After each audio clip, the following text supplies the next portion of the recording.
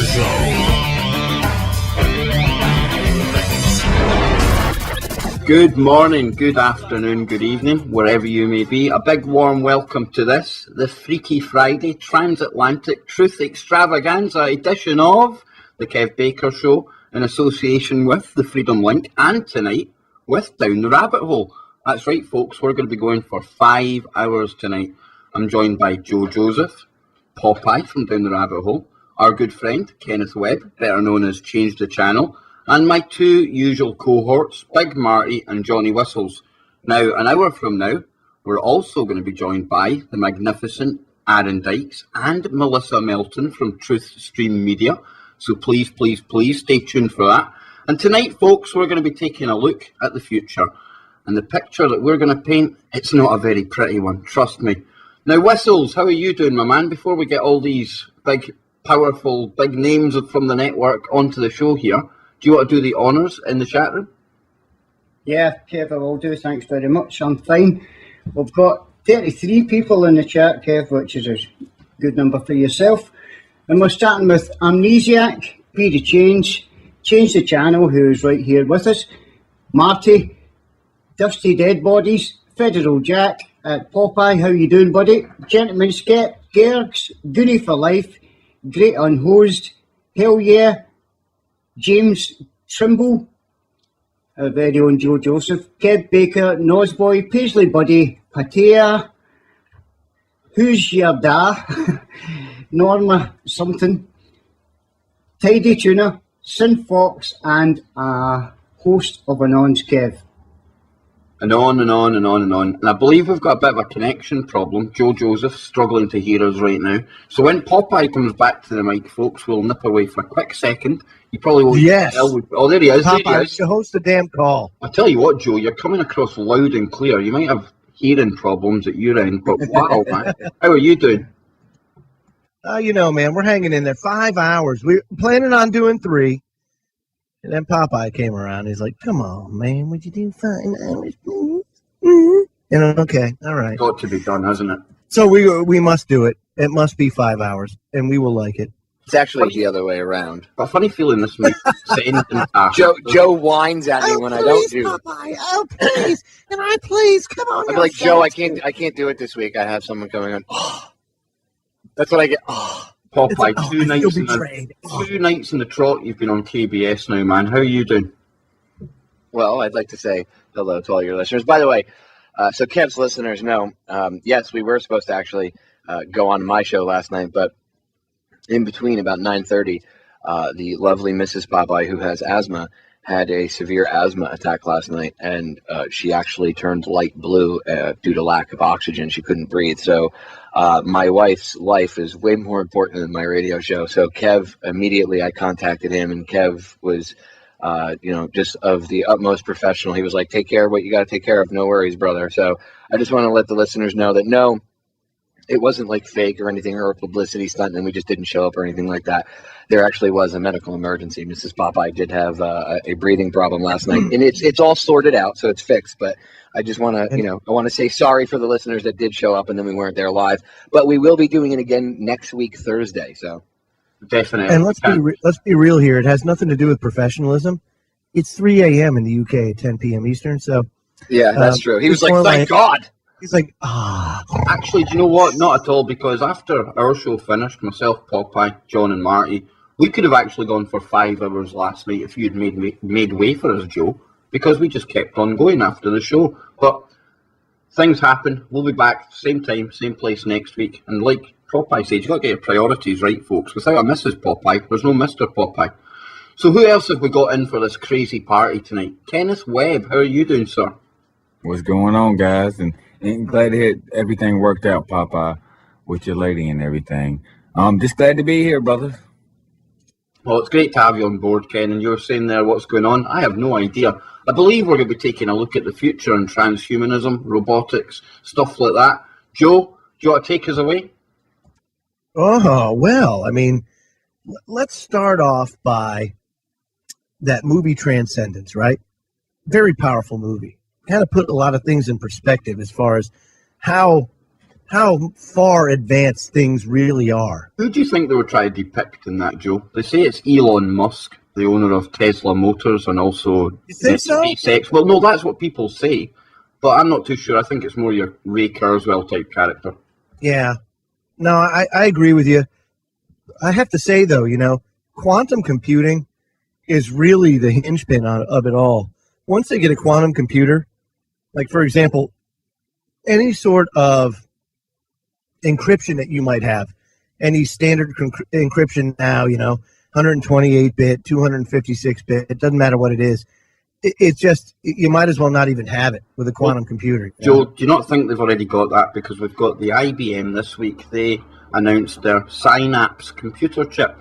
Now, this is basically the size of a postage stamp, but it has I believe it's 1 billion it's like neuron-like connections. It basically can think like a human. And if this is what they're telling us about, what have they got hidden away? Well, it's a good question. I mean, what do they have headed our way? What is the future of humanity if the powers that shouldn't be can download their consciousness into a machine?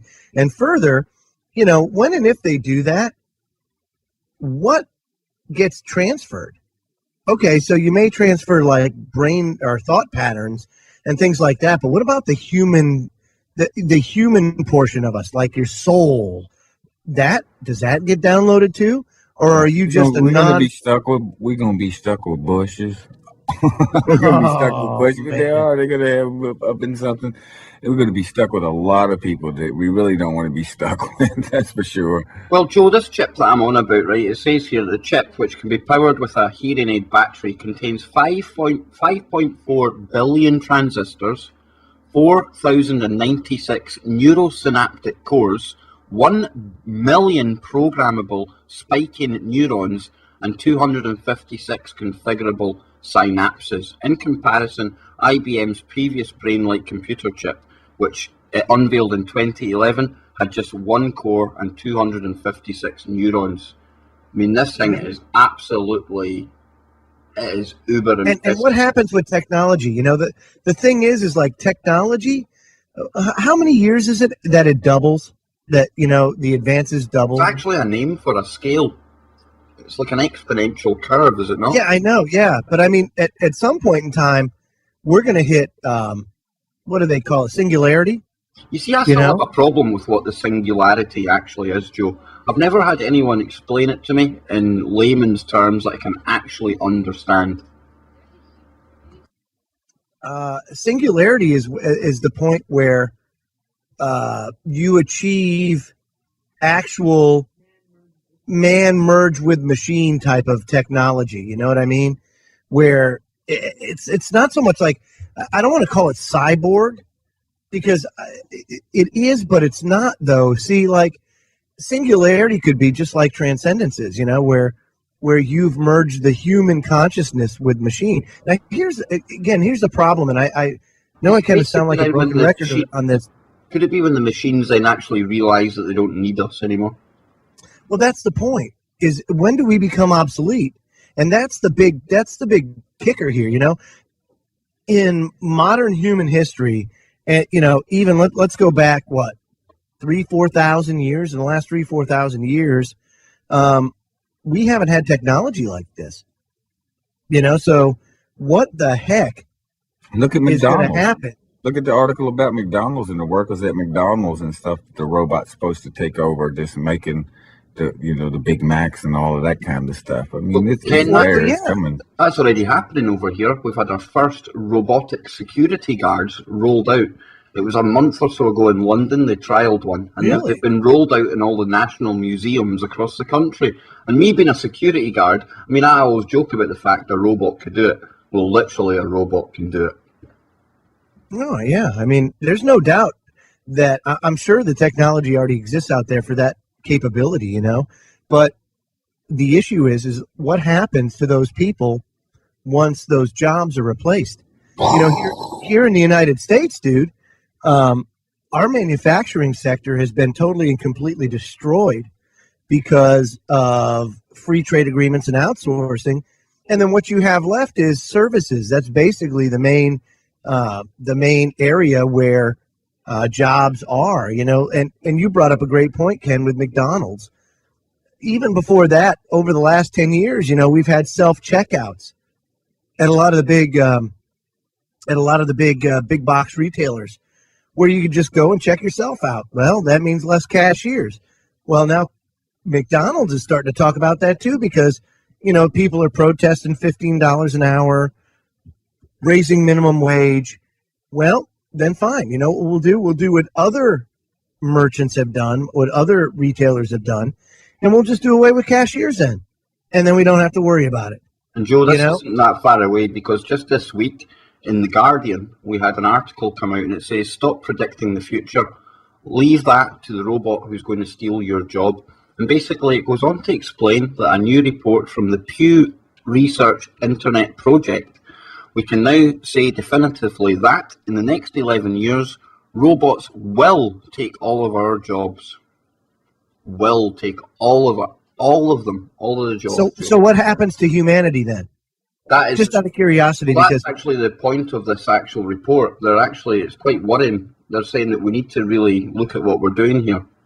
I mean, are we going to do away with money and all live like, all live in harmony with one another because the robots are there to do all the manual labor? That seems to be too rosy of a picture for me, you know? Sure seems that way, but that's the way they're going, Joe. Especially with all the, you know, the powers that shouldn't be don't exactly roll like that. They are about control. And I don't know. It seems to me like there's a lot of things going on in parallel. If none of us have jobs, Joe, then we'll all be basically dependent on handouts from the government. And how better a form of control is that? Soylent Green is people. But I mean, that's where we're going. You know, that's where it's headed. Oh, everything's overpopulated and everything. No, it's not. It's not overpopulated. You know, the issue with this planet right now is that we have been bred, especially here in the United States, we have been manipulated to believe that being a consumer is a good thing. That, yeah, I'm a consumer. Huh. And everybody's like, you know, they walk like a rooster after they say that, when it's an insult. You know, when Bernays came up with that term, he meant it more in the lines of, you're a useless eater, a consumer. That's what you are. You know, you're not productive. You consume. And more of us consume and are not productive. You know, it's a shame, but that's kind of the way that humanity is being forced down. And the problem is at what point in time does humanity become obsolete? And they don't need us anymore. That's going to be a real issue, dude. A real issue. That's exactly what this Pew Institute report is aiming. It's kind of hinting at that. But Popeye, I want to bring you in here. You've got kind of a different slant on this whole transhumanist kind of advancements, don't you? And Popeye's speechless. Joe, Ken, John. Well, it would be good, Kev, if it was used for the right things. Do you know what I mean? But obviously, it's because we've got the lunatics running the asylum whistles. Kev, we've even got the UK Transhumanist Association, and what they're all about is they say to deny this is to embrace stagnation and decay. And Kev, that's the very first words that's on the site. Do you know what I mean? I don't know how you actually wrap your head around the ideas of these people. I mean, Ray Kurzweil, he's the main one. I mean, he's already saying, Joe, that 10 years from now, we will be uploading the consciousness. Now, I passed you an actual video, the 2045 project, I believe it's called. I'm going to try and play it now, Joe, right? So hopefully it's going to play here. But this is one vision that was put out in February of 2012 by the Global Future 2045 Congress. Now, this was held in Moscow, where over 50 world-leading scientists from multiple disciplines met to develop a strategy for the future development of humankind. So just have a little listen to this, if it plays. The world is on the verge of global change. The speed of data transmission has increased by multiples of millions. The rate of globally significant events and that of discoveries and crises is growing exponentially. Our civilization is like an uncaptained ship sailing on rough seas with neither chart nor compass, all the while moving faster and faster.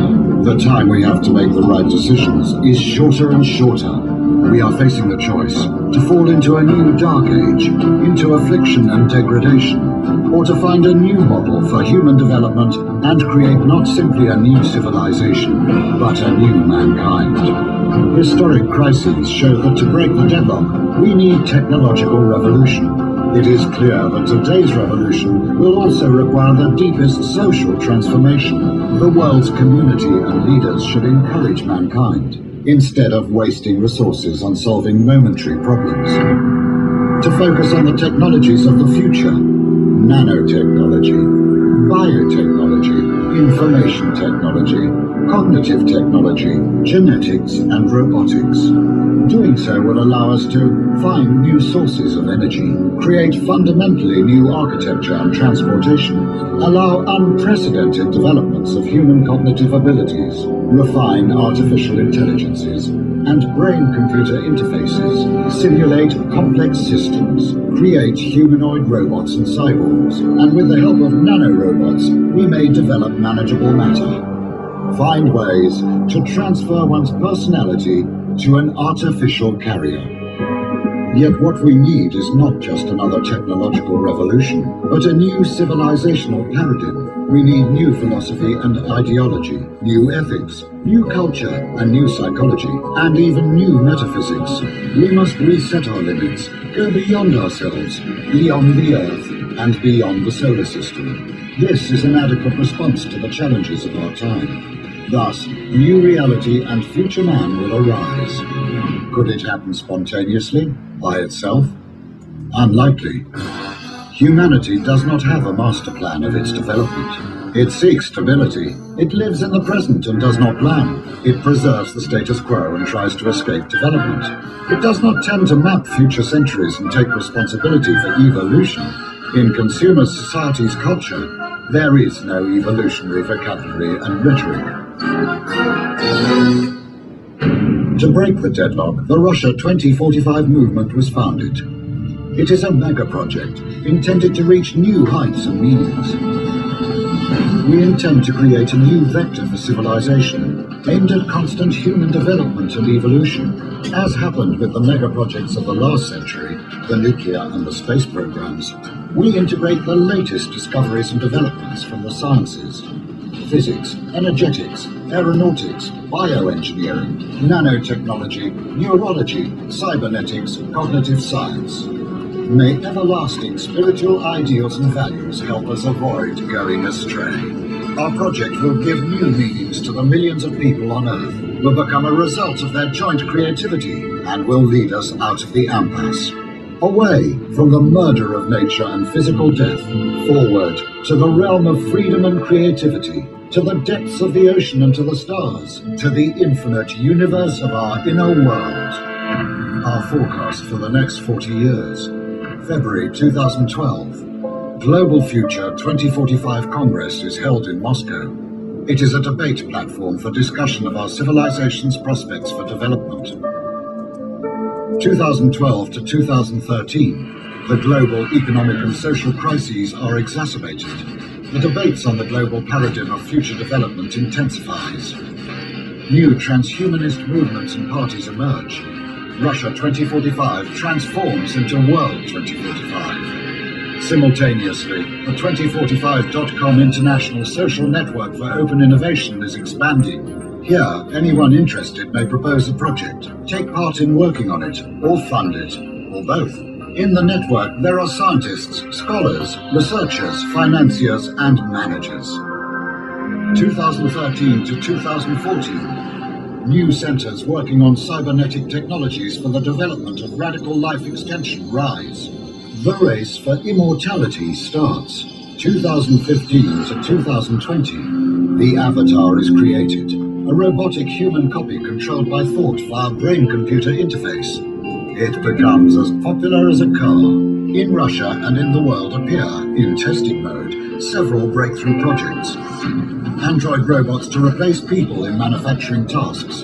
Android robot servants for every home. Thought-controlled avatars to provide telepresence in any place of the world and abolish the need for business trips. Flying cars. Thought-driven mobile communications built into the body or sprayed onto the skin.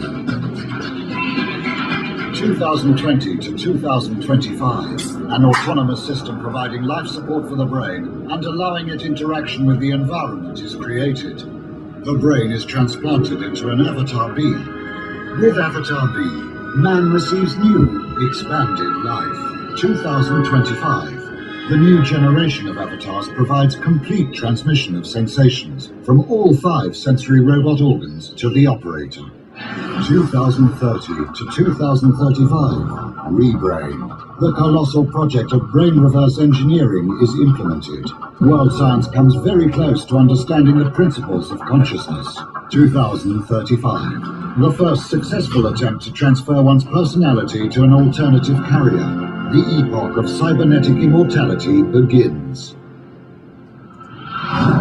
2040 to 2050, bodies made of nanorobots that can take any shape arise alongside hologram bodies. 2045 to 2050, drastic changes in social structure and in scientific and technological development. All the prerequisites for space expansion are established. For the man of the future, war and violence are unacceptable. The main priority of his development is spiritual self-improvement. A new era dawns. The era of neo-humanity.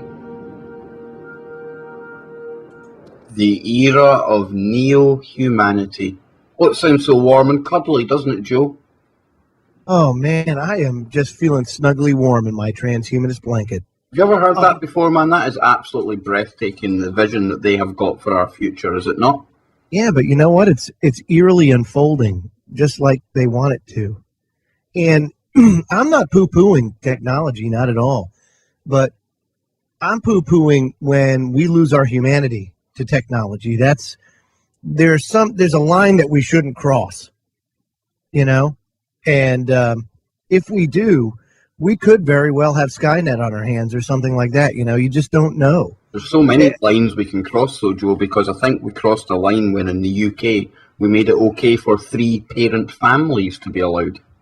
It's like the old Bugs Bunny episode, you know, where he's telling Yosemite Sam, okay, cross this one and this one and this one. He's drawing lines in the sand, and he keeps drawing it until Yosemite Sam crosses the line and he walks off the cliff. You know what I mean?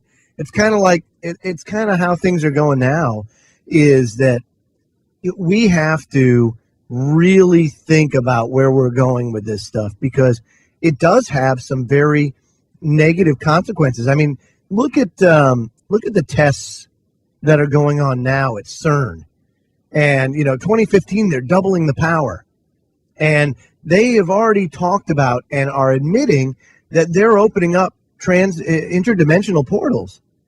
It's on their website. So, Joe, possibly then, how about we go total woo here on Freaky Friday?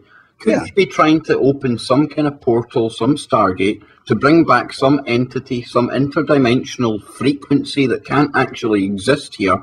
And are they trying to build a microchip, an actual home that this could actually jump into? Yeah, I truly believe so, dude. I think that that's the case. I also think that... I can't believe it. I thought I was going to get absolutely rubbished there. I think that's the case. Between that and then the genetic manipulation, absolutely. I think that's totally what it is. A lot of your run-of-the-mill textbook Christians believe that the Antichrist is going to be this human being. A lot of people are saying, like a lot of the Southern Baptists are like, "Wow, the Antichrist is Obama." No, it's not.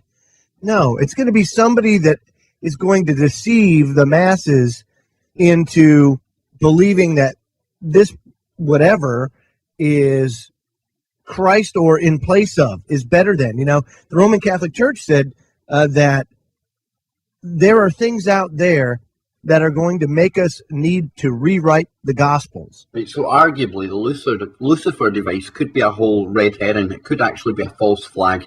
And I mean that by the way of they could announce that something is approaching. However, what's really going on is, like you were talking about, CERN, double power, opening portals, then they'll pull off some blue beam kind of display in the sky, and out will walk this Terminator type robot. But it's actually just been downloaded via CERN. I think that CERN is a bigger key to things than people make it out to be. You know, I think it's more than just a science experiment. I don't know if all the scientists there are actually in on the gig, you know, as far as like what its true intentions are. But I think there's some more nefarious things about CERN with very, very, very devastating consequences to humanity if it's allowed to go forward. And I'm sure they're going to push full steam ahead because the public just doesn't know about it. You're listening to the Truth Frequency Radio Network.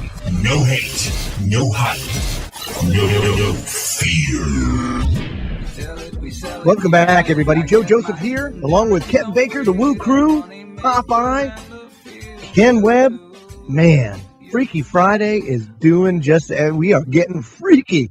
And speaking of freaky, gotta give a special shout out to my man John King, who's working hard right now on the second shift. And Popeye, you got a special message for him, don't you? Yeah, Chris Hansen from To Catch a Predator would like to ask John a question.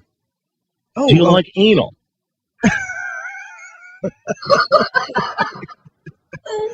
I'll wait for the response on that. Yeah. Into the gutter like that, man. Oh my. The listeners should know that tomorrow on Hangar 18 will probably be soundboard for 2 hours. Because I introduced... Popeye's got a new toy for anyone who hasn't guessed out there. I found a Chris Hansen soundboard. It's absolutely fantastic, I must admit. You know who Chris Hansen is, right? Just for some of the UK listeners might not know. We actually get that over here, Popeye. The dodgier people out there will probably know who he is. He's the guy that basically sets up the honey traps for all the paedophiles. Rightly so, in my opinion. And don't you think, guys, that the police should actually do more of that? I don't really like entrapment. I know it's entrapment, right? But surely... It's kind of like that line, like, what do you do because they are dirtbags? Exactly, man, exactly. But that's a slippery slope. It is a slippery slope. I do see where you're coming from, I really do. But there was one documentary I actually seen recently, I think it was a news article, and there's police coming from the US over to the UK to train our cops in how to basically catch a paedophile. Now, they've got computer software over there, and Popeye, they were showing us in real time people who were accessing known child pornography websites. Now, when this officer was pressed on whether these people would be getting visited right now, getting raided because they were online, well, no. That wasn't actually how it worked at all. And I was actually quite baffled as to, well, you've seen this guy logging in, he's sitting in front of his computer right now, why aren't you busting his door down? And it was more a case of wanting to collate their details and put them on a database. See, I don't like entrapment. I'm not big with it. Entrapment, but I don't like pedophiles either. So it's one of those things where it's like, ugh. You know, like you're kind of damned if you do and you're damned if you don't. One of those hard ones that I would struggle to speak up for them on this case. You know what? I really can't because it's like they're scumbags and they deserve what they get. I mean, they show up at the house and they have like a bag full of candy and rubbers. It's like, what do you think they're going to do? And the guy's like, I just wanted to talk.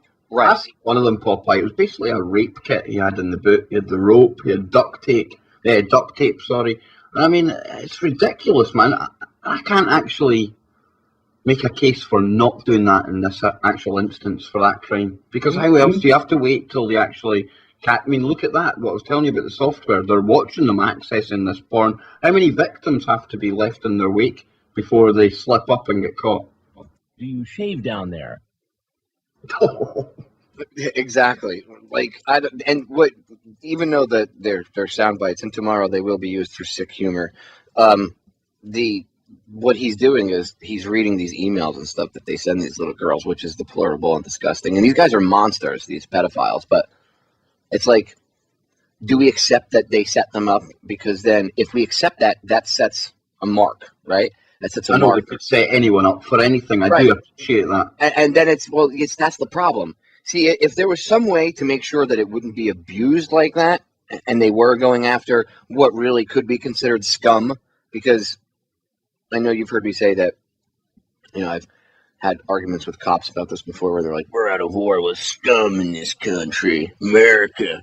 But that's really scum. I mean, you rape a child or you want to violate a child because for whatever sexual reason, like, dude, that's disgusting. There is no, to me, there's nothing more heinous. I mean, murder is bad, but rape and pedophilia and like child molestation, that's even worse than murder to me. At least in my eyes. Murder, yeah, the life's gone. But like you're saying, child rape, that's a full life destroyed, Popeye. It's a deep, dark subject, and it's probably not one for a Freaky Friday, but you started that with your damn soundboard.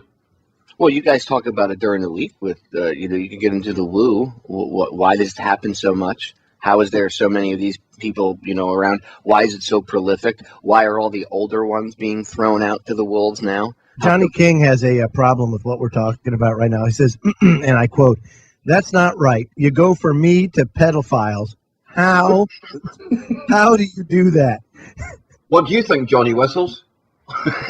Wow. Oh, I had to. This isn't the Hangar 18, folks. It really is Freaky Friday. Well, Joe, a little bit of freak, freak in the Friday, I'm fine. Come on, Joe. Steer the ship, man. Let's steer it. Okay. So, where is all of this push coming from? Where's all this push for this technology to be used nefariously? Let's talk about that for a bit, because that can be kind of freaky in and of itself. It's kind of hard to wrap your arms around, but when it all boils down to it, there's only a select, very few families, really bloodlines, if you will, that are pushing this agenda, that are really pulling all the strings. Ain't that right, Kev? Yeah, it certainly is, Joe. Sorry, man, I couldn't find my mute button there. I was actually reading the chat, and the chat have descended into Cliff Richard talk. I knew it would happen when we brought up that subject. I know. Well, I was expecting a quiet night here tonight, man. I was expecting Aaron Dykes and Melissa Melton, who are coming on at 9 p.m. EST. Yeah, 9 p.m. Eastern now. They get a little bit delayed, but when you take a look at what's going on, for example, Israel, right? Have you ever noticed that every potential presidential candidate in this country has to go to Israel first and get their blessing? Well, what is that all about? Well, I mean, Chris brought up a great point last night, and he's trying to grow Truth Frequency Radio and do it in a as professional a way as possible, and he's hitting roadblocks. He's hitting roadblocks because as he presents Truth Frequency to different outlets out there, one of the things they do is they go to the Truth Frequency page, and they go to maybe his Facebook page, and they go and they look and they say, "Wow, man, as long as you have that stance against Israel, we can't do anything with you." So I mean, where's that coming from? It's a control thing, and who controls Israel? Well, it's the same as the media, Joe. They say that most of the media is controlled by 6 companies, and a lot of them are linked to Israel. Absolutely, no doubt, man, no doubt. And the issue is that people have this idea that the state or nation of Israel is God's chosen people. That has nothing to do with that. It was a hostile takeover, That's basically what it was. And now it's the whole Rothschild bloodline and all that, It's what the heck is the name of the ancient name that they call them, Kev? What, the Rothschilds? Is it the Ashkenazis? The Ashkenazi. That's it. Yeah. Nazi. Yeah, that just happens to be in that word, surprisingly enough. Interesting, isn't it? Fascinating subject. I mean, if you guys look into the whole ancient Khazaria thing, it kind of ties in with what's happening now and this whole retake of Ukraine. crazy. So, Marty, is that where they basically moved out of? Well, yeah, you can trace this back to like the 700s and stuff. And apparently these guys weren't Jews. They actually converted to Judaism. They were reading the Talmud, and they actually speak Yiddish, or Hebrew and stuff. So it's basically like a totally different thing to what people would call like the original Jews. They actually believe that only 10% of the Jews around today are actually from the bloodline, the rest are like these will be converts. the ones that we see actually protesting what is going on in Palestine right now, no doubt. I believe so. But there will be a lot of these ones that have come from the convert generations that are speaking out as well, and vice versa. I think this is just one big mind game that people can't see through, all this division and stuff. Well, Popeye, I've not had your take on what's going on over there, really. We didn't touch on it last night. We more concentrated on Iraq and ISIS and stuff like that. But what's your take on the whole Israeli thing, and especially the influence that they can have over your government? We've just recently seen your government speaking out about the violence used by Israel, and yet at the same time they're sending them the bombs and bullets to carry it out. Actually, from what I understand, the Pentagon, because they got word from the White House, just put the kibosh on a bunch of missiles that were getting sent. I did see that via the Air Force. Well, it goes to show you how a lot of people would say, well, the president would have to approve something like that. Apparently not, because the IDF can go through back channels via their military friends and say, hey, General so-and-so, we need, 10,000 mortars. Okay, no problem. And they send it over on the back end, and nobody even knows about it. This only came to light because suddenly there's this kerfluffle where the White House is like, no, you can't do that, and they made the Pentagon stop the transfer. It was being done like outside of their purview, and they didn't even know about it. And I'm sure that probably pissed them off, but this goes to show you how things are done. People always wonder, I don't understand how this could happen, and somebody couldn't stop it and do the right thing. Well, here you have this old agreement that apparently the IDF and our military has, between them. And on the back end, it's probably one general calling another one. Hey, Bob, we need, 300 Stinger missiles or whatever. We need, 500 Sidewinders and, 1,000 JDAMs, whatever the hell they're ordering. Bunker busters. And they, coming right up, they make a phone call. Hey, Air Force, hey, Navy, whoever, bring this over to Israel. Okay, no problem. And they send it over. It's that simple. They probably usually transfer them in via plane and just land them at one of the military bases over there. Probably the easiest way to do it.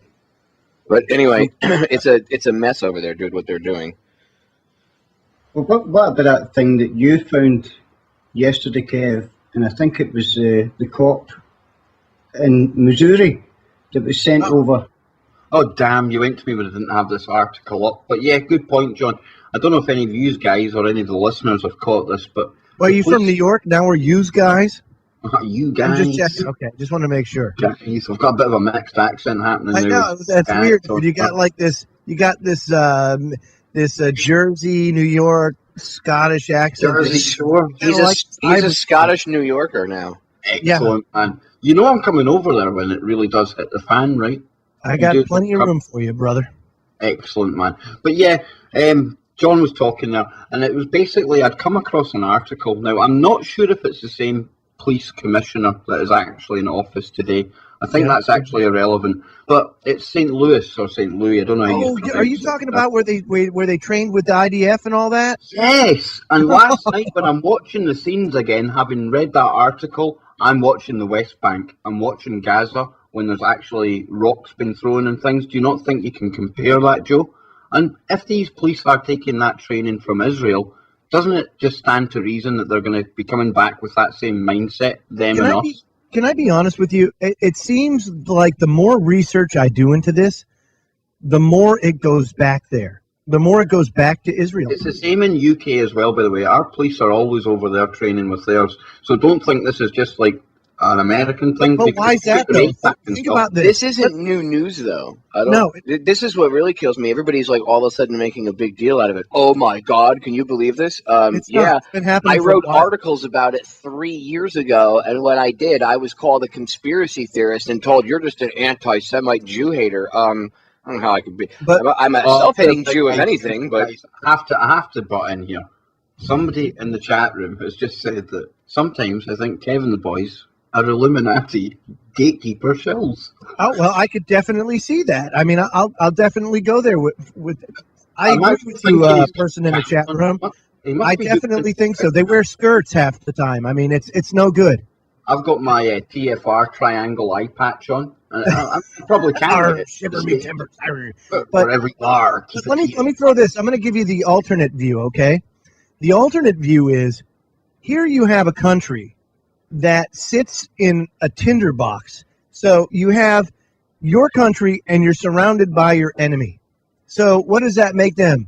In the eyes of the Western world, Israel and the IDF and the Mossad are security experts. So what a lot of these law enforcement agencies do is they look to the IDF and they look to Israel for their expertise in security matters. Like, for example, El Al is their airline, and El Al before 9/11 was known to have the most lockdown, Loctite airline security on the face of the planet. No doubt. No one doubted that. And when 9/11 happened, where did we get our cue from? We got our cue from El Al, from the Israelis. And we actually took it about 10 steps farther. You know, they were kind of like, well, you know, we would like to go here, but we can't get away with it, but you guys could. And so we did, you know. So the other thing taught the NYPD the very brutal tactics that they used on the Occupy Wall Street protesters 2 years ago, and everybody's like, "Oh my God, the cops are so brutal." Psst, they learned it from the Mossad. In fact, the NYPD has a branch in Tel Aviv. Why is that? Why does the NYPD actually have a branch, an office, right in Tel Aviv? In Tel Aviv, with New York City police officers in Tel Aviv. Wouldn't the name New York City Police, by definition, define that they're in the confines of New York City? Well, you didn't know this, but apparently there's a gang problem related to Hasidic Jews. There's a Hasidic Jew gang that's wreaking havoc throughout Manhattan. And so the New York City Police has gone and set up shop in Israel because they're going to bring it to the terrorists. Let me explain something about Israel, the difference between Israel and the Jewish religion, okay? And this isn't, you know, Popeye being a white supremacist. My grandmother was a practicing Jew. My mother was, although she was a Christian, she was connected to her, you know, my grandmother's Jewish roots, and my mother was very connected to it. And my mom even had friends that, and people that lived in Israel. This will end up in a YouTube video used against you. You do know that, don't you? I don't really give a crap. Okay, I've talked about it on air before. My grandmother was in a concentration camp, okay, whatever you want to call it, detention camp. She had the tattoo on her forearm. She was rounded up. She was made to watch people she knew executed. She had her face caved in by a rifle because she wouldn't watch people executed. She turned her head away. So they beat her face in, and she bore the scars for the rest of her life. She wasn't a crisis actor, okay? My grandmother went through tyranny. But here's the problem.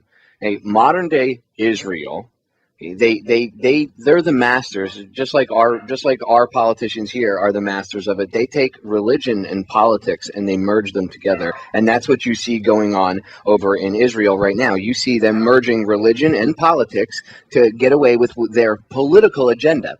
Let's just start calling it the Zionist state of Rothschild, because this isn't any Israel that we actually think it is. It's just a Rothschild creation. Well, that's what the flag actually is. That's not the Star of David. It was from their house, I believe, in the 1800s, was it not? Yes. It's actually a crest. And actually it has even more, esoteric. Doesn't even actually refer to Saturn because of the hexagon shape on one of the poles of Saturn. Well, I believe that is actually a tie to Saturn Alien Brotherhood. I've heard it somewhere. Probably Jordan Maxwell when I've had him on the show, or Marty, but Well, even Ike talked about it. I think it's in The Biggest Secret. The Star of David is actually the symbol that Solomon used. That's supposed to keep the demons at bay, and it was supposedly how he had the Temple of Solomon created. So also fast. makes sense that as above, so below, just with the nature of the symbol itself. Well, it's two. You know what it is, right? It's two inverted pyramids. It's one pyramid upright with the other one inverted over top of it. And what's a pyramid? A pyramid, a fire in the middle. Just a throwaway comment there. Oh, look at you getting all intellectual and whatnot. Well, the point is, these people really aren't Jews, and they're not, just like the people here aren't Christians, and just like the very people at the very top in some of these countries and wherever in the Middle East, they're not really Muslims, and some of these people aren't Buddhists or the Chinese, whatever. They at the very top worship something very dark. You want to call it Satan, you want to call it whatever you want. It's whatever something very dark. Okay, maybe it's the Anunnaki. We haven't quite nailed that down yet. All I know is it's evil, and they pretend to be Jews or pretend to be Christians or pretend to be Muslims or Buddhists, and they do this in that name. What's important about what you're saying is that they believe it. They believe it and they know it. And the issue that I have is there's a lot of people out there that poo-poo all this, but it's real. And the other thing that I really can't stand, and it's been highlighted over the last couple of days by one of Chris Gio's very polarizing memes that he puts out, and I agree with it, so I threw it out there myself, is that when people get so wrapped up in their beliefs and it boxes them in to a corner, like, for example, Christians, right? There was no Christian while Christ walked the earth. It wasn't until, probably 50 to 70 years after that even that term was started to be talked about. But Christ isn't even his name. Like, that's not even his name. Everybody thinks that like Jesus was his first name and Christ was his last name, and it's right. No, Christ but is like the Christ. My point is when you put out labels, like, for example, Chris was looking up Luciferian, and he goes, "Wow, by this description, I guess I'm Luciferian." I said, "Why would you even consider calling yourself that?" And it's not because of whether I think it's good or bad, but because putting a label on you puts you in a box. It stops you from being able to explore different things and different understandings, Well, and what happens is then I got to go along with the status quo of what your mainstream Christianity or your Christianity light or whatever is, How about we just be human beings that exercise our free will, and we all embark in our own spiritual journeys, and we all have mutual respect for one another and embrace universal love, because only with love can we freaking free humanity at this point, Whoa, Joe, that's terrorist thinking. You can't do that with a government around.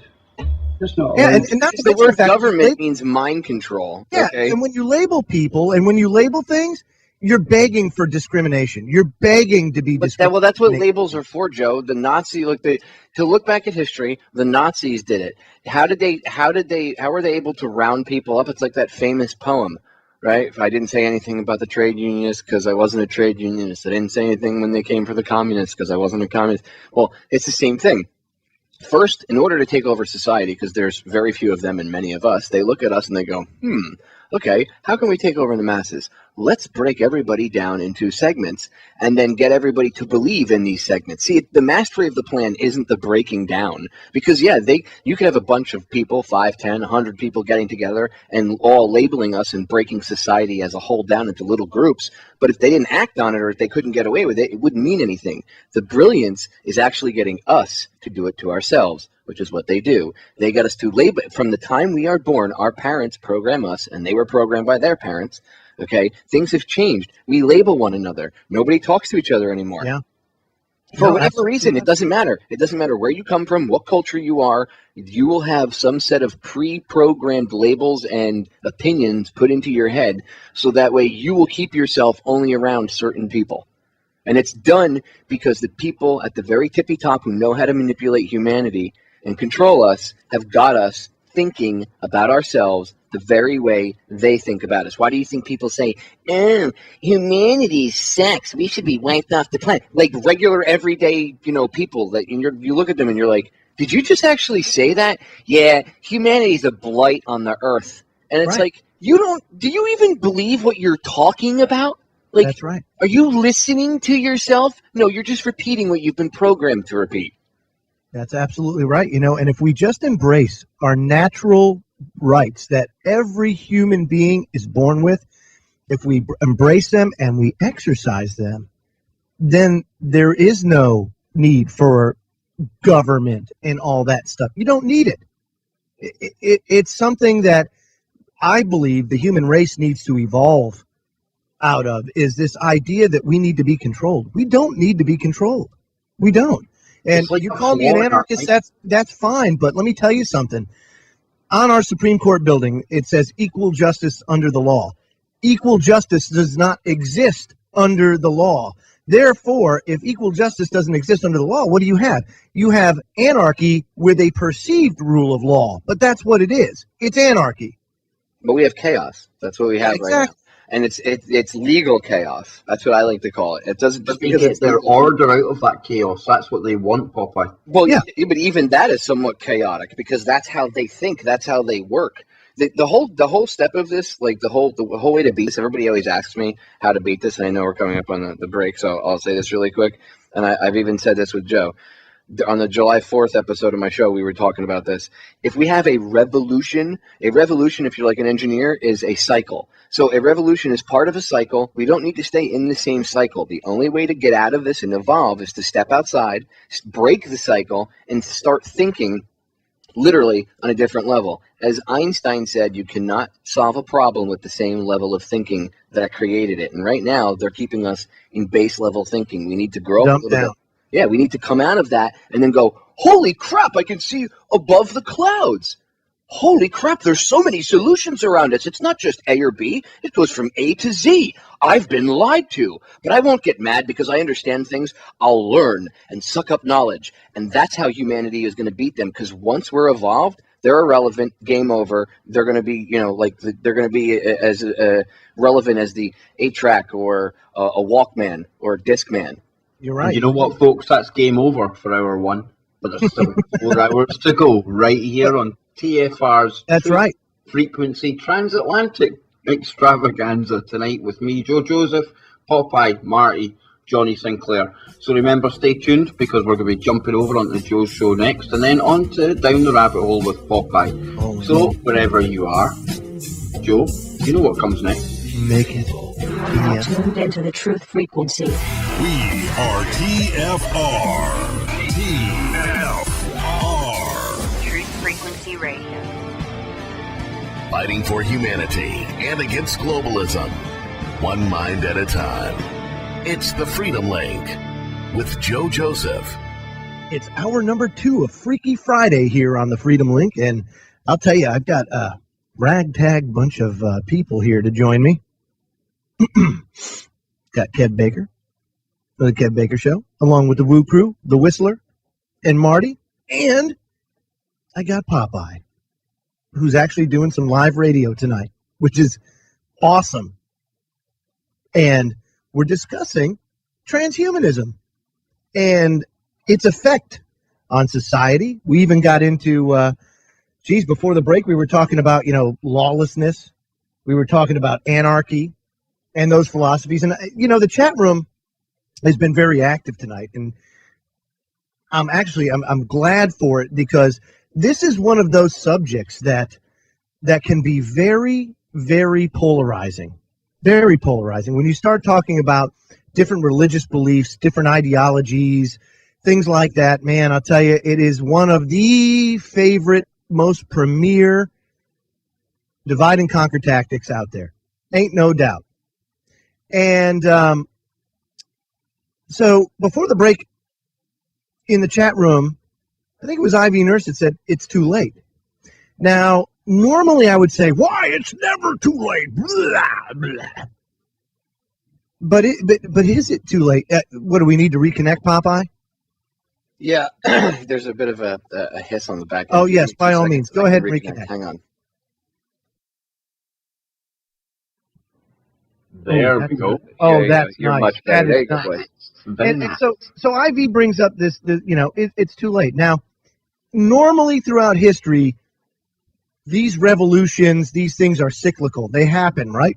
You have this power struggle that goes on, and you have the powers that shouldn't be throughout history go and take the power, greed, corruption runs abound, and then the peasants with the pitchforks and the torches get pissed because they can't take it anymore, and they go and they overthrow, and it starts the cycle over again. The only difference now than all those other cyclical events is the transhumanism aspect of it. And that's why I think it's too late in that regard, because they have the technology now that we have never faced before. See, before we were on the same level as them. You know, in 1776, they had muskets, we had muskets. They had cannon, we had cannon. There was bows and arrows, we had bows and arrows. But this time it goes a little bit farther than that now, doesn't it? What do you think, Kev? I think you nailed it there, Joe, to be honest with you. The balance of power, the balance of the, you know, weapons and superiority, the technical superiority has definitely shifted to the powers that shouldn't be. There's no doubt. Now, that's not to say that we should have a defeatist attitude, because I don't think that's the case. We shouldn't have a defeatist attitude, and we should keep on fighting. But I have to, if they did roll out some of their weapons, what chance would we really have? I don't know. Like, let's take Ebola, right? Since that's been such a hot topic, and the mainstream media just can't help but continue to push that crap down our throat when it's really not much of a threat to the world. Somebody in Scotland tonight getting tested, may I add.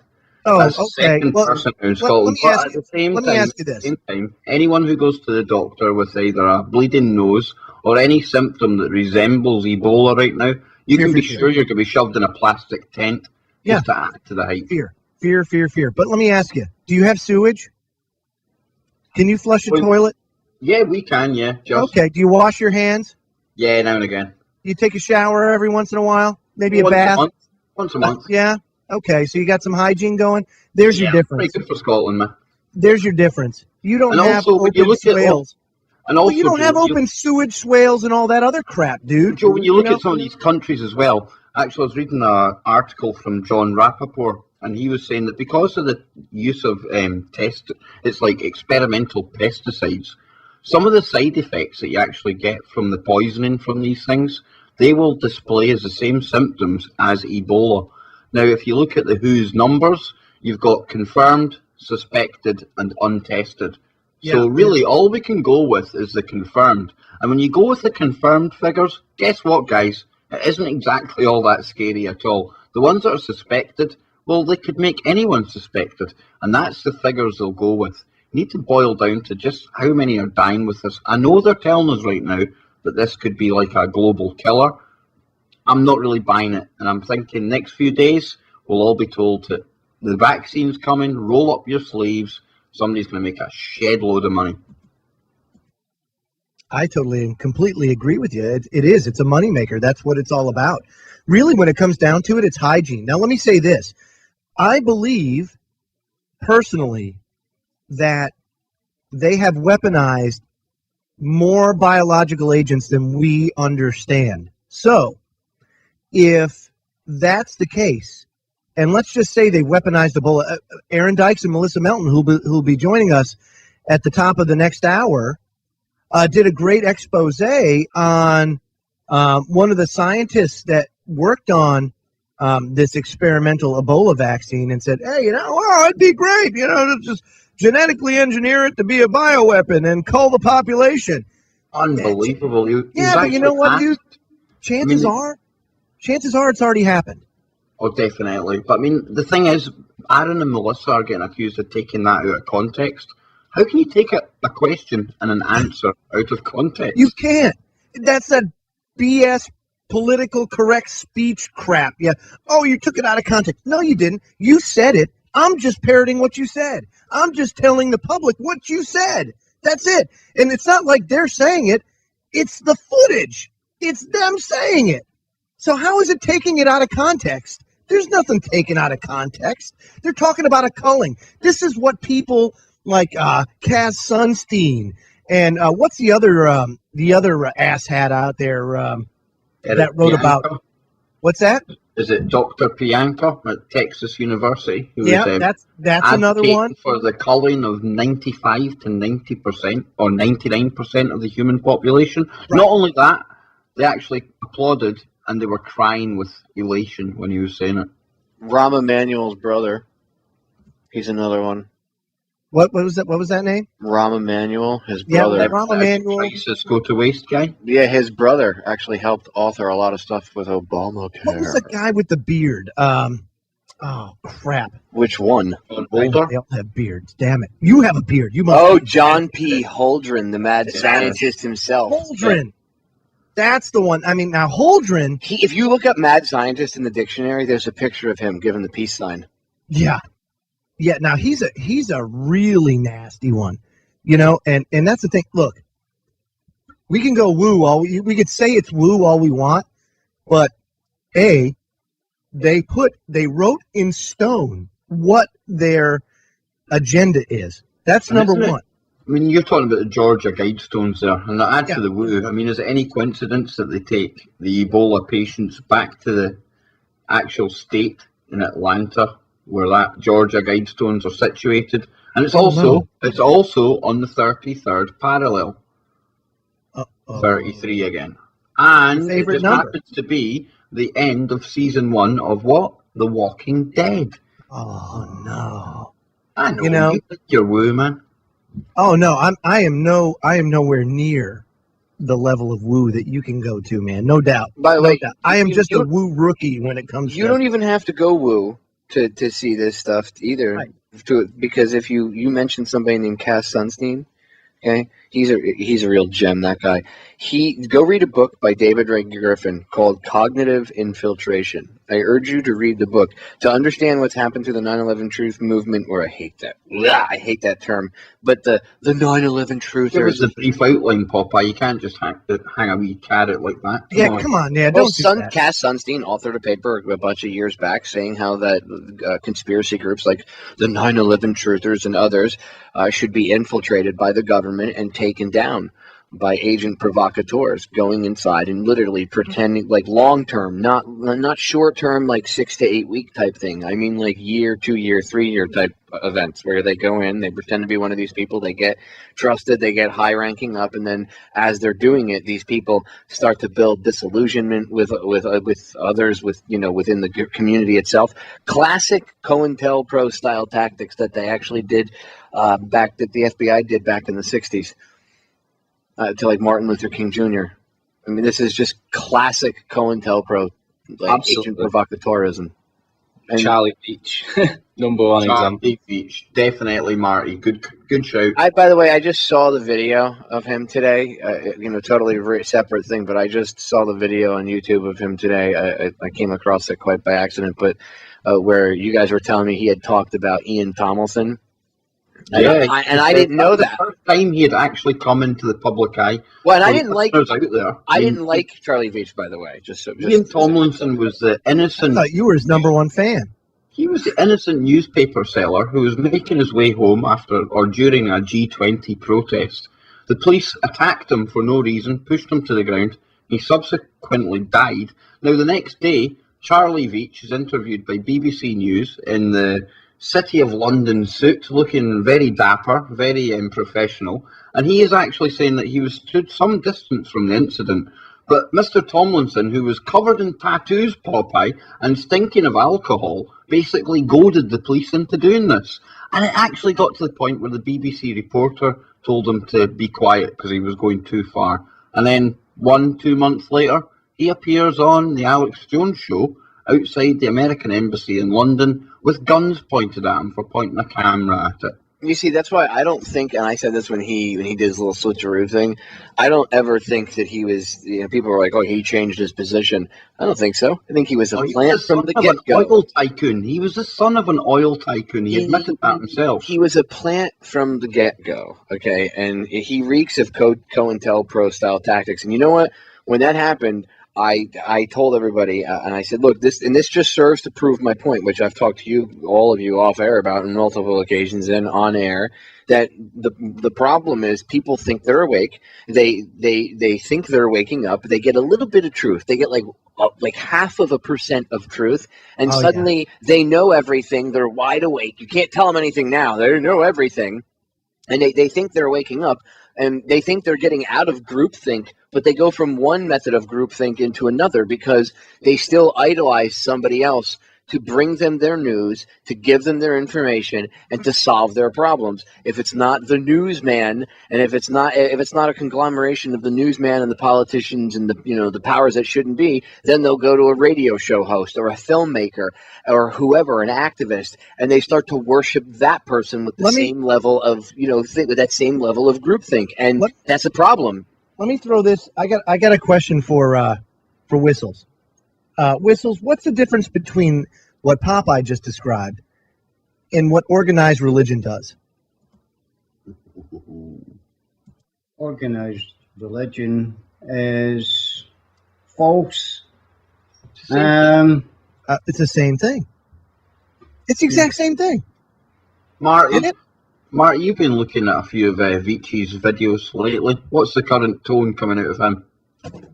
Well, I mean, everybody knows about his 9/11 U-turn, but with all the Israel-Palestine stuff going on, he's actually been down in Manchester. It's actually where he lives now, in my city, and he's been down at the protests and stuff, but he's been on the Israeli side of the fence, and he's been making all kinds of videos, basically saying that Hamas is the enemy and we should all be blaming them, and not really getting to the deaths, and the stuff that's going on. And it's quite clear from the statements that he's making that that's the team that he's backing. But not only him, a lot of people in the movement I'm seeing attacking anybody that's talking about Zionism or, this sort of stuff that's going on and stuff. So it's really been a telling time within the movement and who's willing to speak up for humanity, because that's why we're all supposed to be here, right? You think? It's not. But if we're talking about the movement, right, we know that we've been infiltrated. That's been basically admitted. Yep. I mean, how many of these people, these big names, and I'm just going to throw these names out here, like Charlie Veitch, Dabu, people like them that pull in the big numbers, how many of them do you think are actually controlled, guys? Popeye, I'll go to you first. Only if you promise to do your impression. Illuminati, eyes open. Dude, tell me he doesn't sound like him. You think you got it all? Think again. That's actually Kev. Him. That's him. That's not him playing an audio clip. That's Kev. No, that's Kev being Dabu 7, his alternate personality. See, there you go. Do you know what it means? It's Illuminati. There you go. It's Conspiracy Fridays. Kev. Alex Goldbug is gonna love that shit, man. Kev is actually Dabu 7 and 6 other people on YouTube. Honestly, Jesus. Honestly, the people that are like, the people that are in the My Truth movement here, as my friend Mark Passio so aptly named it, and I like to call it, they like to if you're against Zionism, you must be anti-Semitic. Well, you're obviously falling for that propaganda, and that's very sad. Marty actually said earlier on they didn't even actually speak Hebrew. Now, I believe that this Semite thing refers to Hebrew language and stuff like that. Did you guys ever see the video where I'll find it right now while we're chatting here? Watch. The listeners can do this with me. Go to YouTube in the search bar and type in "we use it all the time." Enter, and the first video that comes up will say, "It's a trick. We use it all the time." The anti-Semitic blame explained. Now, this is Amy Goodman interviewed this lady, and she'll tell you her name here. I'll play the clip really quick. This is a couple of years ago. This is a former member of the Israeli Knesset, their parliament, their Senate. And when there is dissent expressed in the United States against policies of the Israeli government, people here are called anti-Semitic. What is your response to that as an Israeli Jew? Well, it's a trick. We always use it. When from Europe somebody is criticizing Israel, then we bring up the Holocaust. When in this country people are criticizing Israel, then they are anti-Semitic. And the organization is strong and has a lot of money, and the ties between Israel and the American Jewish establishment are very strong, and they are strong in this country. As you know, they have power, which it's okay. They are talented people, and they have power, money, and media, and other things. And their attitude is Israel, my country, right or wrong, the identification. And they are not ready to hear criticism. And it's very easy to blame people who criticize certain acts of the Israeli government as anti-Semitic, and to bring up the Holocaust and the suffering of the Jewish people. And that justifies everything we do to the Palestinians. That's right from a former member of the Israeli Knesset. So I don't want to hear like, game over, okay? She's admitting what they've done and what they currently still do. And let me explain this really quick. Okay, as I said before on your show, Kev, my grandmother was in a detention camp. Okay, my grandmother witnessed a lot of these horrors. She had her face beat in by a Nazi soldier with a machine gun because she turned her head away while they were executing people she knew in front of her. Okay, so they beat her face in for the crime of not looking at it. She had a tattoo on her forearm for her whole life.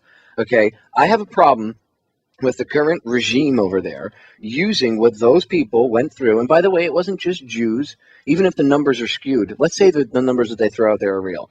If I remember the numbers correctly from World War II, it was something like 21 or 22 million people rounded up. So if 6 million of them were Jews, I could believe that the rest of them weren't. Maybe they were the others were political dissidents, whatever, Catholics that might have pissed them off, whoever, communists, Masons, whoever pissed off Hitler. Whoever wasn't in the party, Popeye. Well, exactly. Whoever. Well, even generals, they didn't play ball. You got sent to camp. Look what happened to the brown shirts, the very people that helped Hitler get into power. That's exactly what I was going to bring up there. The German military, the Wehrmacht, weren't Nazis. They said, look, we'll fight for you, but you got to get rid of those guys because they're unpredictable and we don't like them. And Hitler went, cool. You'll go on world domination with me? No problem. Did they not call it the Night of the Long Knives at one point? Yeah, the Night of Long Knives and Rome's Purge, because Rome was the head of the brown shirts. They took him out, and then they had the Night of Long Knives, which was a lot of them were killed in their bed. That's why they called it the Night of Long Knives. They were stabbed. And people don't want to. They don't want to. They want to look at one part of history, or they don't want to maybe dig deeper. Anyway, that actually did happen. I don't have a problem believing, but huge numbers of people were rounded up and put into camps. One of the things that people don't talk about on either side, in the reality of it, is that these people were slave labor. More so than anything, they were worked to death. Okay, they were used as slave labor. What was the actual slogan above the Auschwitz gate? Was it not "work to live"? Well, exactly. But that was at all of these camps, and it wasn't just Auschwitz. They had camps all over Europe, wherever the Nazis had. I do have an issue with the 6 million number, though, Popeye. I must admit, I do. I don't, because if there's 21 million people rounded up, I don't have a problem believing that 6 million of them believed in the Jewish. The math have to work out something like 2,000 odd a day from the start of the war. But is it Cylon B? It's not even the most effective way of doing it. No, that's not numbers. But that's not numbers. See, therein lies the problem with this whole argument. People get into how they were killed, and they assume, well, the numbers must be bad. Let's take the numbers in. I mean, the 6 million myth. I mean, I believe that actually dates back to the early 1900s. Yeah, but how? Let me ask you this: how could it be a myth that 6 million people could be killed if there were 22 I'm not saying million? it's a myth, Wait, let me finish. Listen to this is why I say this. 22 million. No, this is the logic. Everybody argues about the numbers. That's all semantics and BS. Around 21 to 22 million people were rounded up all throughout Europe. Do you realize that one of the biggest things in history that's not talked about is we killed a large portion of those very same people, okay? Us, the American military, because we didn't have laser-guided bombs in World War II. They flew in huge formations over cities or over wherever they were going to bomb, and they dropped their bombs. Carpet bombing, yeah. They hope they land on what they were trying to bomb. They killed civilians. They killed, and even at these these buildings where it was these huge camps where they were.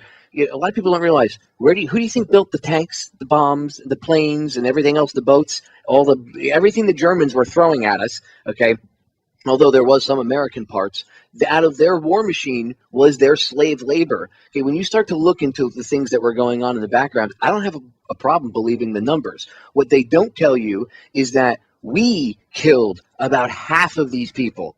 With the bombing raids we did, who do you think we blew up every time we bombed a German factory where they were building tanks or planes? Well, we were killing Nazis. No, we weren't.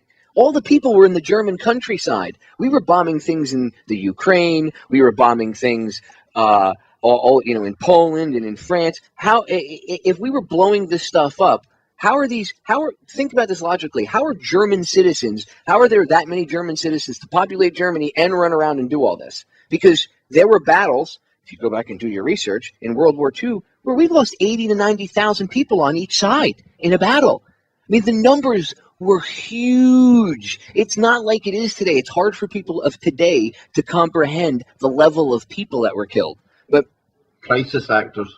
Well, 22 million people rounded up isn't even a big number if you understand that in battles there were 100,000 people wiped out in one battle on one side alone. That's 100,000 people, Kev. Think about that for a minute. We crap ourselves today if we lose 7,000 soldiers. I can't even imagine that amount of people, Popeye. I really can't. Dude, they would, during, and I'm not saying that soldiers, sailors, airmen, Marines dying is a good thing. I'm a vet. But during World War II, we would lose 7,000 in a day. In a day. How many did Russia lose as well during World War II? They were in the millions as well, weren't they? Millions, dude.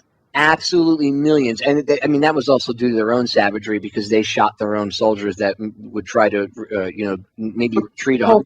We somehow got here from how infiltrated the truth movement is. My point is this, okay? History. When people get into the history of Israel and attacking Israel for their policies, and they get attacked and they call anti-Semitic, a lot of the people that stir up the pot that leads to you people not even wanting to talk about it is the people that come out and they say the Jews did everything. The JOOS Jews, they did everything. The Jews actually have a secret spaceport in the moon. Joe, did you do it? What did I do? What did I do? The Jews done it. Did you do it? I absolutely did it. And Joe's funded by the ADL. No, that's what I'm talking about. That kind of chicanery, I think that stuff is honestly, when you research it and you track it back, you see all these groups are always connected to the ADL or APAC or all these, the very Jewish lobby in the UK, Popeye. We're not exempt from it over here. But but again, how does that not show conspiracy if there's connections to the very people that you're trying to criticize politically? There is, and it's even validated here. Here we are, and Truth Frequency Radio is making, we're really being a thorn in the patoot of the mainstream media. Not just us, all independent media, that are actually worth a damn and tell the truth. And I got news for you. Anytime that we try to go and do things the mainstream way, we get poo-pooed because of what we're saying about Gaza and everything else. So our answer to that is, guess what? We're going to do it on our own, and we're going to beat you. We're going to beat you. But that, it's going to be a long and hard and arduous process, because let's not forget, it took a long time to dig this hole. So it's going to take a long time to fill it in and get us out of it. We're going to break, speaking of holes. We got a 3-minute hole to fill, so we're going to fill that right now. And when we come back, we'll continue this epic conversation. Real people, real radio.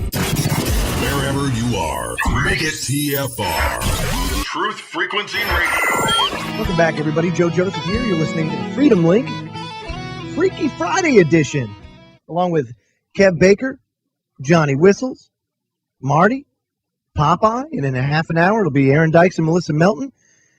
And before Popeye totally derailed the conversation, we were talking about the infiltration of the alternative media, the truth movement, if you will, and then it kind of went into the Holocaust denying, Well, it's not really Holocaust denying. It's the people, like I said, I think there are certain people, and some of them. Same here. I don't deny the Holocaust. It's just the numbers. Oh, you totally deny it. I'm throwing it out there. I just wanted to get that soundbite. Went on a holiday there, and she took a picture of all the Jewish kind of glasses and stuff lying about. So she's convinced. I'm convinced. Well, I don't think here's the issue. I think the problem is the terminology we use. Right? We have such simple lexicons as humans that everybody uses like umbrella terms like Jew.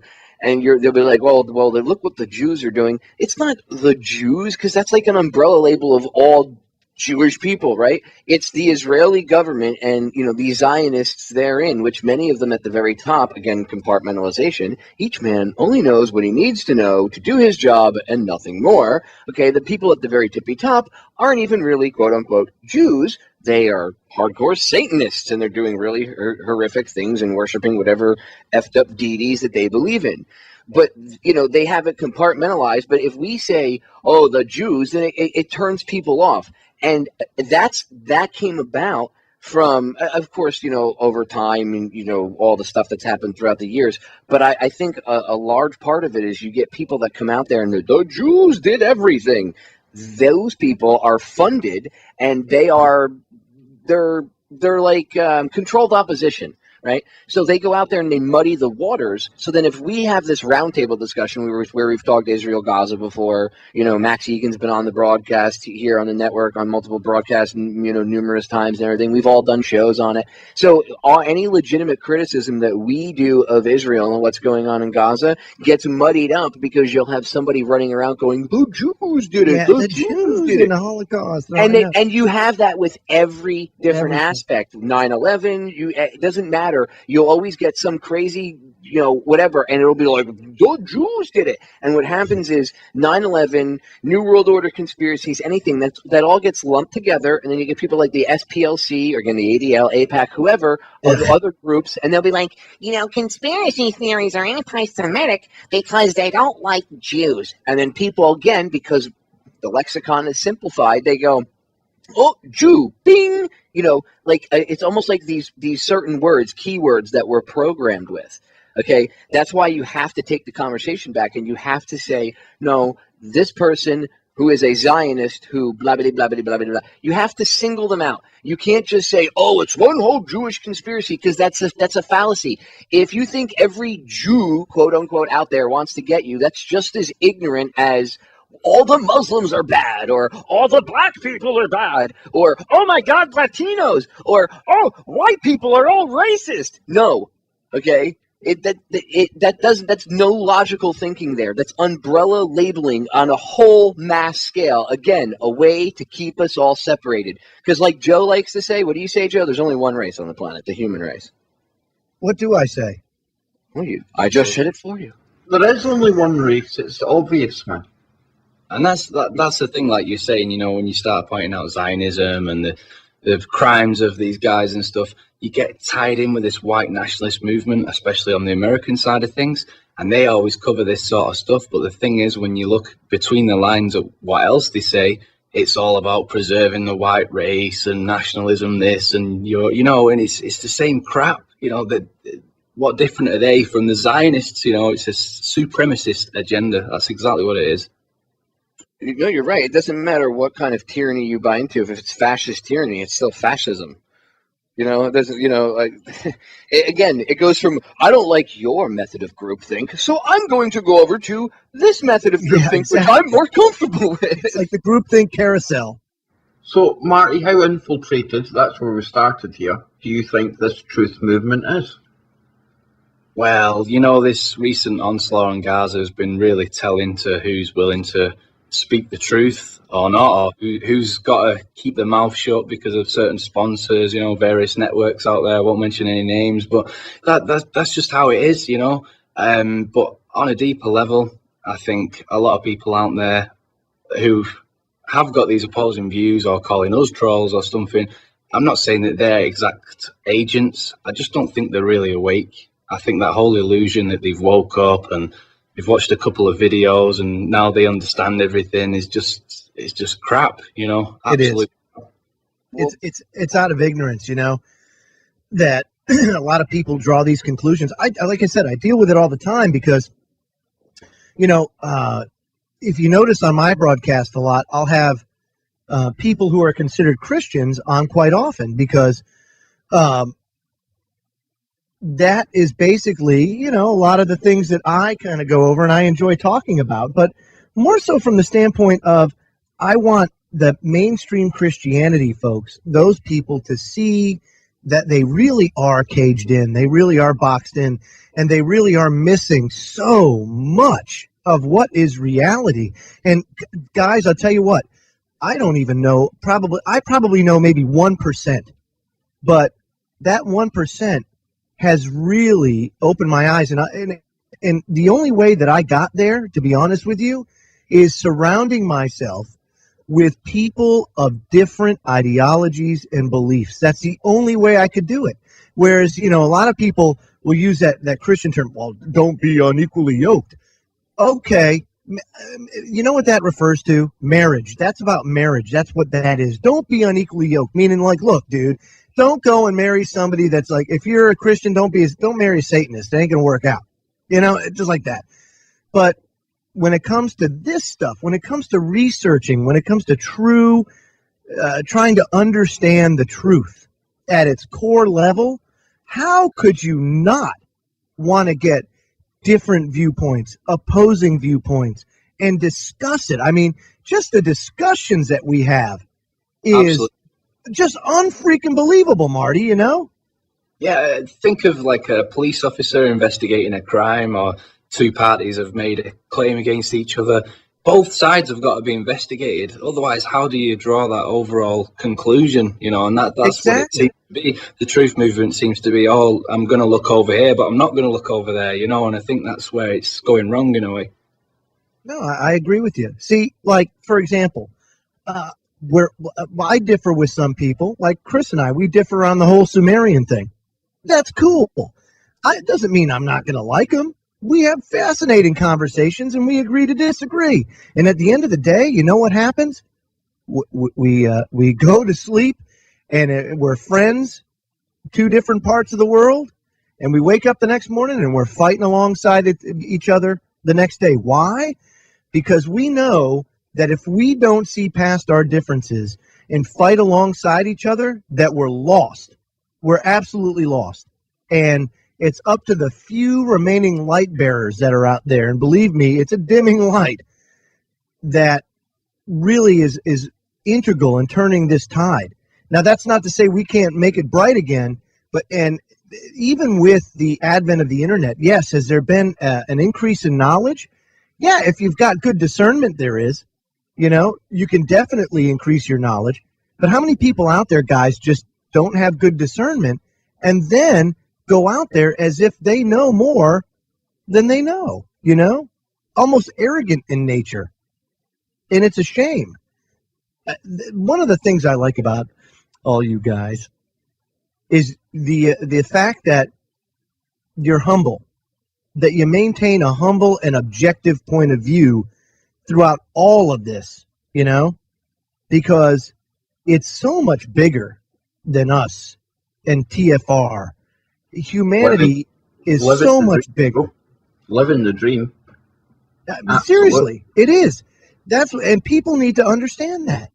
Like, you don't go looking for it. If you want to truly seek the truth, it will find you.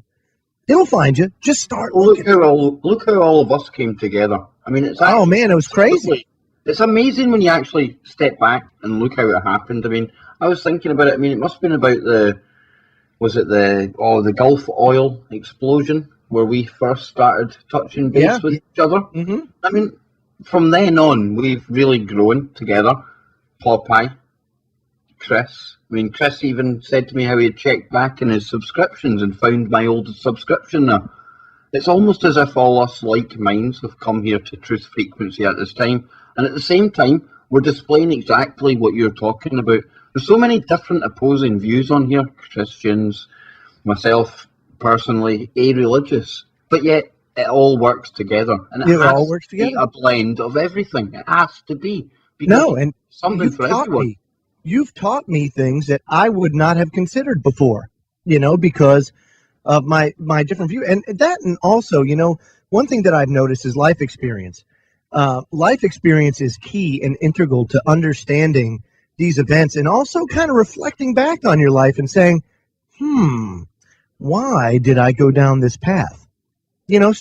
Start looking into what has made me today, because that's where you can find your flaws. That's where you can find your shortfalls. You can also find your strengths. Well, Joe, it's Freaky Friday, right? And I mean, I had Stephanie Bell on. She was my very, very first guest on the KBS show with myself, Marty, and Johnny Sinclair. And she basically said, just almost jokingly, that myself, you, Popeye, Chris, likes of that, at one point we'd all have been getting together and agreed at some point to come back here to do this at this time. That makes sense to me. Now, you from a Christian mindset, does that make sense to you? Ooh. No, it doesn't sound weird at all. That goes. I don't think it sounds. Well, that goes along with the idea that some. I guess this is New Agey stuff, but some of the New Agers believe that you're right. Pigeonhole it, Pop. I don't pigeonhole it. I mean, well, I'm not pigeonhole. I'm just saying this is what this. That's the only place that this idea I've ever seen really discussed. That you write your own. Is it too woo for you, Popeye? Because no, I've actually read plenty of books on this. I've read a ton of stuff about this. I mean, it could be. They describe themselves as twin spirits, twin flames. I honestly believe that. I've listened to them for so long. It comes across even on air, and I really think there's something in that. And I do believe. I mean, I don't even know why it works, how it works. But us guys here, the listeners, even the listeners out there, Popeye, it's a further kind of field. It's a further circle. But we're all kind of. Do you believe it's like the idea of reincarnation, or do you think that's just kind of like a basic idea? Because I don't know if that's the right word for it, to be honest with you. I mean, for lack of a better term, for something that everybody can understand. Yeah, well, okay, and I think we come here from maybe multiple experiences that we may be like lessons. Oh, that we have definitely, because I'm totally. I mean, please continue. This is excellent. Well, Marty, you're wanting to jump in there, but I honestly believe that life in this 3D, 5-sense spacesuit that we're in, there's only certain things like free will and love, maybe, that we can experience here. When we go back to that source, for want of a better word, maybe that's things that we can't actually experience, and it's all lessons to be learned. Well, yeah, you bring up some great points there, but I think it's kind of like a magnetic thing, and I think that people of the same sort of frequency or the same mindset just sort of gravitate towards each other, and you just go through life, and sometimes you'll meet people and you think, hold on a minute, what's going on here? Is this part of a bigger plan? Was I meant to meet this person? And your mind starts thinking all kinds of crazy stuff. And when you really sit back and look at things, I think that's just what it is, basically, that we gravitate towards people that have of the same mindset. That's why you've got groups of scumbags all hang out with themselves, and we're all on here, and all the guys in the chat and out there in listener world and stuff, all gravitating towards each other. Do you think that, Marty? Well, I'll tell you what I believe. Now, this is just me personally.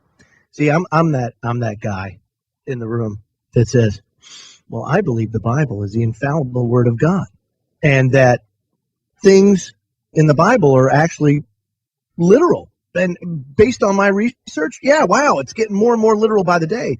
But the thing is what with the Bible is that from a very early onset, it was put together, the biblical canon today, with an agenda.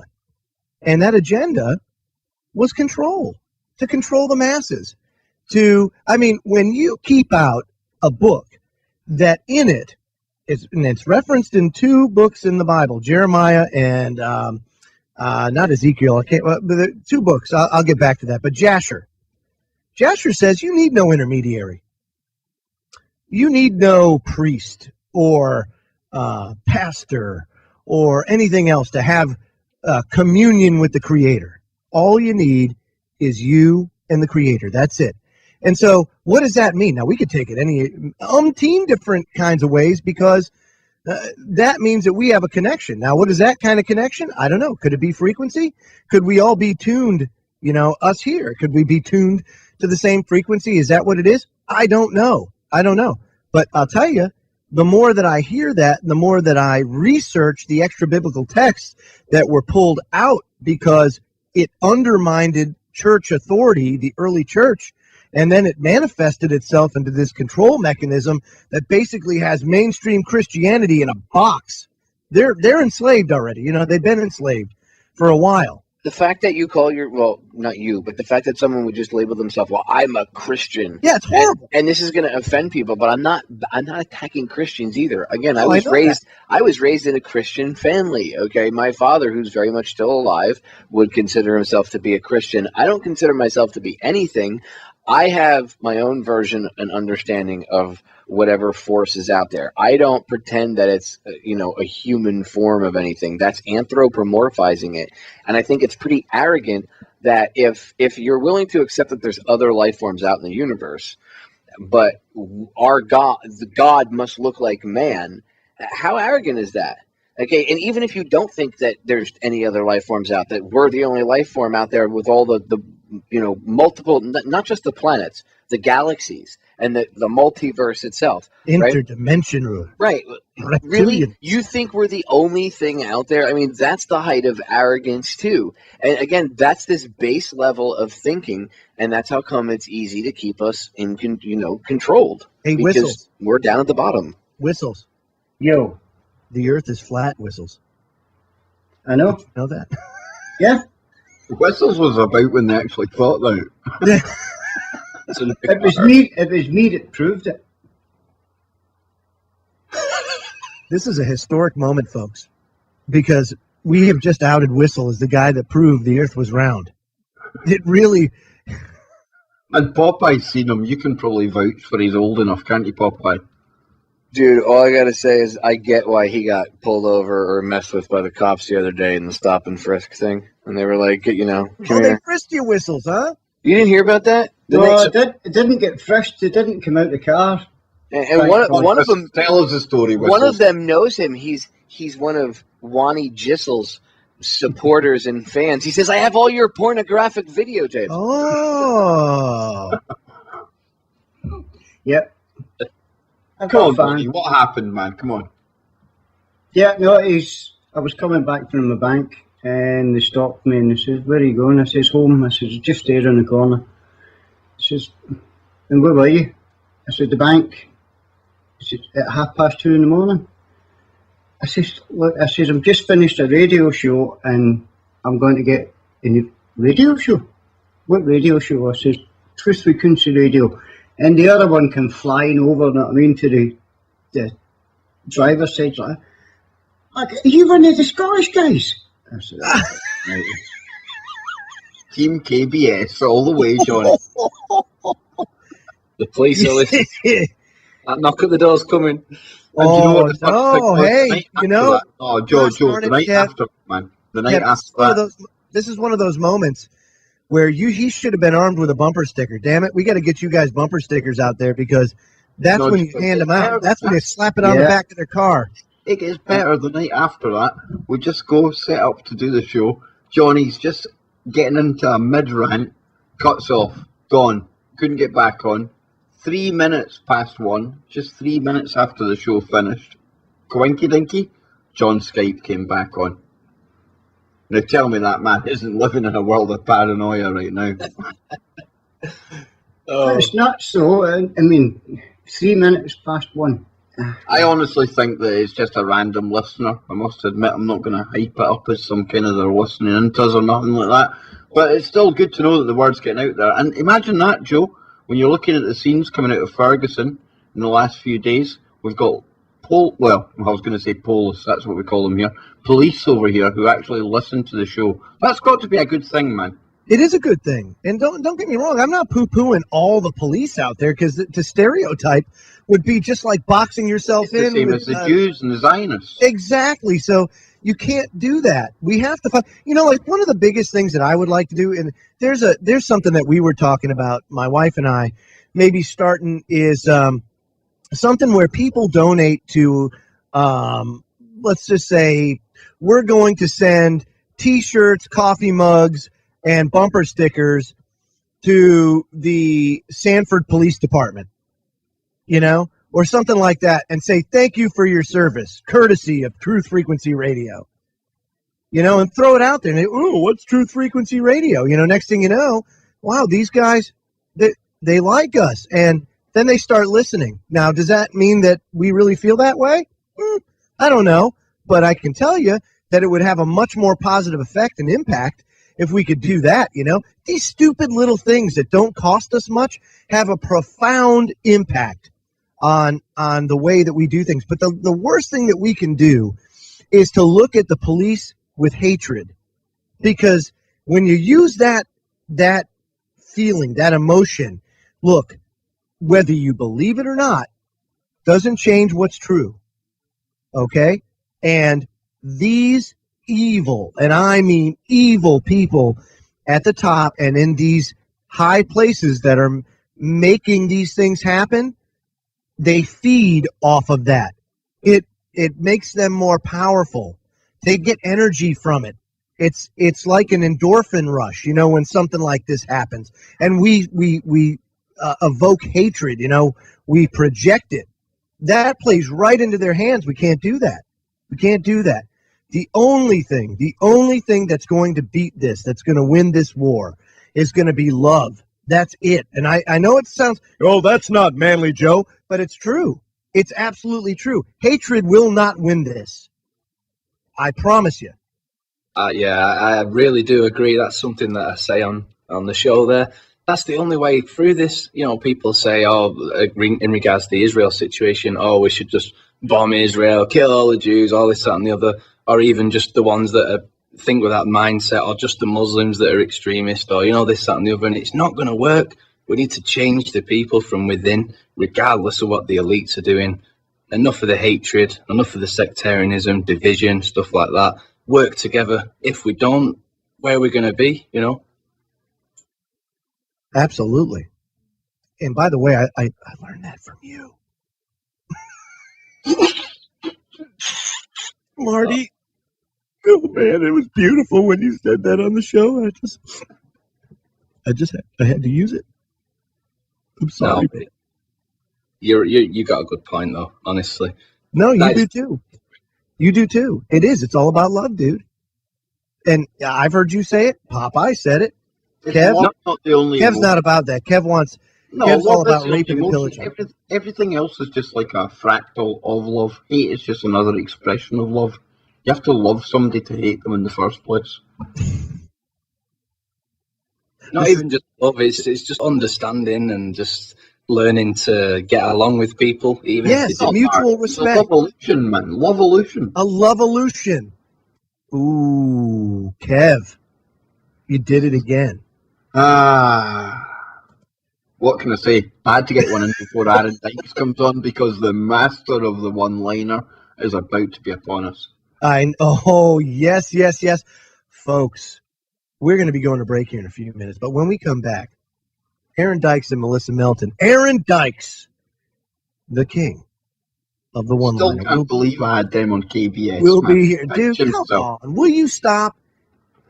Folks, we're humble, Joe. Very, very humble. He plays a very good game. He does. He talks a very good game, but Popeye and I, we make his coffee. Yatch. Illuminati, keep your eyes open. So it'll be good to have Aaron and Melissa on board, because, you know, they've done a lot of research into transhumanism, smart cities, and then, of course, you know, they just had their inaugural show that you guys talked about, you know. I think that was probably one of the best produced alternative media, wasn't it? Experiences I've ever. I don't say that lightly. I mean, I had a mix of information, current news, comedy, and also the production value of it. It was amazing. The information was just unbelievably thorough, dude. And the way they done the Agenda 21 with the closet girl and Melissa taking like almost a Plandopolis look at that kind of thing. I think that's almost a way of breaking down some barriers for people that wouldn't normally look at this information. And I thanked them on the show, I thanked them off air, and I'm looking forward to seeing what else they're going to come out with. Yeah, me too, for sure. And I know they're working on another one right now, but folks, stay tuned. Another, let's see here, 1, 2, 3 hours is ahead here on Transatlantic Truth, Freaky Friday edition. It's going to be good. It's going to be good. It's only going to get better as we go. So let's go to break. We'll get up, stretch, connect Aaron and Melissa, and we'll be right back after these messages, folks. This is Truth Frequency Radio. The wicked ones obviously under heavy Masonic influence.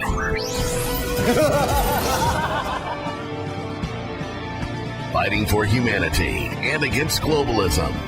One mind at a time. It's the Freedom Link with Joe Joseph. It is hour number 2 of the Freedom Link right here on Truth Frequency Radio, truthfrequencyradio.com, your Freaky Friday edition, where we have just a multitude. It's not the right word. I just can't describe it. A smattering of expertise here to take us through the next 3 hours or so. And joining me tonight is Kev Baker and Johnny Whistles and Marty of the Kev Baker Show, and also Popeye. But before we bring in our very special guests, I want to have Popeye reconnect, dude. Go ahead. New Skype sucks. All right, much better. There you go. Thank you. Thank you very much. So, now that we're back, Aaron Dykes and Melissa Melton of True Stream Media. And by the way, guys, I just have to, oh man, that your first newscast. Golf clap? Oh, excellent. A one-handed Yes. golf clap? I mean, yes, that was just, it's beautiful. How you doing, Joe? Oh man, it's so good to have you. It's been a while, you know? And everybody, all the quiet faces there on the Skype connection. Yeah, it's a ragtag bunch that, but hey, you know, one of the prerequisites of this show, folks, tonight. You better warn them it's a Friday, Joe. Yeah, well, that's the thing is I told Melissa on the phone earlier, I said, hey, you know, make sure that Aaron lets his hair down and lets his Fabio golden locks flow in the breeze. Oh, God. His bountiful hair.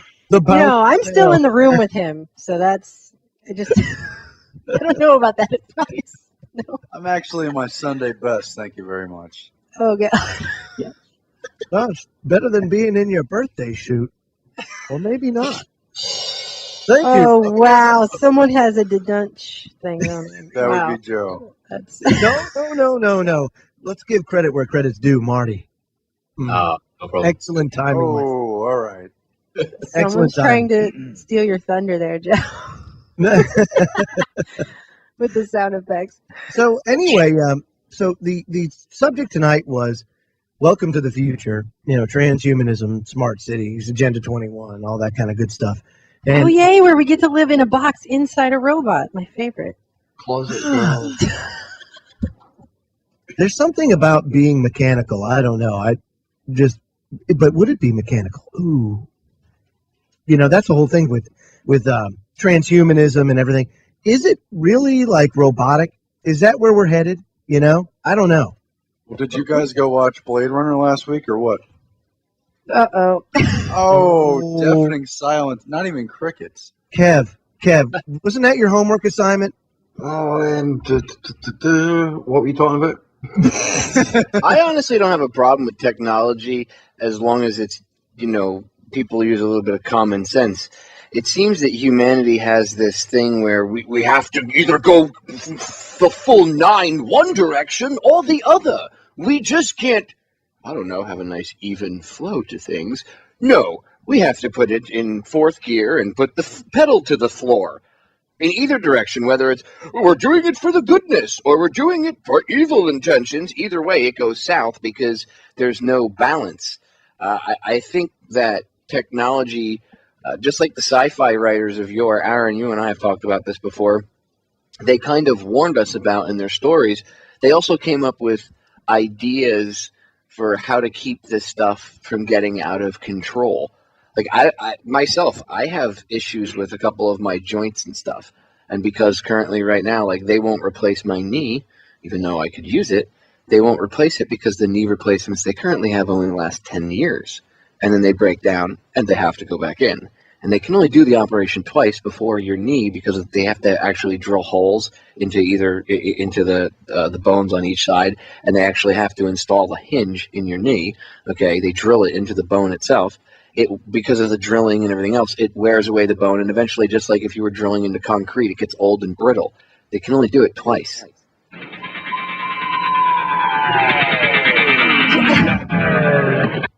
Well, I'd like to be able to do that. You know what I mean? Fall into the toilet. Well, I'd like to be able to. No, come on. That was the Bionic Man. You don't remember him? I was just kidding. I'd like to be able to make that cool noise, but I can't right now, right? So, like, I have to wait. Soon you'll be able to. Well, like, for people that could use it, I don't see a problem if it's used properly. The problem I see is that there's psychos that want to, like, download their consciousness into it and then become God and, like, destroy humanity. Well, that's a wee bit different than making somebody a prosthetic leg or arm like Luke Skywalker in Star Wars. That's how all this stuff always starts. It always starts with helping somebody. Well, did you read Kurzweil's books? I mean, I read The Age of Spiritual Machines cover to cover, and I browsed the other ones, right? And the guy is a genius. He started making synthetic keyboards, but a lot of his work was on things like cochlear implants, how to help blind people, deaf people, people with prosthetic legs, people with failing memories, Alzheimer's. But it leads in his own book to an absolute tyranny where they debate whether to keep people as pets, where they dance around the idea of wiping out the little people in the third world and the developing worlds. And they make it pretty clear that to keep up with the future, you're going to need the level of upgrades that only the richest of people could afford. And they don't need your labor. Well, no, because the robots do it. See, I don't think, like Joe was talking about before when you said, you had mentioned that you think we need to, like we've come to a point where it might be too late. I don't think it's there yet. I think that point, I think the window is still open, but it is closing. I think that point fast, dude. I think that point will be when Terminator robots start walking around and they build AI that they give it the ability, and this was already talked about years ago. I've played the audio of this Air Force general talking about it, that they already know that the weak link in Predator drone technology isn't really the drone. The weak link is going to be the human, because eventually they can put artificial intelligence. This thing can make its mind up in 10 times as fast or 100 times as fast as a person could. Right. So now the weak link in the chain is the person that has to say, go ahead and fire. So now they take away that need for the human to say that, and now you allow machines to choose whether or not humans live. Those decisions. That's where you've reached the tipping point and you're screwed, because just like all the science fiction writers wrote about, eventually, if you think about it logically, machines would keep running actuaries in their head, and they would probably eventually come to the conclusion that humans need to go, because they would judge us. They would judge us based on our past history, and they would say, basically transcendence. That was the whole wasn't it? Storyline, was it not? Yeah. Well, so do we really need to make this a reality? Anybody could have seen any of the Terminator films to know that this is a really negative idea. There's a phrase for it even. It's called cybernetic revolt, and it's a concept that's been around in literature and movies for years and years and years. And you would think by now someone would see that and go, hey, this is a recurring theme. I wonder if that's possible. But no, instead, we're going to make robots. Then we're going to make them subservient to us first, so that when they're smarter than us, first we've enslaved them and they know it. Whose brilliance is behind this? I mean, Melissa, they're even rolling them out over here now, doing jobs for security guards, and they're on about putting them into homes, carrying out menial tasks in the home. Aren't they doing it in the Louvre? RoboCop? They're actually wanting it. They're craving it. The Louvre, they're doing it too, right? Isn't the Louvre or something? One of those museums is now going to be patrolled by robots. All the British National Heritage Museums, they're actually buying them en masse, and they're going to be rolling them out literally in there. All I got to say is you don't have to be a science fiction nerd to understand how this could go really bad really fast. If you don't want to watch any of the first 3 Terminator movies because maybe they're just too far out for you, okay, go watch number 4, the one everybody hates with Christian Bale. The reason I say that is because it's the most current one, like close to this time period, it fills in the gap of what happened after the nukes hit. And you see the robots went around rounding people up. They were putting them in prison camps and executing them.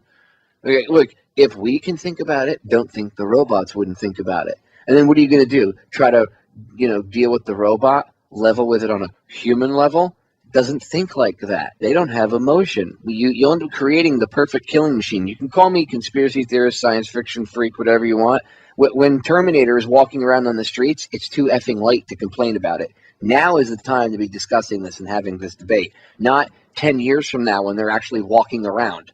Wasn't Cyberdyne the name of the company that made these Terminators, Popeye? Mm-hmm. Well, you do know that they are actually a company operating in Japan right now, working on what? Cybernetics. Again, I don't have a problem. You could not make that up. I don't have a problem if they use the technology to again, I have certain things in my body that I could get replaced. Part of my knee, part of my ankle, and part of my wrist. That's awesome. I wouldn't mind. I even have a lot of nerve damage in my one arm. I wouldn't mind having if they could come up with fiber optic type cables or that could mimic nerves and stuff. That would be cool. That would be a positive use for it. The issue I have is that they don't ever what they do is they put that out as almost pretense. Yeah, like a mask. Like they hide behind it. There's a little bit of the funding that they get put towards that, and that's the mask they hide behind. But in reality, most of the money is going towards weapons research and stuff. I mean, look, okay, go back to the Kennedy assassination. Judith Vary Baker, right? Oswald's mistress. She was working on what? A cure for cancer. And then they turned it into a bioweapon. So they take all this good stuff and they it's always got to be twisted and turned into evil. Like you can never just do good. Well, it's just the sickening. It's like you can never do anything good. Like God forbid you actually do something good because it goes against what they want. That's why. Well, even then they were going to use it to try to assassinate Castro, which at the time you might have seen through the blinders of thinking, good, we'll take out Castro. He's evil. But it's not like they're going to stop there. If that works, they're going to use that weapon on plenty of other people. Yeah, like Chavez. Targeted or otherwise. Yeah, well, yeah. I guess they got it working finally. Yeah, they finally got it working. Well, it's kind of like also with all these things they're doing with DNA, and they're going to make children that have 3 parents. And it's, first of all, it starts to fight disease, but oh, by the way, it's going to cost you a lot of money to get this thing done. And then pretty soon it's like, oh, and we can make designer babies with it. You could see where that could go wrong really fast, because then only people with a whole lot of money can get their designer baby made, and then all the rich people will have children that run faster and jump higher, and they're just better than everyone. I mean, you can, it's people don't watch movies. I guess people watch movies and they just think, oh, that's just a movie. That'll never happen. But then you see all these things happening that happened in movies. I feel like everything that happened in the 90s in a movie is now happening in real life. Like, I just saw a thing. Do they actually purposely put that out there, or do scientists try and mimic what's in the films, or is it something even deeper than that? It's a good question. It's a good question. I think about that all the time. I mean, I saw an article in the Mail Online back in July where they were talking about using DNA to find the perfect mate now. You can sign up for a dating website where you send in your material and they do a DNA check. They do a DNA check. I mean, basically, and genetic indicators. Yeah.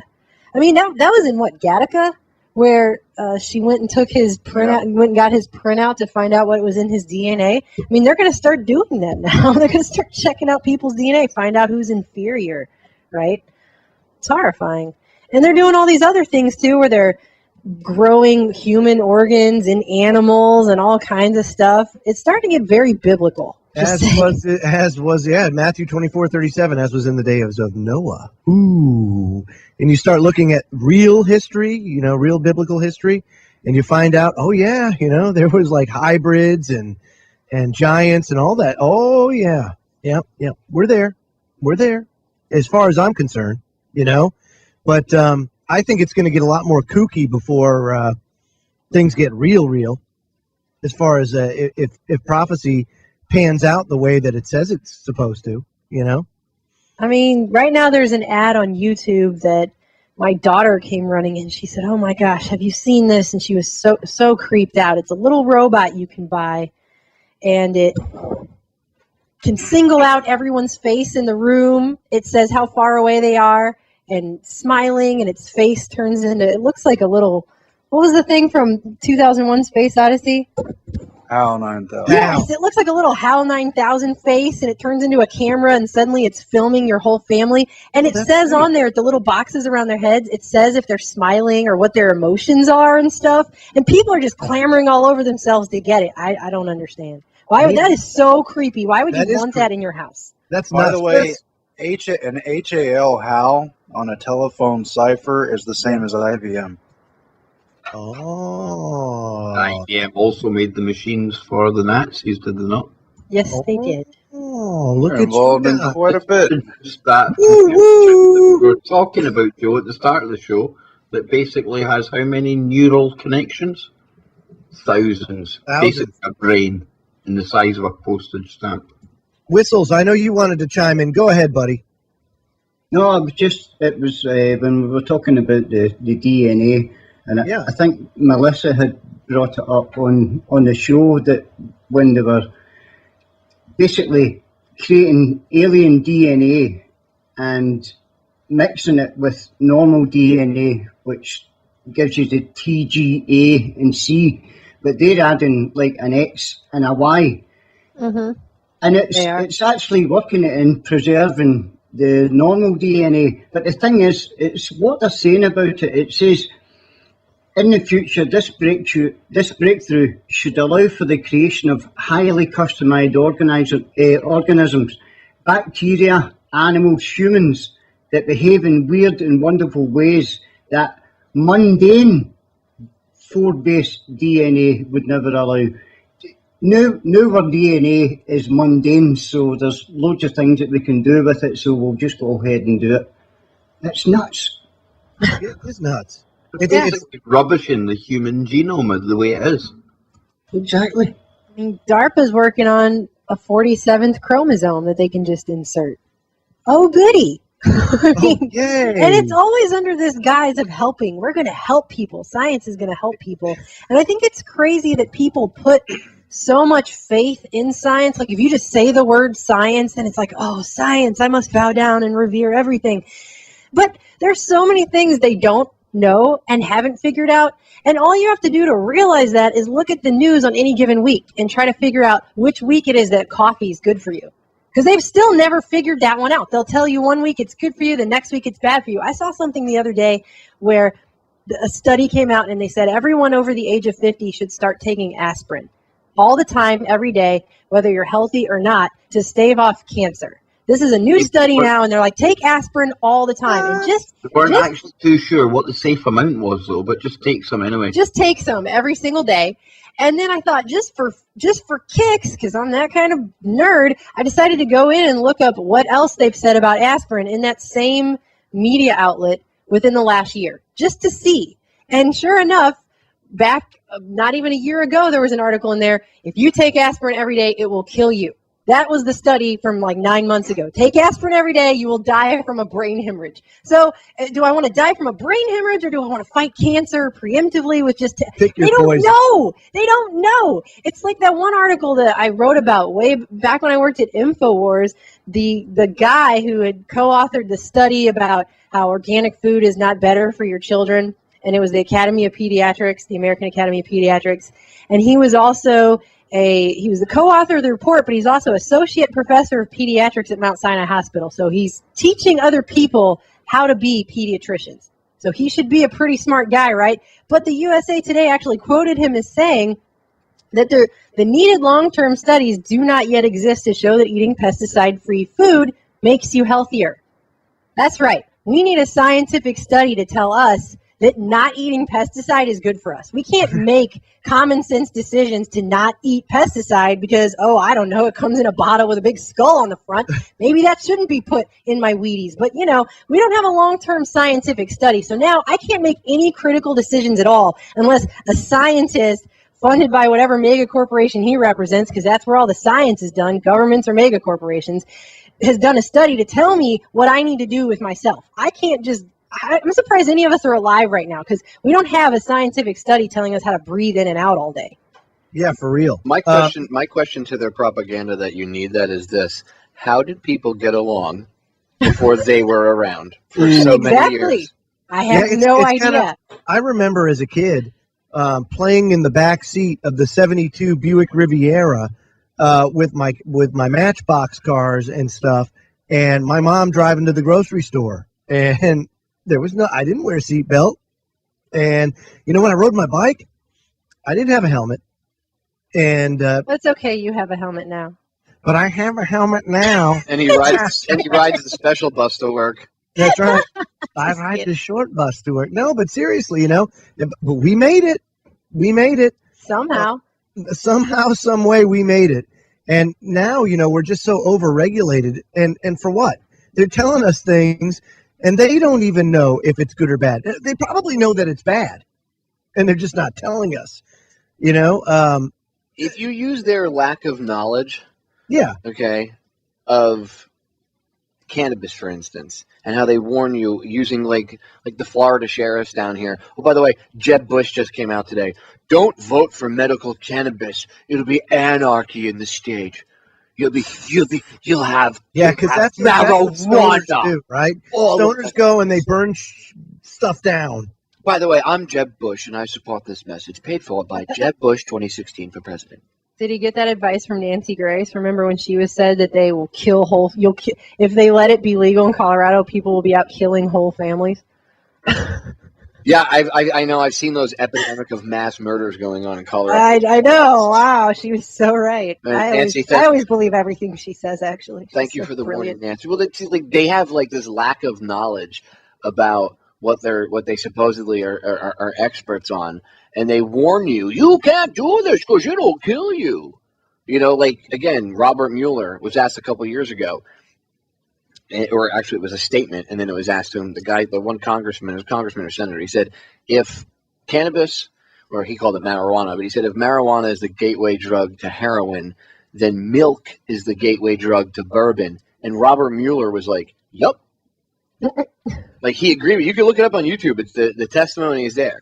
In fact, I put up one version of it. I think it was "Milk is the Gateway Drug to Bourbon" was the title of the video.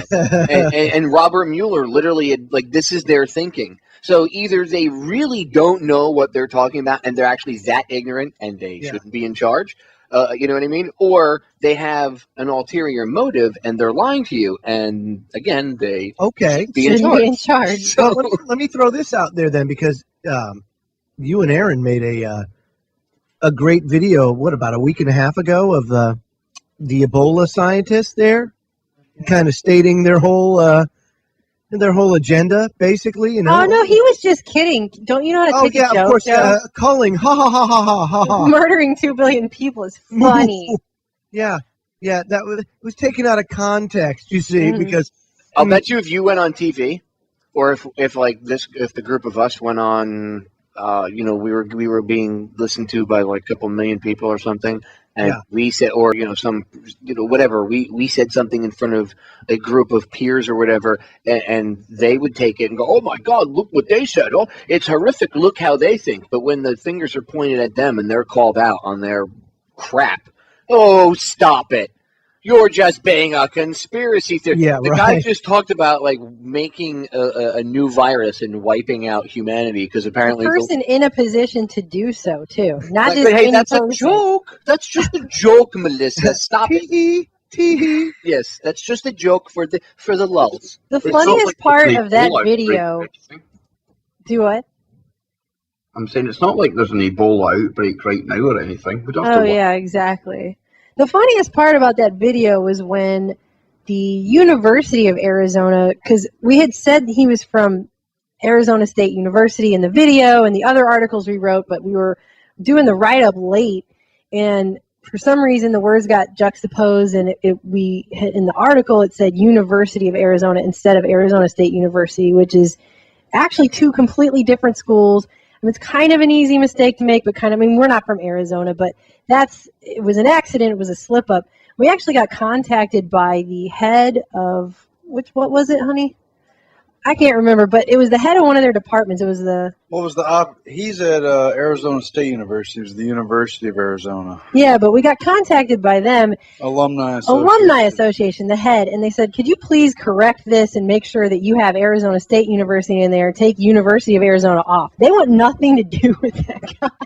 They made sure to contact us to get their name taken out of the article because they don't want to be associated with that guy. What that guy and his said, horrible video and what he said. Well, because what he said is that insane. But yeah. Again, pay it no mind. It's a joke. Tee hee.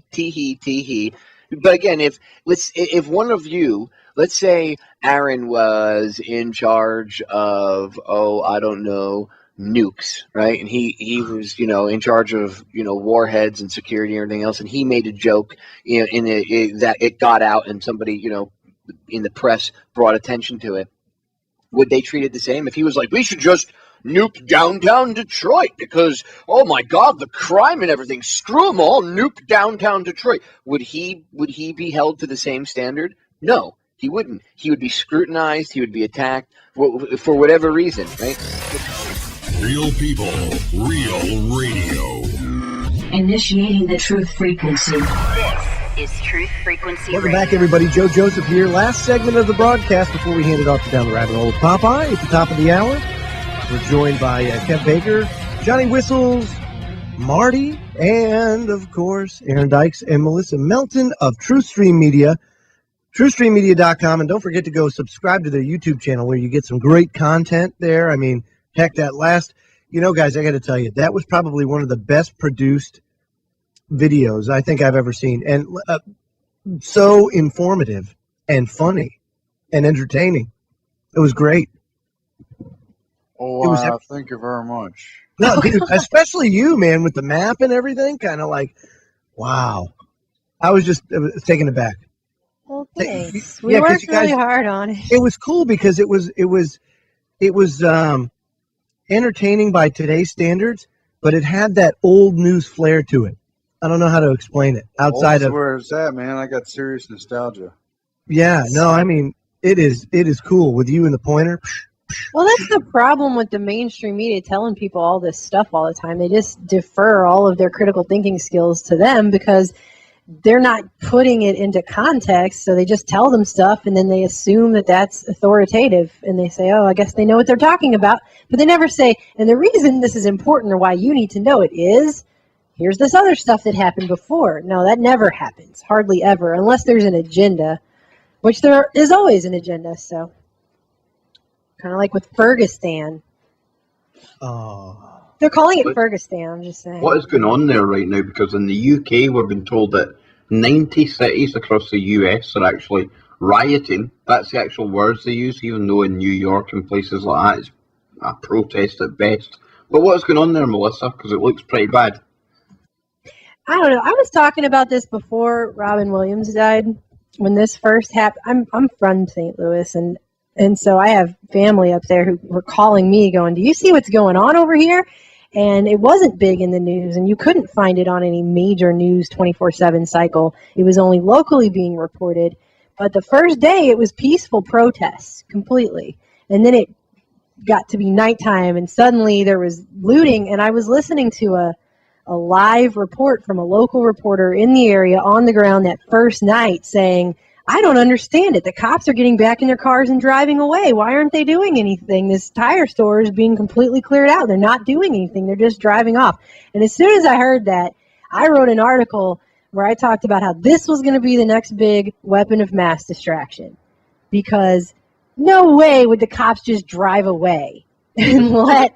The UK as well. When the UK riots happened, you can watch the actual footage of it. The cops, they all stand at one end of the street while the whole street is burning, and they let it happen for 2 nights.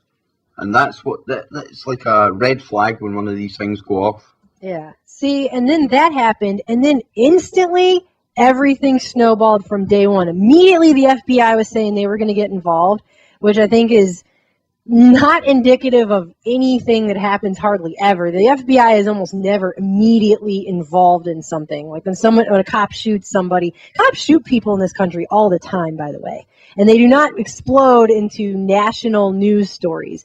But the FBI was getting involved. They're like, oh, the Black Panthers are there on the scene, riling things the up. COINTELPRO spirit reincarnated in the new Black Panthers, or what? And then Al Sharpton is saying he's going to come get involved, all within 24 to 48 hours. Then today I saw that the new Black Panther Party had taken over a press conference at the Ferguson Fire Department, just taking it completely over. And that is how you know when something is scripted.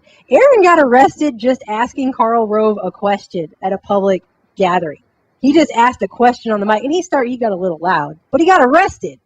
New Black Panther Party can apparently just walk on into a fire department, take over the whole thing, and no one does anything at all.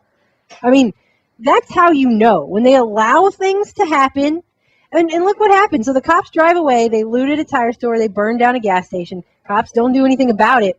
Then they come back 2 days later after it gets completely out of control in full-on riot gear with tanks, firing tear gas and rubber bullets at people, targeting journalists. Journalists have been arrested. They've been shot at. There's video of it. So look what happened, and look how quickly it happened. And that's all you have to know. I mean, really. Because cops shoot unarmed teenagers it's unfortunate. I'm not saying that's okay or that makes this death any less than any other death. But why is Obama leaving Martha's Vineyard to comment specifically on this when he doesn't give a crap about all the other people that get shot by cops when they're unarmed all the time? I mean, that's a great point. It is a great point, and I remember thinking about that when that Las Vegas shooting happened. Remember with what was it? The two people that were out at the Bunny Ranch. Jeremy Miller and that's right, the wife. Millers. Yes, so the Millers did it, and there was a lot of outrage. Oh, they were this, they were that. It was right-wing extremism, patriot movement. Yeah, that kind of thing. And of course, you find out that what happened at that Walmart, of course, didn't exactly match what was put out in the mainstream media. And I don't think they've ever straightened out what actually happened in there. And then they released a video of those two on the floor in the Walmart. Yeah. Exactly. They showed that video of them on the floor in the Walmart, and they said this is when she shot him and then shot herself. And the video doesn't look like that's what's even happening in the video as they're saying that's what's happening. None of that made any sense. Exactly. None of it. But okay, so it kind of lost its power or whatever. So they moved on, like Aaron said. It lost its effectiveness. Go ahead. But here's the thing with these riots that I've noticed is it doesn't take a whole lot if you say a police officer shot somebody without proper cause, if it actually happened, if it was conjured up. Getting police tension, especially with ethnic, racial communities, isn't all that hard to do, particularly if you bring a provocateur to the table. And they'll start these riots in cities everywhere. And sooner or later, they'll blame all the people for ruining things instead of the bankers who have still put us in a terrible economic crisis. People are pretty bad off at this point. The middle class is quickly evaporating, as we know. More and more people headed towards poverty with the lure of food stamps. Like, let's move towards poverty. And people aren't going to know what happened after long. They're just going to remember a bunch of people rioted and killed people in the streets or looted shops or something. You could still bring up Hurricane Katrina and all the things the government did wrong. Some people will just focus remember all those people looting Walmart. Yeah, no doubt.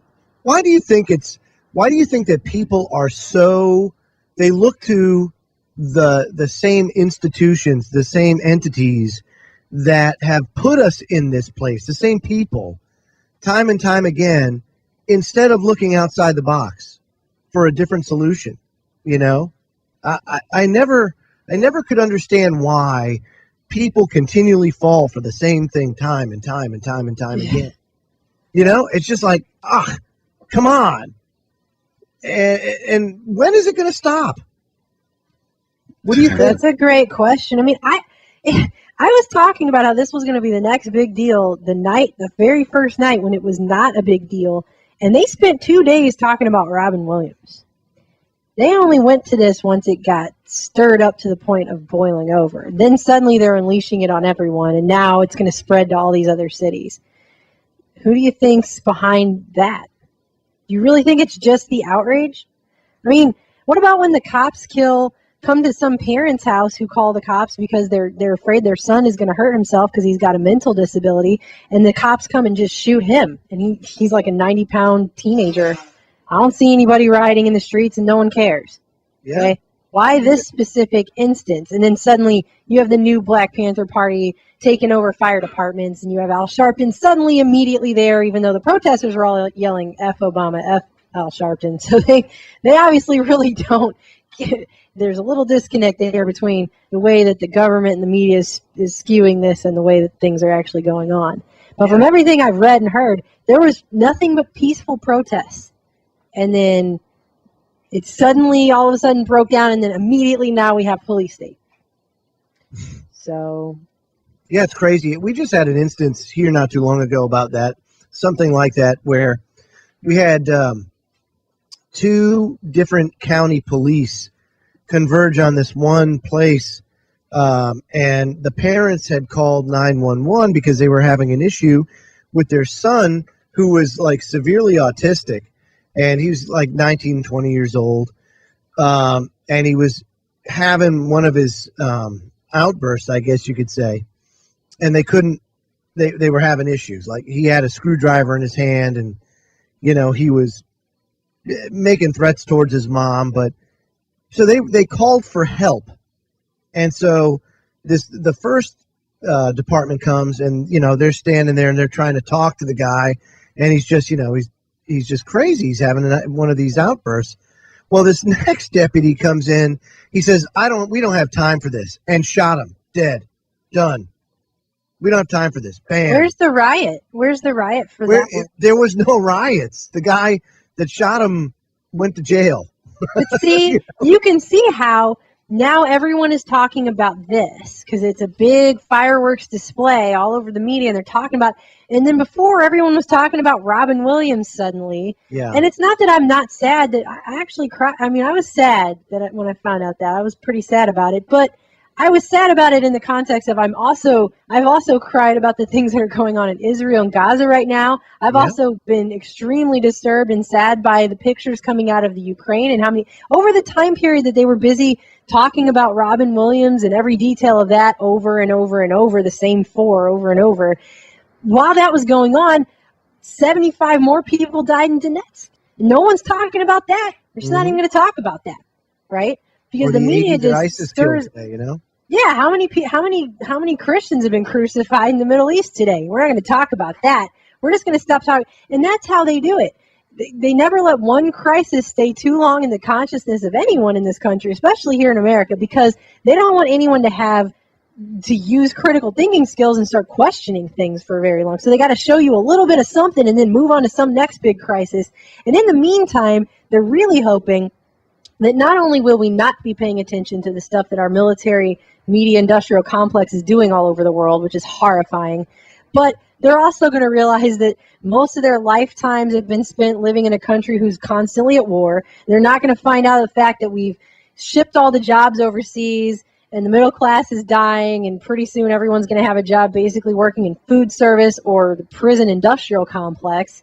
And they're not going to think about the fact that, oh, I don't know, our life expectancy in this country just keeps dropping. Right now we're at 42nd for life expectancy in this country. The average life expectancy isn't even 80 years old anymore in this country. I mean, Japan had Fukushima, and yet somehow people in Japan are living years longer lives than us. In fact, 41 other countries in the world are living longer than us. Somehow we spend the most money of any nation on earth by far on healthcare, and yet life expectancy just keeps dropping. Yeah, and we're also like the most drugged and the most toxified and the most radiated as far as RF energy. Look at the technology. We have cell phones continually at our heads and everything else. So, I mean, I can understand that. But, more importantly, there are no money in cures. So What's the infant mortality rate in this country compared to other countries? Well, I think we're first in the world. We're first in the world in infant mortality. Are we? Because I knew it was something drastic like that. I just didn't know what the exact number was, but I knew we were like, people were like, "Oh my God, I would think that children would die in Africa more." No. Let's see. I will find it. It's interesting, but I think we're first. Doesn't that bother anybody? I don't think we're first. Well, the CIA keeps a world fact book, and they have 224 countries. Oh. And we're 169th, I think. But there are a lot of other countries that have lower. Joseph, disinfo. I know. I'm a shill. What do you want to bet? There's like some country in the middle of like nowhere where they all live in like grass huts that has a better mortality Well, rate. let me throw this out to you. Do you remember G. Edward Griffin's documentary, A World Without Cancer? And he talks about that Tibetan community that where the apricot kernel was just this delicacy. It was often used as currency, that type of thing. And they lived to be like 125 years old. That was the average life expectancy of this community. And they didn't really venture out anywhere. It's just that's kind of the way they were. If they stayed in that setting, they lived to be a lot older than all of us. Why? Because I guess they lived a much pure life, you know. Were they isolationists? I'm just throwing that out there to be a sarcastic prick because that's what they're labeled. Non-interventionists. Well, once again, Japan has a much lower infant mortality rate than we do. And the reason I keep saying Japan is just because they had Fukushima, and all these people keep talking about Fukushima, but obviously that wasn't enough to, I mean, we're obviously still, our children are dying more. We have much lower life expectancies. So Aaron, could we then deduce, sir, that radiating your baby is not as dangerous as pumping them full of chemicals and everything else? What do you think? Oh, see, that's a dangerous debate. I don't. That's just saying. That is a horrible question. I don't know. I mean, radiation from what distance? Well, okay, but I'm saying they're still living, longer, and they're Serbia has a better infant mortality rate than the United States. Exactly. See, now and good for the Serbians too, because they gotta have something going for them. I mean, but I'm not saying that to say anything about them. I'm saying that to show what the hell are we doing here? I mean, what the hell is going on here? I mean, they're telling us we got to get our vaccines. We better take all these pills and pharmaceuticals. Right. We better, eat all this industrialized food BS that passes as food in our grocery stores, 90% of which is genetically modified. It's all good. It's fine. It's fine. It's good for you. Obviously, it's not good for someone because... No, it wasn't good for Robin Williams either. You brought up Robin Williams. Wasn't it one of the Wayans brothers that recently said, it really wasn't some vast conspiracy to kill Robin Williams. He was on a bunch of the psychotropic drugs, all the antidepressants. He was taking a cocktail of them. And he thinks that's what killed him. That's what drove him mad. I wouldn't be surprised, but it's good for you. These schools now are incentivized to put more and more students on these drugs because they actually get a stipend. They get a bonus for however many they get. I mean, it's unbelievable. Big pharma education. Yeah, I mean, look at the doctors. Sense. Look at the doctors. The doctors coming out of med school don't try to solve the problem. They just treat the symptom. There's a drug for everything, Instead of trying to get to the root cause of the problem, you don't get doctors that do that anymore. Well, to add to Melissa's point, it wasn't just Fukushima. We dropped 2 atomic weapons on them. Oh, come on. So, like, they have generation upon generation of Japanese being exposed to radiation, yet they still live to be, like, 110, 115 years That's old. because the mercury in the fish that they eat actually counteracts the radiation. They go crazy. So is that nascent? Wait, is that nascent fishadine? It's nascent fishadine. Yes, nascent fishadine. Available at the True Frequency Radio Store. That's Oh. right. Because there's a war. I knew you guys were just out to sell people stuff. Because there's a war on for your wallet.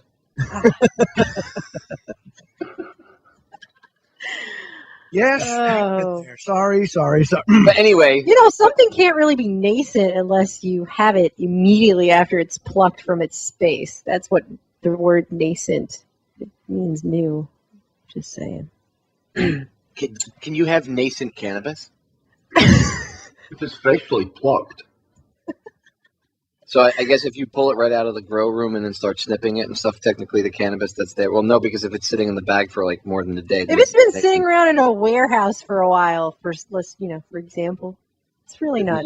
Loses its decency. It's just I'm just saying. I didn't say it. The dictionary says it. That's just what the word means.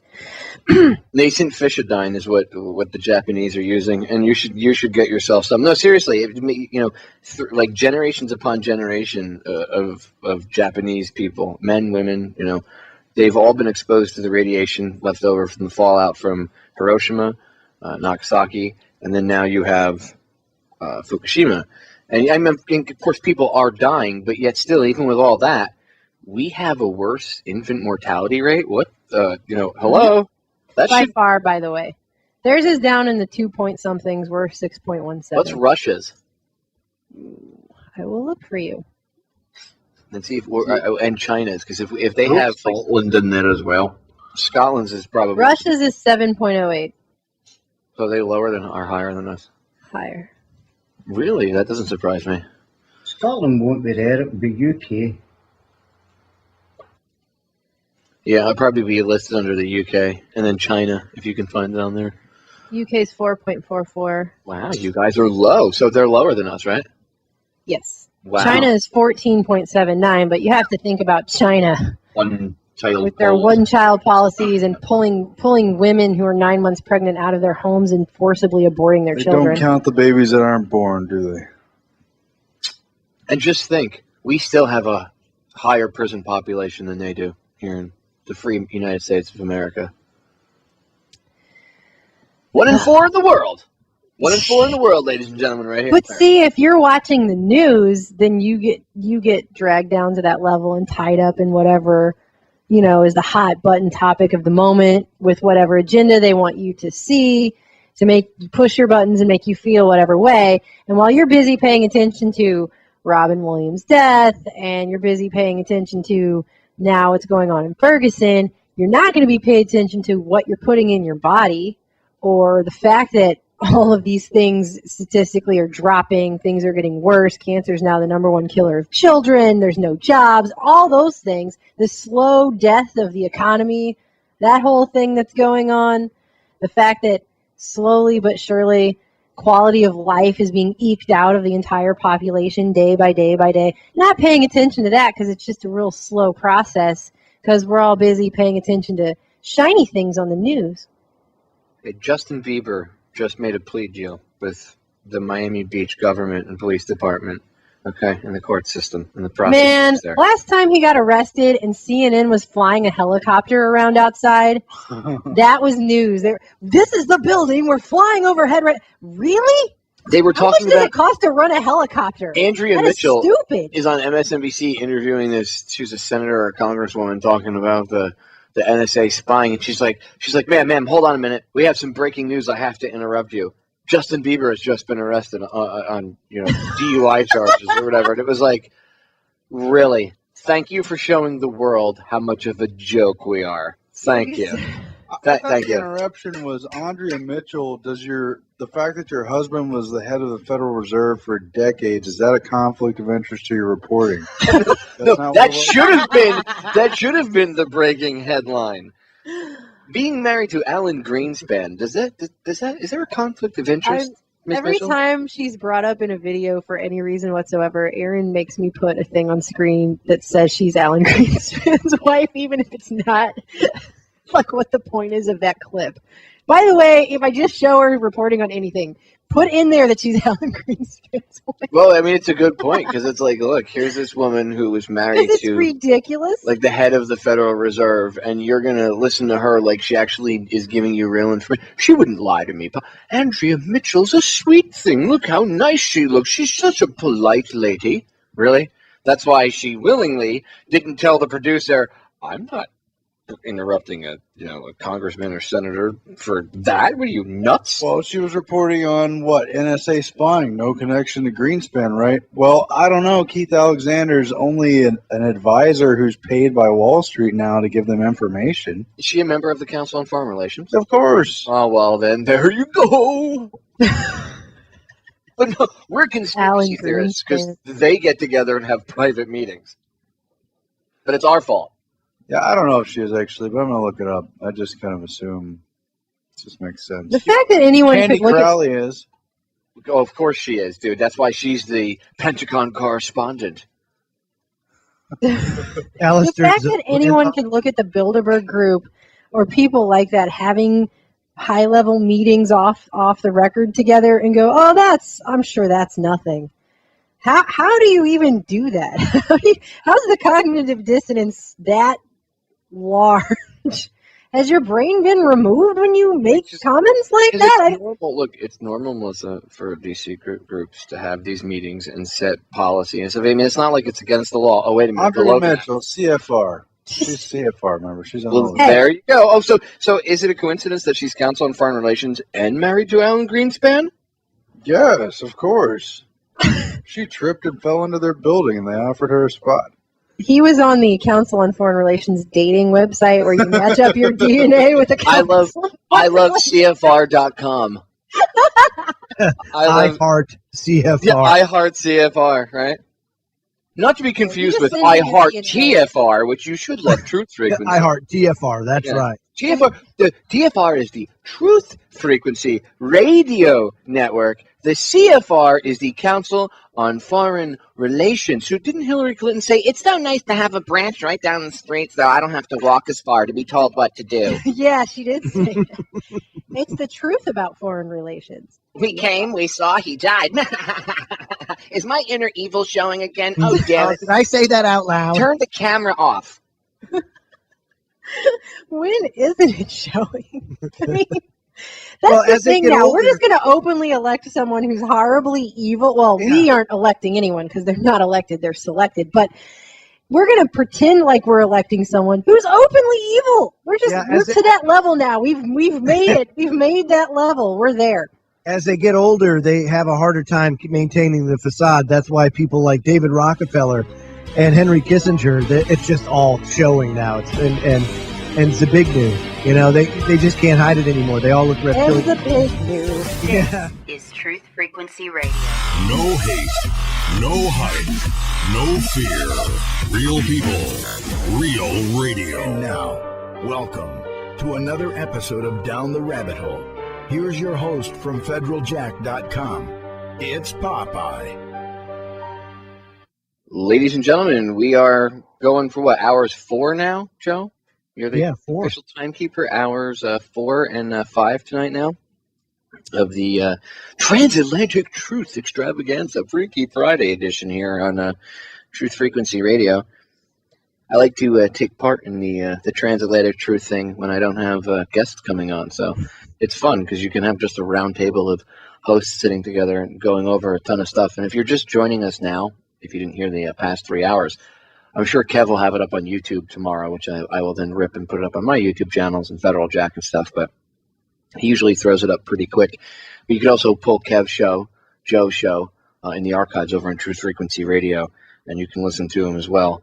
And then just stay tuned for the next 2 hours because it's going to continue. And we have a round table. All the hosts are still hanging out. We got the Kev Baker, Marty, Johnny Whistles, the Woo crew themselves, Mr. Joe Joseph, and Aaron Dykes and Melissa Melton of Truth Stream Media. And now Truth Stream News or Truth Stream Media News? I don't want to murder the name. Which one is it? Don't murder it. Dead. Crickets. That's what it's called. Crickets.com. It's a True Stream Media. True Stream muted. True Stream muted. Aaron, that knob that says off, turn it a little bit. Turn it on. Slider up. They had 1 hour taste of the transatlantic truth. And they're like, right now, I think you offended them during the break. Didn't even get freaky, man. I don't know if that's. Yeah, you got freaky, all right. Yeah, I don't know. Are you talking about me? As if No, we didn't say you were saying the rosary over in the other room. I know. I had to cleanse myself. No. She was saying prayers and running. What's that stuff the Indians used to walk around? They would light sage. She was burning sage and I was doing that. Mm-hmm. Trying to cleanse herself of the evil. So I want to switch gears and ask you guys your opinions about something that's very obvious and going on. I want to let you guys go off, whoever wants to jump on it first. But I know, Melissa, you actually wrote an article about this the other day for the Daily Sheeple. But this situation in Ferguson, with the cops rolling out in their armored vehicles, taking on people, beating the crap out of people. I wanted to cover this a little bit last night, but I had a bit of a family emergency. By the way, for the Down the Rabbit Hole listener, sorry about last night with like no warning, but my wife, Mrs. Popeye, had a severe asthma attack last night, about a half hour before the show was going live, and she's way more important than doing live show live. So if I didn't take her to the hospital, she wouldn't be live. Catch my drift? She was turning pale blue. So thank God I took her over to the hospital and they got her asthma treatments and stuff. So that's where I was last night. So I apologize if you had tuned in at 10 o'clock because you thought Kev Baker and I were and the Woo crew were gonna pick it up right where we left off. But sometimes life gets in the way, and it does so very quickly and without your consent. So it is what it is. Anyway, Ferguson. So I see them rolling out the police, with their little toys and stuff. And I think it's funny because suddenly this is a huge issue. How come 2 years ago when we talked about this, 3 years ago when we talked about this, and we brought this up, you guys are crazy conspiracy retards. The cops will never do that. They would never use that weaponry on American citizens. And here you have reporters saying they were mounting 40 caliber fully automatic machine guns on tripods mounted on the top of these armored vehicles and pointing them at the crowd. Yeah, which they say when the Pentagon donates these MRAP vehicles, they say that one of the first things they're required to do is have those turrets taken down. But obviously, if that makes zero difference if they're still doing that. So, but their video, there's an Al Jazeera news crew video that I included in one of the articles. I wrote a couple articles on this, but there's an Al Jazeera news crew clearly standing there with full-on lighting gear.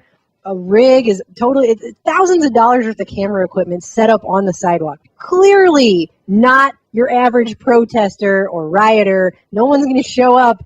I'm here to riot. Here's my thousands of dollars worth of lighting and camera equipment. Giving me a break. And it was funny because, well, not funny, I guess, gallows humor, but they talked to the St. Charles County Sheriff's Department after this team that was set up on the sidewalk had tear gas thrown directly at them. And they said, what's up with that?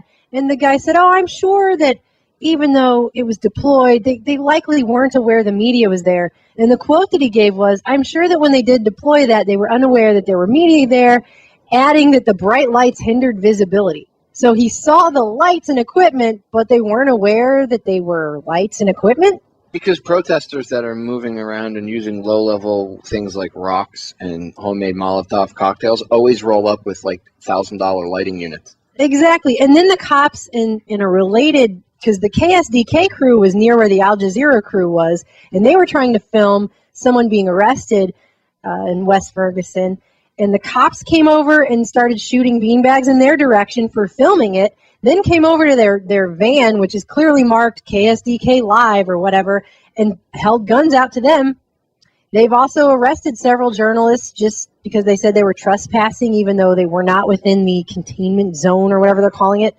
They're targeting journalists in this situation. Some people have even said that there was a no-fly zone specifically so that helicopters couldn't go over and see what was going on.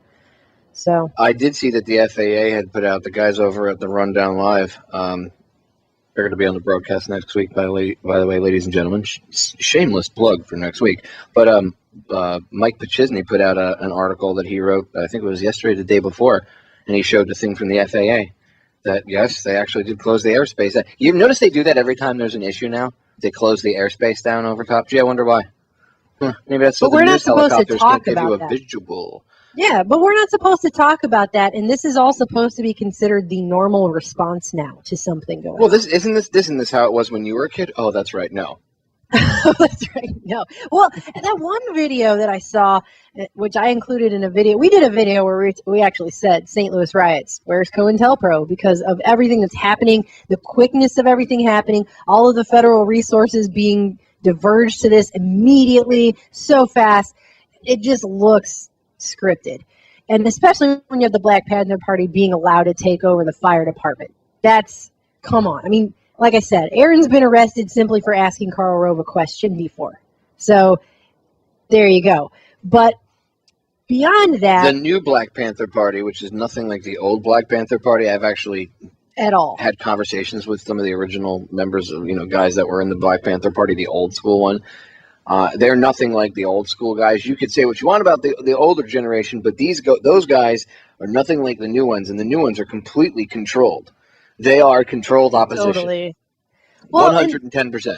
But the situation here, if you watch the video we have up on our YouTube, we have a clip where it shows these cops marching down the street, and they've got gas masks on, and it looks just like that scene out of Pink Floyd's The Wall. That's with all the smoke, right? And with all the smoke. If you slow it down, you could. Oh, yeah, I know what you're meaning. Like they're coming through the mist like stormtroopers. I saw it. It is the creepy. It looks like a freaking movie. Welcome, it doesn't look real. Welcome to America with a K. And there's people that are like, well, there's people, those blacks, if they weren't rioting. Now, look, let's cover this uncomfortable, statement, this uncomfortable thought, because I don't have a problem covering things that nobody else wants to talk about. So let's break this one down. Okay, that's idiotic. Well, those cops need to protect themselves. If them blacks weren't burning their own stuff down, I agree that the black people in the community, whoever's rioting, shouldn't be burning their own stuff down. But a lot of the people that were coming in weren't even from that area. They came in from other areas, and they caused problems. Remember, there are people that will see situations like this and come in and take advantage of them. And it's not always the government. It could just be some real troublemaking thug morons, okay? And yes, there were some people from the area partaking in it, but not many of them, or I shouldn't say not many of them, not all of them. The kid's mother was out there telling people to chill. Many of the town's leaders were out there telling people to not burn things down and calm down, trying to bring, calm. Where were the cops, though, when these outsiders and all these other people were coming in? Where was the batons? Where was the armored vehicles and the tear gas and the dogs and the rubber bullets and their toughness? Where was all of that? There was no, just like in the G20 riots in the past. They stood down. Exactly. So just like in the past, you see this thing, where you see this trend where there's a big event, it's a riot, or whatever. It's something where there's a lot of emotional tension, and the powers that shouldn't be in the area stand down and allow it to get completely out of control. Exactly. And quite often there's people coming in from outside areas, agent provocateurs perhaps, people coming in from outside areas causing problems, and then they don't do anything about it. And then the next day there'll be peaceful protests, and that's when they come out with their machine guns and the armored cars, and they start beating the crap out of people and launching tear gas, and we're the police, you do what we say or we will imprison you. I mean, seriously, to the people that partake in that, to the douchebags that wear the costumes and go do that, how do you guys look at yourselves in the mirror and not say, I'm a loser? Okay? Like, what kind of person are you that you think that's okay? Well, we have to restore order. You're not restoring any order. You're actually causing more problems than you're doing any good. Your mentality of, let's respond to a situation instead of using logic and reason, let's just use force and anger and emotion. Yeah, because that's going to resolve anything. And I think we figured that out hundreds of years ago.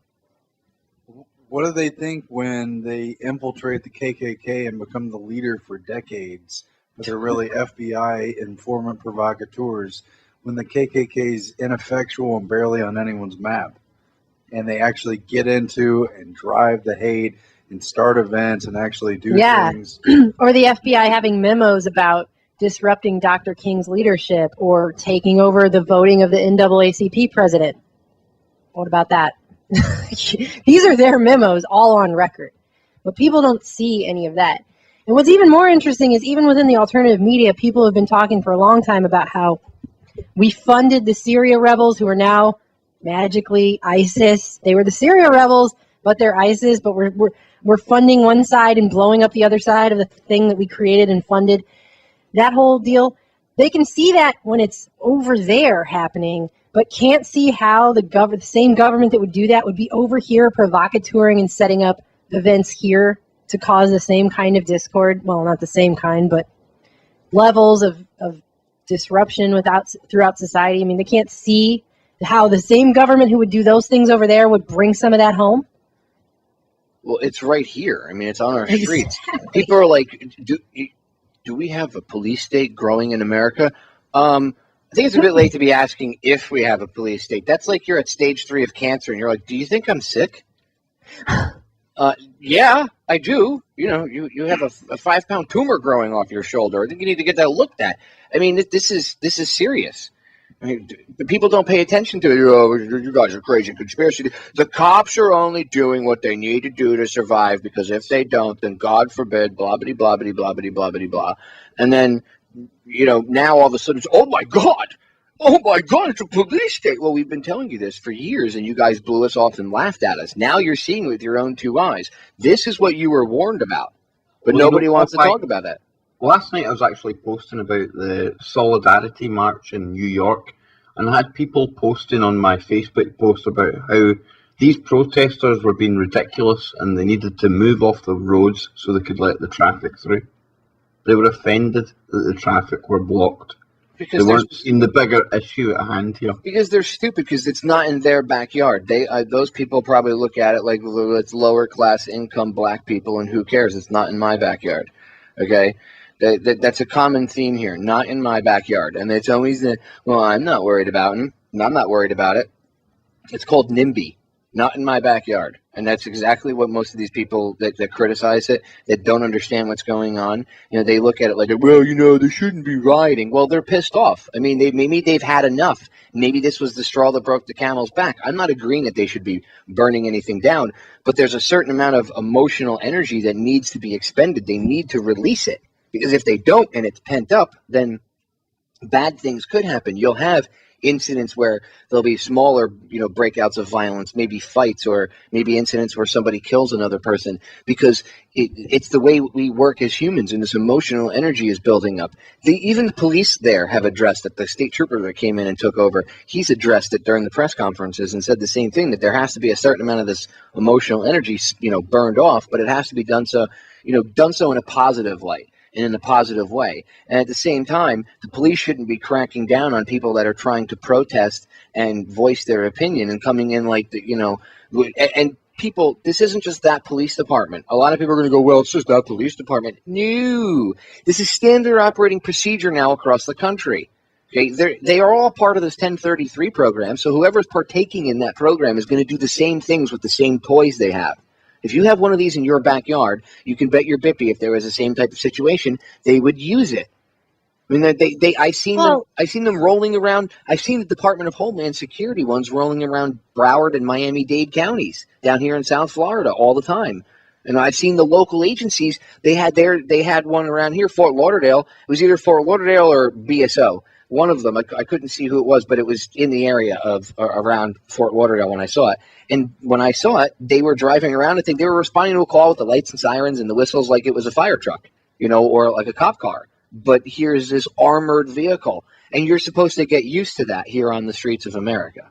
They're giving those vehicles out to towns that have less than 4,000 people in them. Yeah, for what? I mean, straight off the battlefields in Afghanistan. In fact, there's a whole story behind how they ordered way more of them than were ever going to be needed over there. And so, oh, look, there's a surplus. Well, guess what the Pentagon does with its surplus toys? It uses them to militarize the police in America. And now you see this response, and we're all, I mean, what I would say to those people that you're talking about, Popeye, is what is it going to take? And I don't advocate violence. Obviously, I don't see how looting a tire store is going to bring back anyone from the dead or change anything. Ultimately, it's just going to cause them to do what they're doing right now and come down really hard on these people. But is not getting upset doing us any service either? Sitting around and just watching as things get worse and worse and worse. They've declared that America is a war zone. That is what the terminology coming out of these police. There was one town, and I can't even remember what state. It was a Midwestern state. But the guy, they gave his police department an MRAP, and they had less than 20,000 people in his city too. Might even have been less than 10,000. And he was saying, because America's a war zone, I have to have this because America is a war zone. NDAA 2011 declared the United States a battlefield. Yeah. And that, exactly. Did you guys see that? I think it was a sheriff in New Hampshire. He got one, and his, people in his town said, or the county or whatever, was like, why are you getting this? And he justified it by saying, well, we have all those occupiers and free staters and stuff. They're, and sovereign citizens here in New Hampshire. And they pose a threat to us and our officers. So we need it to protect from the sovereign citizens, again, who's, oh my God, you killed cops, sovereign citizen. Right, that is not what it means at all. Okay, the Occupy movement and the Free State Project up in New Hampshire. So the Free Staters, okay, which they're not, those guys are like the most anti-violence people. I was going to say, everybody just wants to be left alone in that group. Yeah, they're like the most anti-violent people I've ever met. The Occupy people that are up there, and the sovereign citizen movement in New Hampshire, well, we need a Bearcat. Really? First of all, you guys are wannabes, okay? You don't even know how to use it or maintain it. It's like giving the 5-year-old the keys to your pickup truck. Bad idea. Okay, these people should not be using it. You're not militarily trained, and this vehicle shouldn't be used for. I mean, they serve warrants now. What did the SWAT team? I saw the most ridiculous thing. They SWAT teamed the guy's house a couple weeks ago for an overdue library book. Holy crap! Like, I'm not kidding. You can look this up. They SWAT teamed them for an overdue library book. Like, how do you justify that? Get on the ground! It's county property. They shoot the house up, cause like $10,000 worth of damage to the property for like a $50 book at the most, right? And then like whatever they charge for the late fee. It's ridiculous. But that's the country. That's the country we live in, and this is what's going on. And they've normalized this so that we're all supposed to sit back and expect now. Especially, it's gotten so much worse since 9/11. We are supposed to expect now that anything that speaks out against the government in any way is going to be dealt with in a very heavy-handed way. I mean, look at that lexicon that the Department of Homeland Security put out on domestic terrorism. Alternative media is listed. It's listed as one of the things on that lexicon. Right now, the fact that we're talking right now. Buying coffee with cash is considered terrorism. Remember those? Remember those videos from DHS a couple years ago? Where one of the signs of terrorism is paying cash for things. So if it makes them twice as likely to tip their change to the baristas, right? Like, I get a cup of coffee and I pay, that would be $2.50, and I pay in cash. And in the back of the guy's mind making the coffee, it's like dun, dun, dun, terrorism.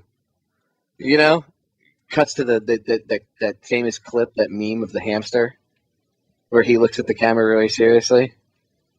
I forget what it's called. You know what I'm talking about. I know what you're talking about. And it's like dramatic chipmunk or something. Yeah, dramatic chipmunk. It's on YouTube. Look that up. And the chipmunk looks at them all intense. That's exactly what he paid for his coffee in cash. Whoop whoop whoop. It's oxymoronic loaferism. They drink all that caffeine but sit around all day in the coffee shop. Oh my God, Aaron is thinking deeply. Whoop whoop whoop. Hey. But I just want to point out really quick, too, that anytime when is the last time you guys can think of where somebody was shot by a police officer and was unarmed, and the FBI immediately within hours was like, we're going to investigate. We must get involved. And when was that? Because when does that ever happen, ever? Well, no, I know. And then within 24 hours, that's going on. Al Sharpton's coming down. Obama's got to stop his vacation to make a statement. All this stuff, right? Within little to no time. While in the background, that's all being brewed up while they're telling everyone about Robin Williams' life over and over and over and over. But the thing about the FBI, too, is if you look back into the history, the FBI, I mean, back when J. Edgar Hoover, in 1919, he became the head of the Bureau of Investigation's new General Intelligence Division that was known as the Radical Division, with a goal of monitoring and disrupting the work of domestic radicals. But one of the first things that division did had to do with counterintelligence and repression against the Black Liberation Movement. He was known as a blackmailer. I'm sorry. Go ahead. That's why he had files, and he had everybody's phones tapped. He had files on everybody, and it's funny. He had files on everybody, but the mafia had files on him, and that's why he went to Congress. You ever see the footage of him testifying before Congress, where he says the mafia, organized crime, doesn't exist? He actually said that. You can find this. He actually testified to Congress. This is Hoover. He testified to Congress. It didn't exist. You know why? And we all know, obviously, that's a lie now that they do exist. But you know why he said that? Because they had pictures of him and his right-hand man, who also happened to be his lover, Clyde Tolson.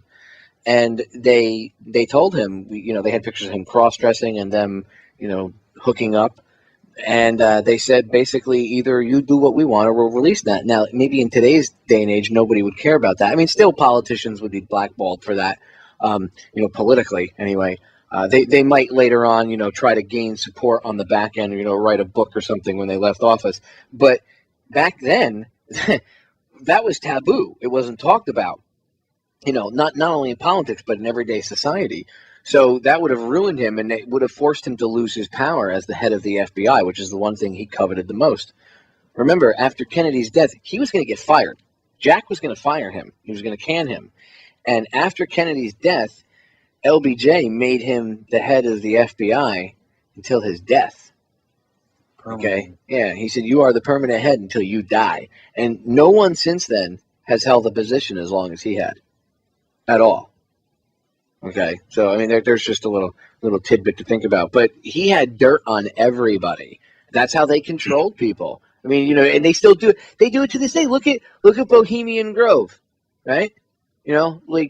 All those, I'm sure you've all done the research on it. I know you have. You've all done the research deep enough to know that they wire all of those bungalows up there. And then they get them to, hook up with male prostitutes or whoever or each other or whatever. And they videotape it. And they tell them, hey, you want your wife to see this? You want your kids to see this? No? Then you're going to do what we want. You're going to vote how we want. You're going to do this. And they might use it years down the road as leverage against them. That's how it works. They get dirt on these people. The people that, you ever notice it's the most corrupt dirtbags that you constantly see, like Maxine Waters and Charlie Rangel? Everybody's like, they get brought up on ethics investigations, but they never seem to go anywhere, and they never really get any trouble because they have that dirt on them. And they let it go out there in the public for a little bit, and then they put it back, and they put it on hold because they can control them. And they keep everybody quiet and doing what they want to do. Anyway, break sneaking up. Don't go anywhere, ladies and gentlemen. The break sneaking up. We'll be right back. Now tuned into the truth frequency. We are TFR. TFR. Truth Frequency Radio. We are back, ladies and gentlemen. Thank God that's not taking over the broadcast. Anyway, so getting back to Ferguson. This isn't surprising what you see. I don't really find it a surprise. To me, I find it more of a surprise that actually CNN is, talking about the militarization of our police forces. But here's the thing. I think they're only talking about it to a certain extent to get that narrative in the mainstream now, because now it's being seen. I really don't think that you're going to see any push for it to go away. In fact, now that it's out in the mainstream, I predict seeing a push for reasoning for it. Well, we need it for this. Little girls with lemonade stands, that could be Bin Laden lemonade. That could be Al-Citrus Qaeda. You can't have that. What if those are lemonade hand grenades? Lemon grenades. Oh, my God. So, yeah. We're moving to a place where there are going to be thought. We're already there, basically, but we're moving to a place where openly you will just be a cog in a wheel. You'll be expected to do 5 or 6 things, basically. And if you do anything that's out of the normal or outside of those things, then this is what's going to happen. I mean, that is what we're moving towards. It just is. It's a total complete police state. It's weird. The Georgia rep, is it John Lewis? He came out and was calling on Obama to declare martial law in against St. the Louis. police. What does he have to do with St. Louis? He's in Georgia. What is he doing? Did you hear what he wanted, though? Did you actually hear what he requested? He said, I want the president to declare martial law and have send the National Guard, which that's not the president's prerogative. It's actually the governor's prerogative to send in the National Guard. Idiot. But I guess the president could try to order him to, but really the president, like, why would you, we need the president to step in. Are you just like bypassing the governor of the state? I guess he doesn't have any say in it. Screw the governors, right? Because the president's the king. He comes in and fixes all the problems. Well, they tried to do that after 9/11 to reroute the chain of command, and they ended up with fights actually in Texas with Rick Perry.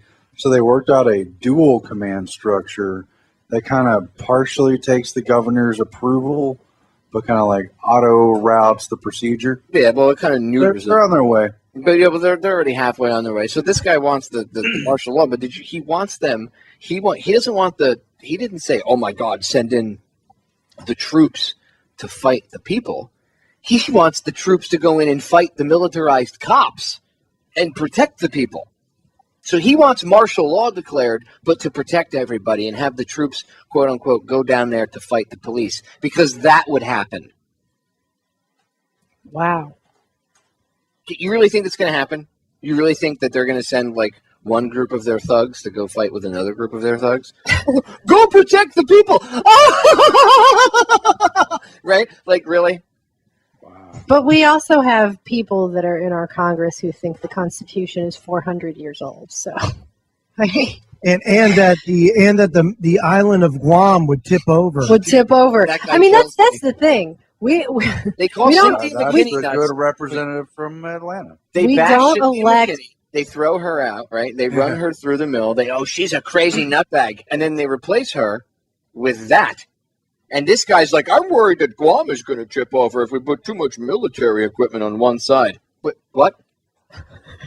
That guy was just being a poet. But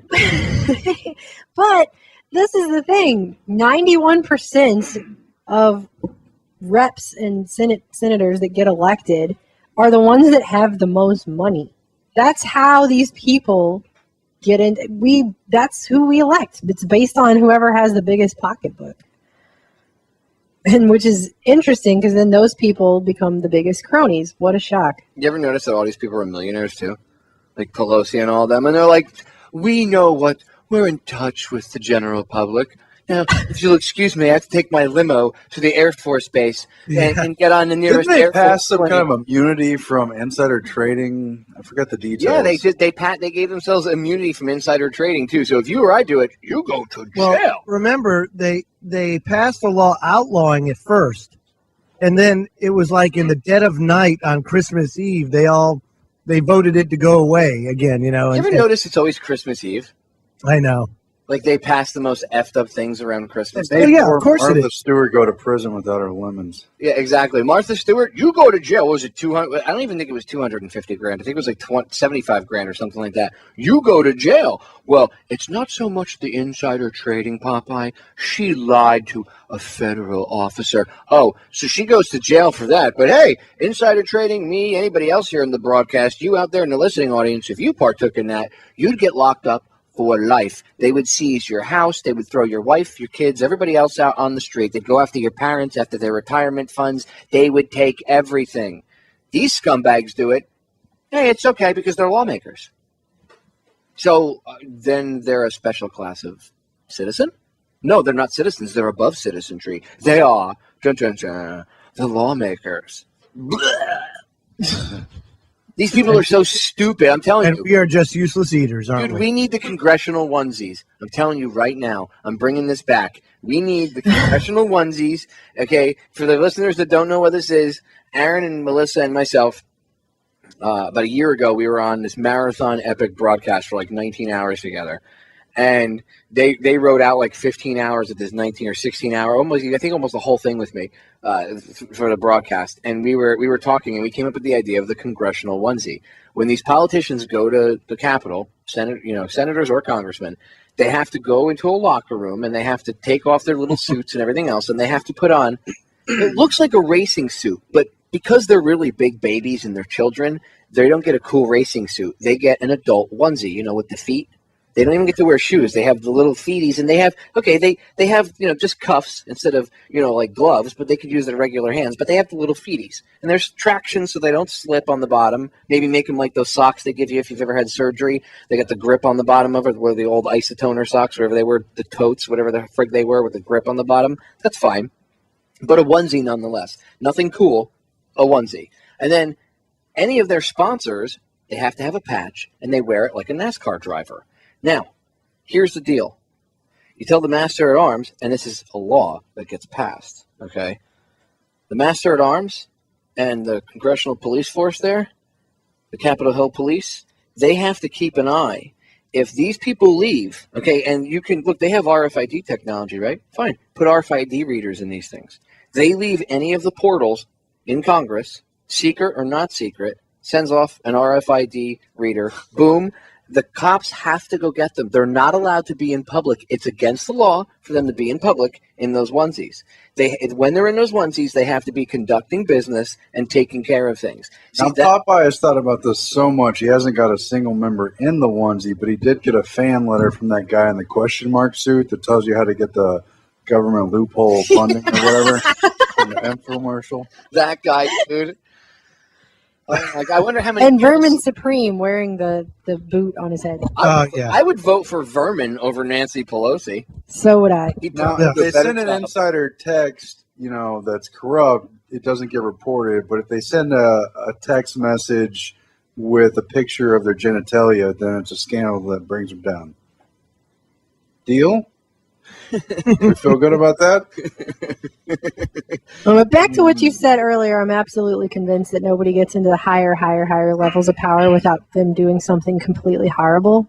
That's all completely taped and on record, so that tape can be brought out at any time. Well, you know, that's a great point, Melissa. And it doesn't have to be something like they set it up ahead of time. I'm going to sacrifice. Some people, it's probably like that. Like, hey, you know, like call their assistant. Yeah, like, hey, Tim. Yes. Is my 7:30 p.m. sacrifice to Satan still on tonight? Yes, sir. They've got the victim tied up. Okay, cool. I'll be there. I have no doubt that there's people that are like that. Don't be late. It's aligned with the moon. Exactly, right? Like, don't be late for this one. You could be late for any other appointment, but this thing's got to go off at the appropriate time. I do not doubt that happens, but more often than not, it's like they catch them with a mistress, or they catch them with, a young male gay escort, whatever the case may be. Bohemian Grove things, maybe it's each other, whatever, or maybe it's some other dirt, whatever the case may be. It's something, maybe it's drug use, whatever, and often they use sex because that's one of the easiest things to get people to, break down to on base level, is to like be all, okay, look at a pair of boobs. Okay, that woman's hot. It's eating or whatever, and they follow their lusty intentions, and the hormones kick in, and the next thing you know, they're not thinking with the appropriate head, and then now they're videotaped doing something really negative, and they're told, look, if you want your career, you like what you do. Well, yeah, I have aspirations to be the president one day. Then shut your mouth. Or maybe you want to be attorney general one day. Well, yeah, I'd like to. Then shut your mouth. You do what we tell you to do. And I'm not saying that that's how it is with every single one of them. Some of them are willing scumbags and they're evil. But a large portion of them, that when people are like, I just don't understand why this person goes along with it, even if they're voicing their opinion on the floor of the House or whatever, saying, oh, I'm against it, but then they end up voting like opposite of what they say. People don't understand why they do that. That's why they do it. They find stuff on them. I mean, the NSA, they spy on Congress. Think about this for a second. The CIA got caught. It was admitted. The IG admitted that the Inspector General admitted that the CIA was caught spying on the Senate Select Intelligence Committee. The Senate Select Intelligence Committee came about from the church hearings. Okay, the church committee. The church committee, when they were the former head of the Black Ops division, right, of the CIA. I forget what his official title was, but he was testifying to the church committee, and he said basically, and I'm paraphrasing here a little bit, but he basically said that they shouldn't have to, this special ops wing, this black operations wing shouldn't have to report to and or follow the rules of the above board everyday government. Like they should have carte blanche, whatever they want to do, and be allowed to do whatever they want, wherever they want. They shouldn't have to follow the rules about like spying inside the country or, assassinating your, leaders or citizens, of this country, things like that. They're not supposed to do that. It's actually against their charter to do that, which is the document that founded the CIA. It's actually against their charter to do what they're doing. But their black ops guys don't think that they should have to follow those rules because they think they're special. Like, that's the level they're at. I'm not saying, well, it's the CIA, it's all just them. But that's how the people that are involved, they actually get people that buy into their own delusion that they're this special class and that they should only have access to the information, and they should be the only ones. Like, you should follow the rules and you should follow the rules, but they shouldn't follow the rules and they don't have to. And yet I think it's kind of cyclical how you have the church committee getting testimony from this black ops wing of this guy in the CIA back in the day.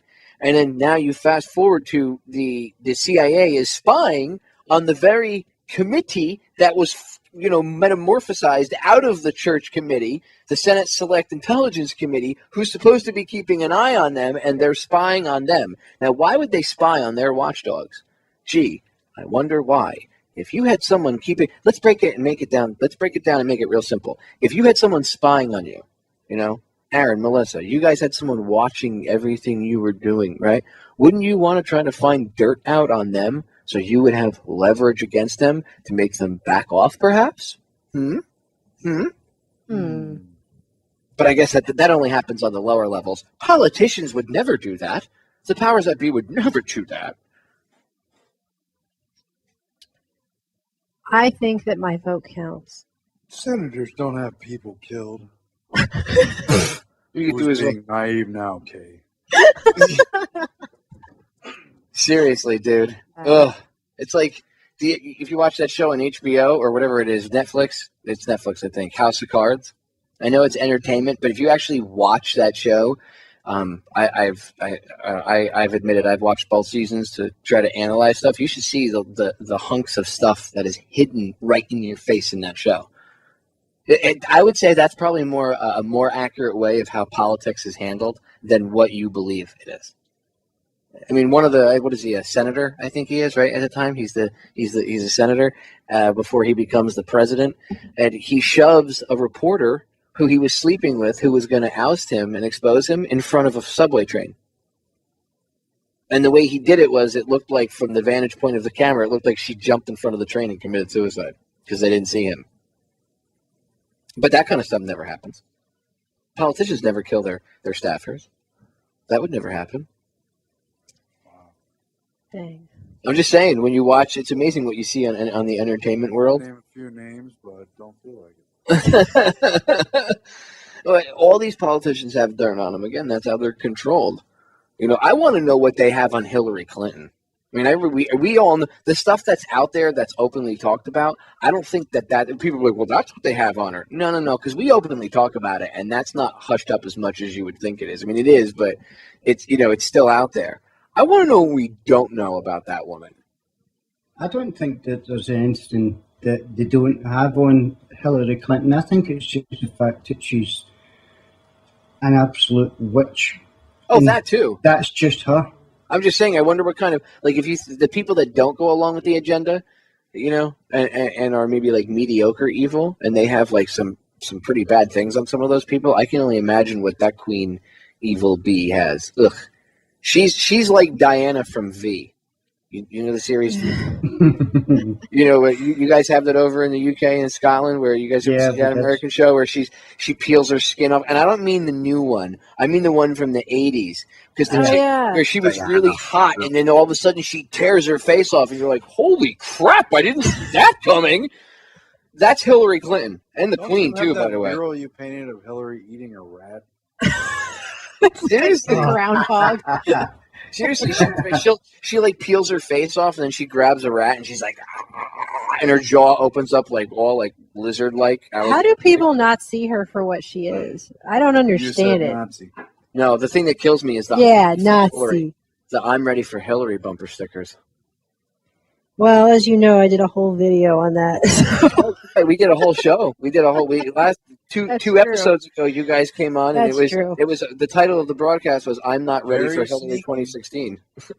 I want to talk about other things, but if you have a favorite bad guy, she's just so horrible, and she just continually proves how horrible she is over and over to people.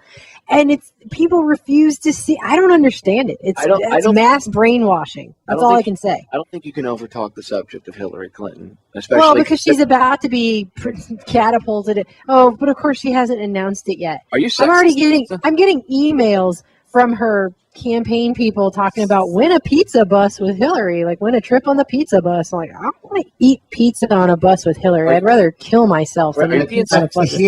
I hear a campaign's going to be called "What Difference Does It Make?" That's what it should be called. That's what it should be called. Hillary Clinton. Hey, what difference does it make? You can vote for however you want. The Bilderberg's group's gonna put me in. So what difference does it make? Are you sexist, Melissa? Are you being sexist because you don't want a female as the president? Does she have a vagina, Popeye? Do you know that for sure? Well, maybe not, but I mean, doesn't the fact that she has boobs and a vagina make her qualified to be president? I mean, isn't that the qualification that you need to be president nowadays?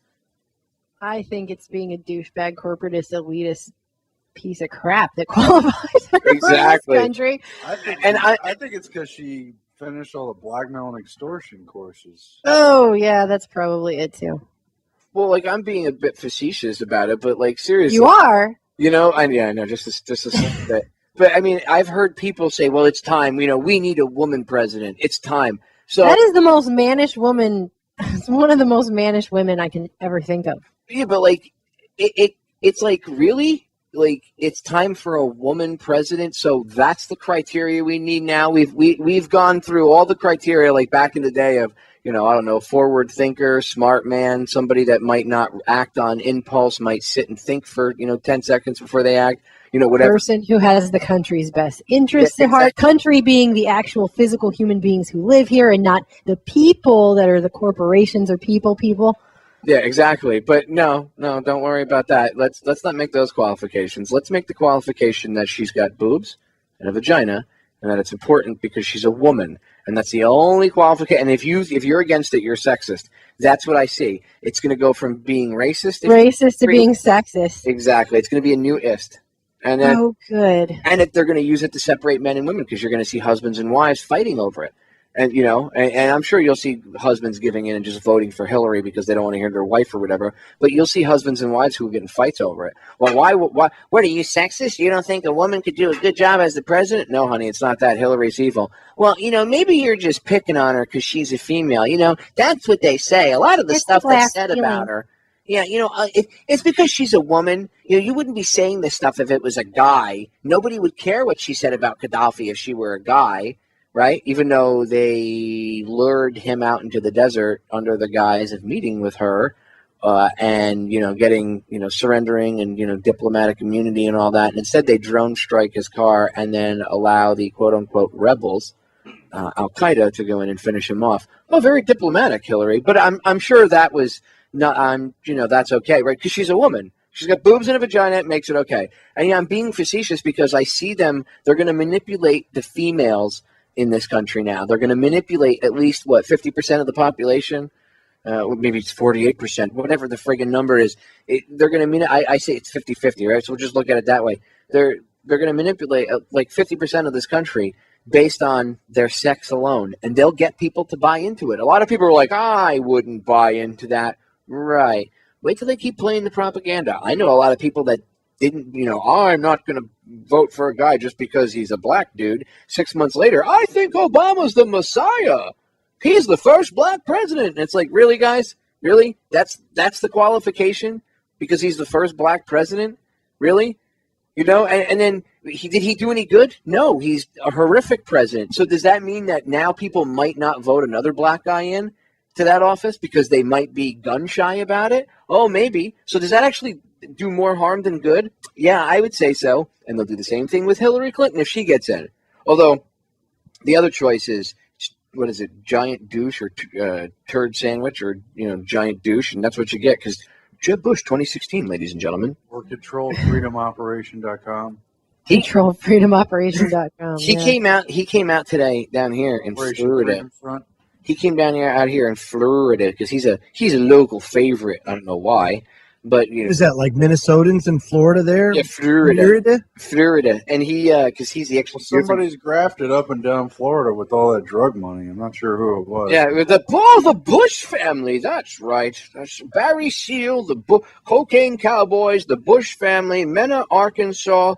Oh, is Bill Clinton involved in that? Shh. Don't say anything. Don't who's Vince Foster? Bang! Oh, don't look into that. He killed himself. Twice. Shoots himself in it. Poof. Oh, I'm not dead enough yet. I need one more round. Poof. Okay, I'm dead enough. Of course, I'm being facetious. Just go look up Vince Foster.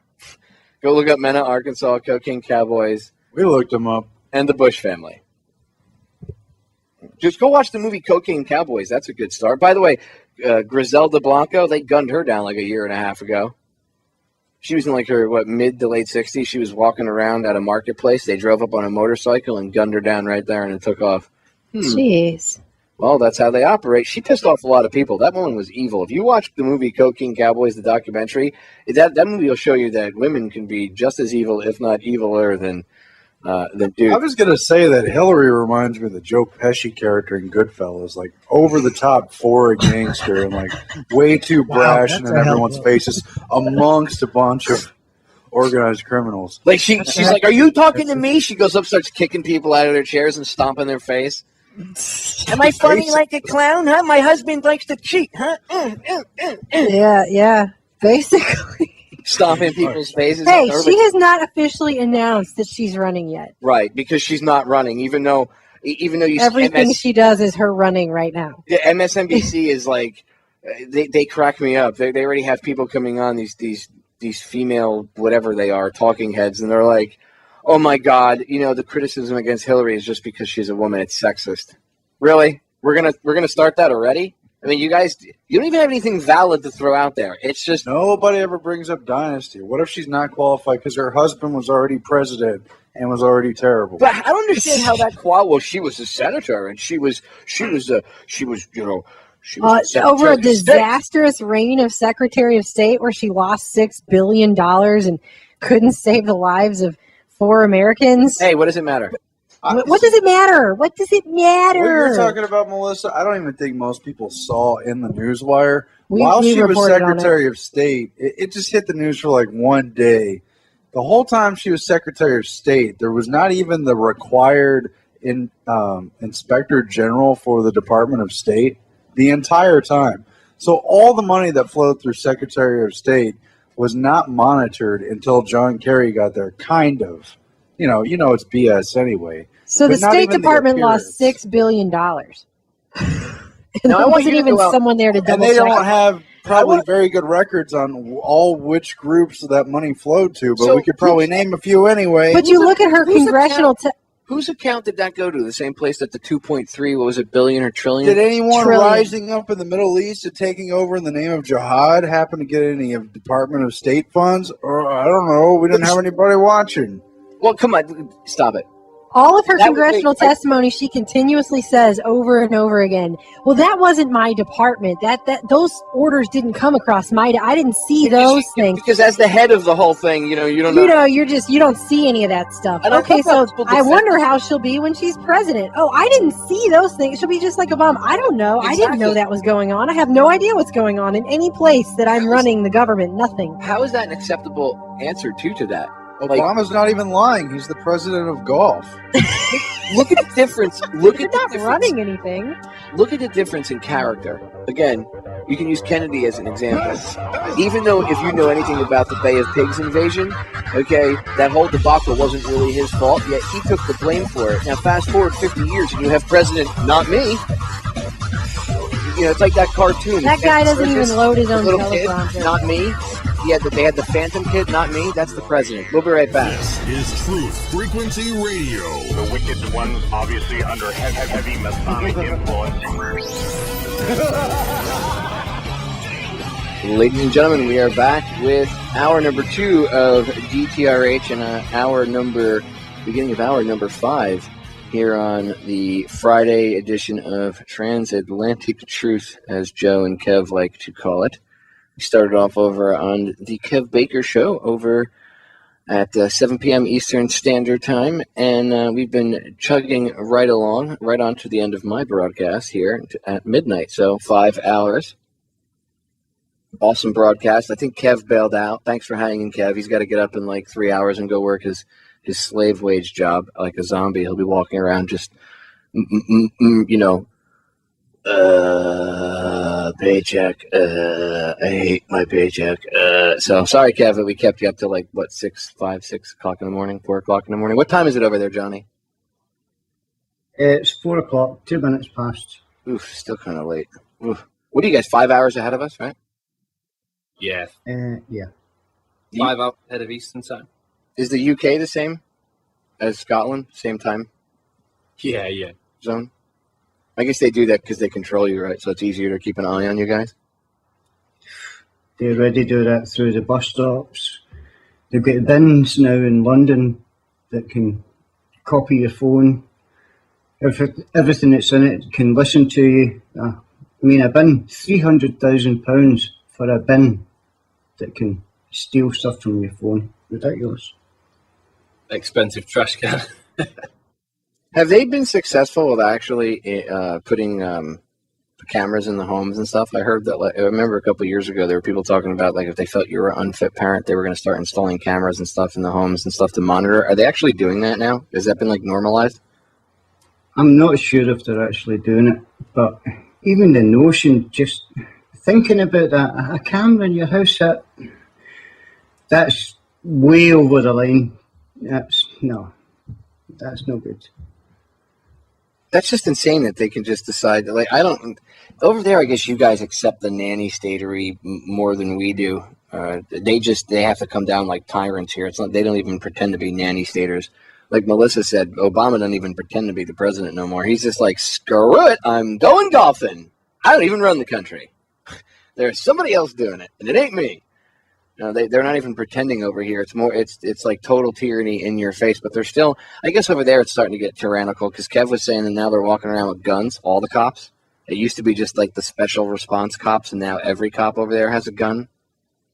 Yeah, I think there's 400 walking about Scotland with guns, but I think there's a lot more down in England.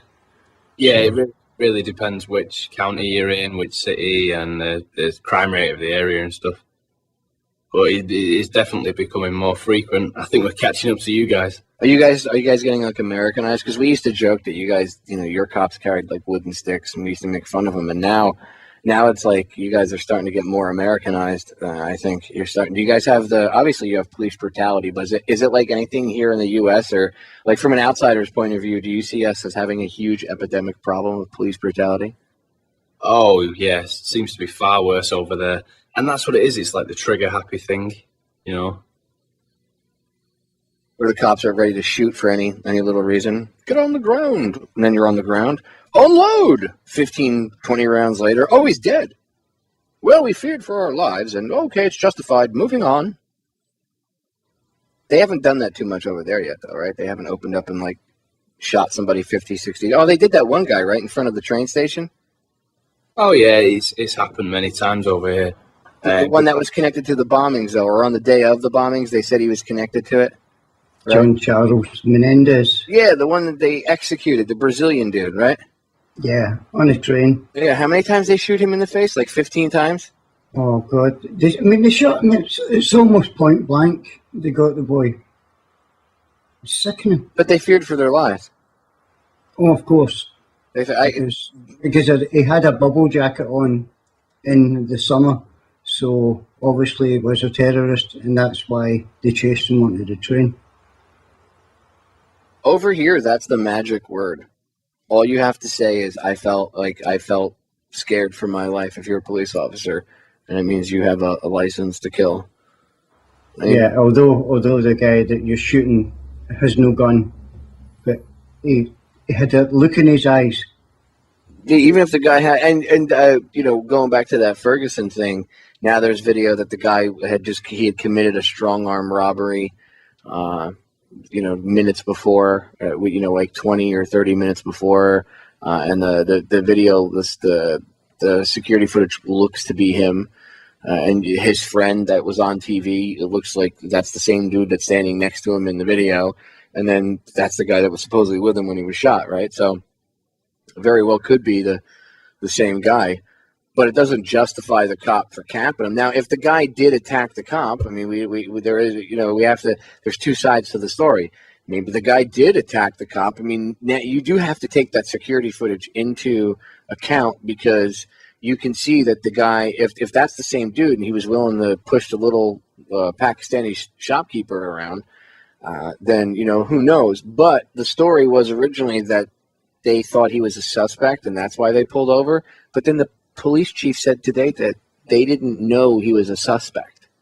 So, and they really still haven't been clear as to why they initially engaged him. Now, it doesn't mean that the guy didn't commit, the strong arm robbery 30 minutes before. He very well may have. But if the cops didn't stop him for that reason, then what did they stop him for? And why did he end up shot dead? If they were trying to stop him mid-robbery, and he tried to fight with the cop and grab his weapon and then take off, and the cop, had control of his weapon and then shot the guy, not that I could understand it, but I could see that there would be a full story there. You'd have the connection because the cop was trying to stop the robbery and he was caught in progress. But here you have the guy possibly could have committed this robbery, but at the same time, the police chief admitted that that's not why the cops stopped him initially. So then why did they stop him? If it wasn't because you thought he was involved in the strong arm robbery, why did you stop him? You know what I mean? I'm not justifying anything. I'm not justifying that. I'm not justifying the fact that they shot the kid, and I'm not justifying that all the looting and everything else that's been going on. But is that really justified at all that they blasted this guy? Right? If they didn't know he was part of this robbery, why did they do it? We have to find out. I'm just saying. And maybe the guy did attack the cop. Then fine. If the guy attacked the cop and the cop really, at that point, because maybe I guess the guy's huge, 6 foot something, maybe the cop really did fear for his life in that instance. It does have to be investigated, but I don't think that if, especially under the circumstances that we know that the cop didn't know.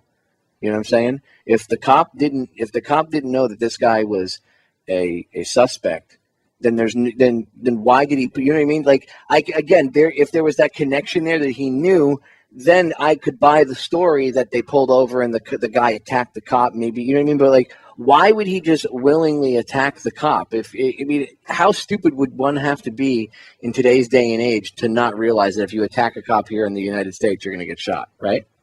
Yeah, definitely. See, that's the thing about it. And the more I looked at it, and I went over the video of his supposed friend, and I couldn't help think it was like he was talking in court. He made everything so clear. You know what I mean? It was like I'm not saying it was scripted, but it was weird. But the thing is, he's running away, and if he's running away and you're shooting at him and you get him and he turns round and puts his hands up, then surely that's the time to stop firing. Well, I don't understand how come, like, they have tasers. And they use these things for, like, you won't sign a parking ticket, you won't get out of your car, they'll tase you. They use it like a cattle prod. But when the situation that the taser was actually supposedly invented to deal with comes up, they don't use it. They end up using lethal force. Did you notice that? Like, it went from this, because the cops used to have like this level of escalation, and now it's just like it goes from like they pull up to shooting you. There's like nothing. Maybe they tase you if you breathe in the wrong direction or don't follow a command or something. But like in this instance, couldn't the cop have, if the cop, like, as the guy was running away, now you don't have to shoot the guy because he's no longer a threat. Like, say you and I were walking in the street in Florida, right? and I have a concealed weapons permit, and we're walking down the street, and somebody tries mugging us, and they're facing us, and they have a weapon, whatever. Or even if they don't have a weapon in here, but they're facing us, and we feel threatened by them. By law, I can pull my gun out and shoot the guy because he's facing us. He's an imminent threat. But if the person turns around and their back is to me and they're running away from me and I shoot him, it's murder because he was fleeing the scene. So why is it different when a police officer does it just because he's got a costume and a badge and the law says he can do it?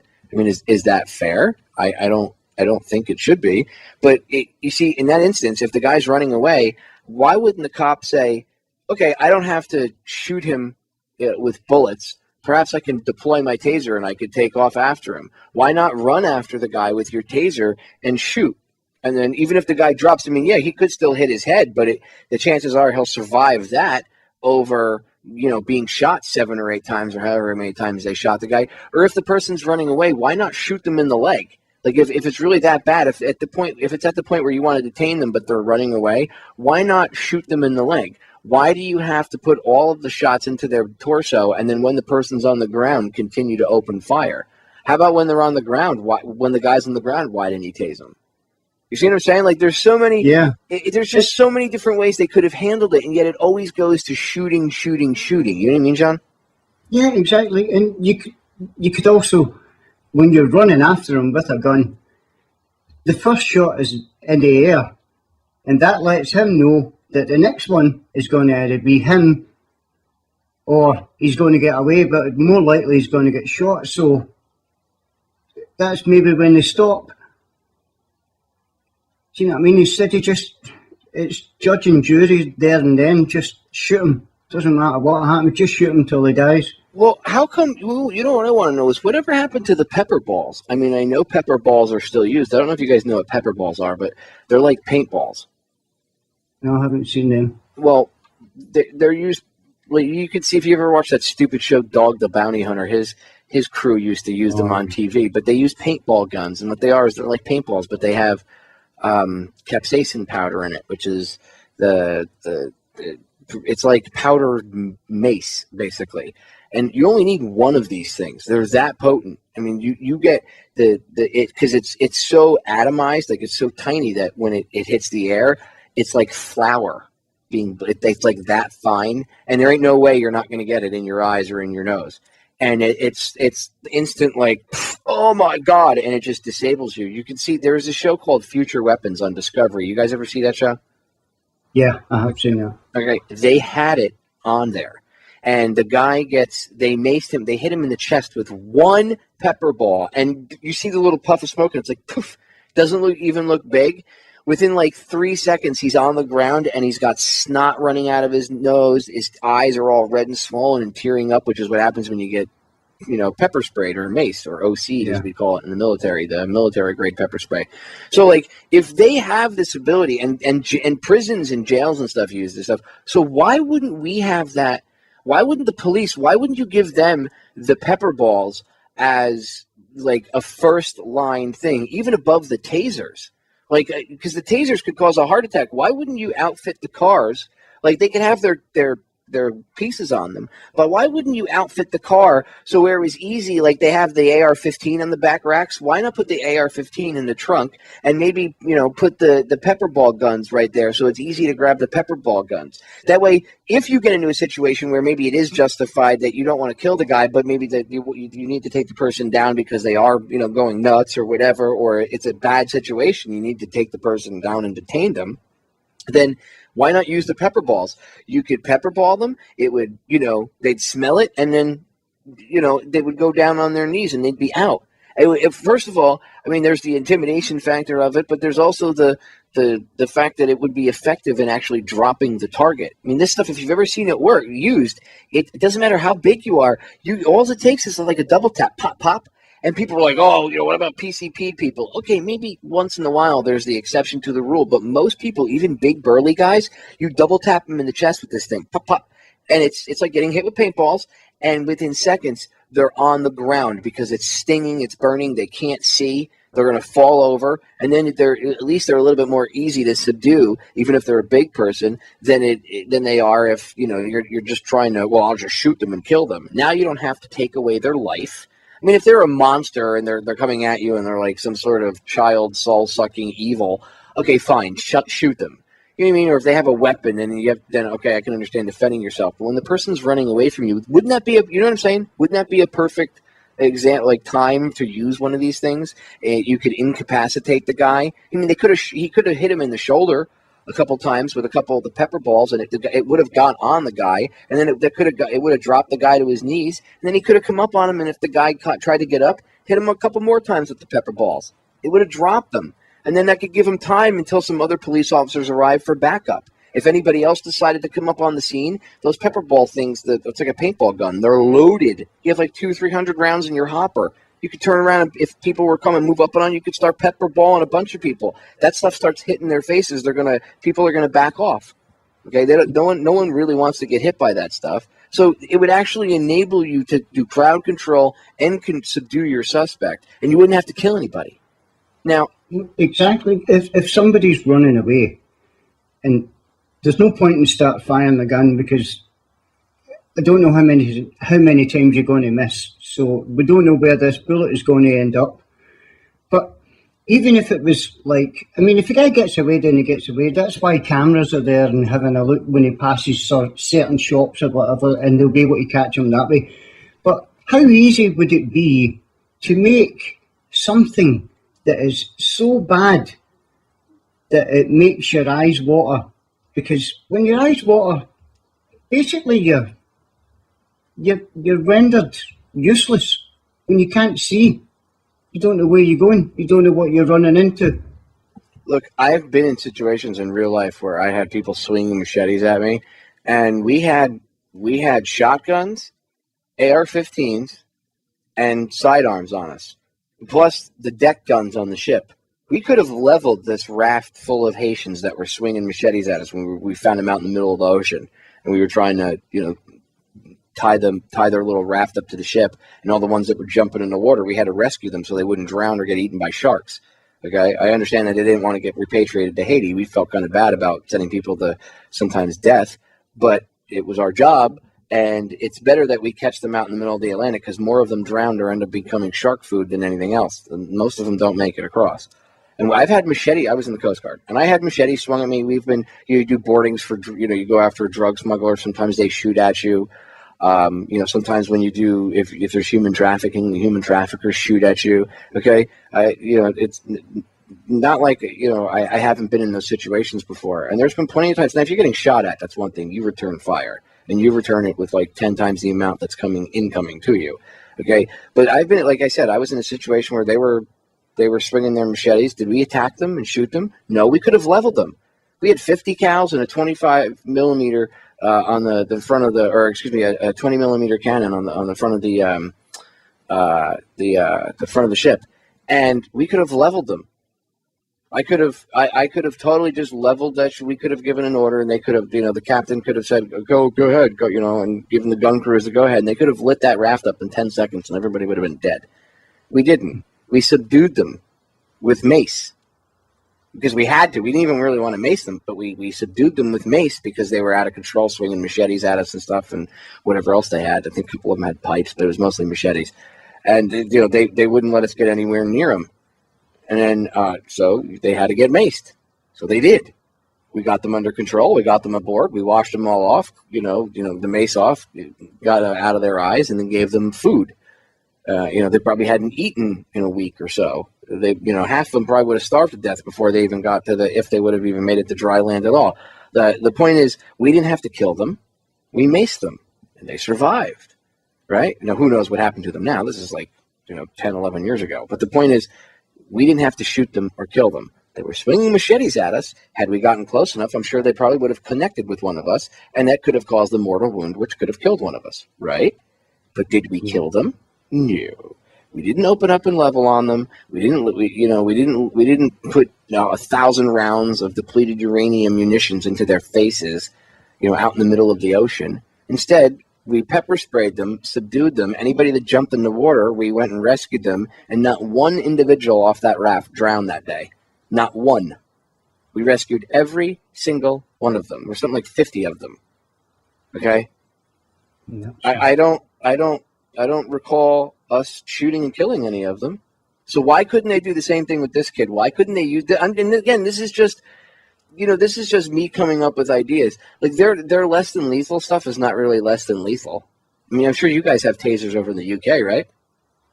Yeah, but there's actually been more people killed with tasers than what there is with guns over here. In the UK and in Scotland? In the UK. Really? Yeah.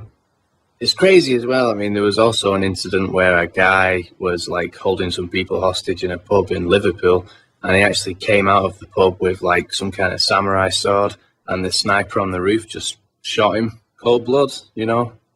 Like you said, there's other ways to take people down, you know? And don't get me wrong, if the guy came out with the sword and he was charging somebody, well, that's one thing I can understand. Like if there was if he was charging at the line of police, well, that's like suicide by cop, right? Because they have guns pointing at you, that's dumb. But if he just opened the door and walked out and they capped him, it's like, did you have to kill him? I mean, did he kill anybody? Was there a way to maybe the guy's just mentally unstable? You know, a lot of people are like, we ain't got time for that. Just blow their head off. Well, what happens if you're in that situation or one of your loved ones is, and they label them mentally deficient or whatever and just say, screw them, blow their head off? I mean, my family would never be in that situation. How do you know that? You know, all you are is one law away from being a criminal, right? All they have to do is make something you believe in or do or say illegal and make you a terrorist for it. You know, they do it over here. I'm sure they do it over in the UK.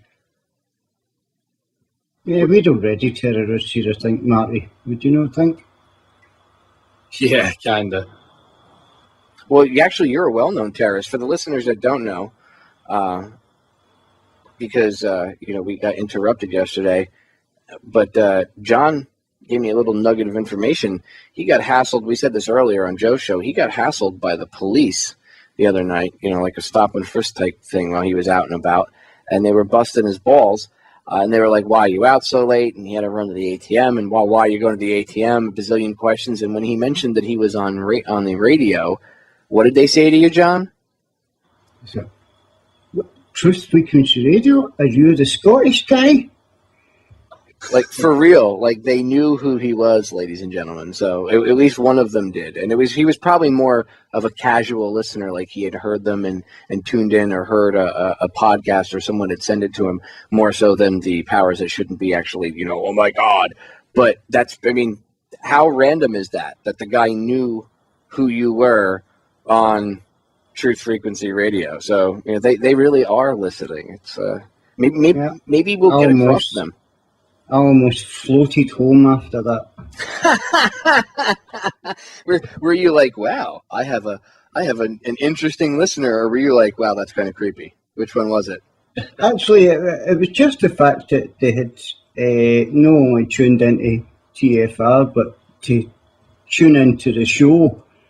He's heard it somewhere because he didn't know any names or anything, so it's just weird. Well, you never know, man. Maybe you're making a difference. I have police officers that tune in. I mean, I have friends that are active duty police officers still. And I have people that I actually have a pretty decent sized law enforcement listening base. And I didn't realize that until about 2 years ago when a law enforcement officer that has been listening to me and going to Federal Jack for a long time and followed me on YouTube and stuff sent me an email.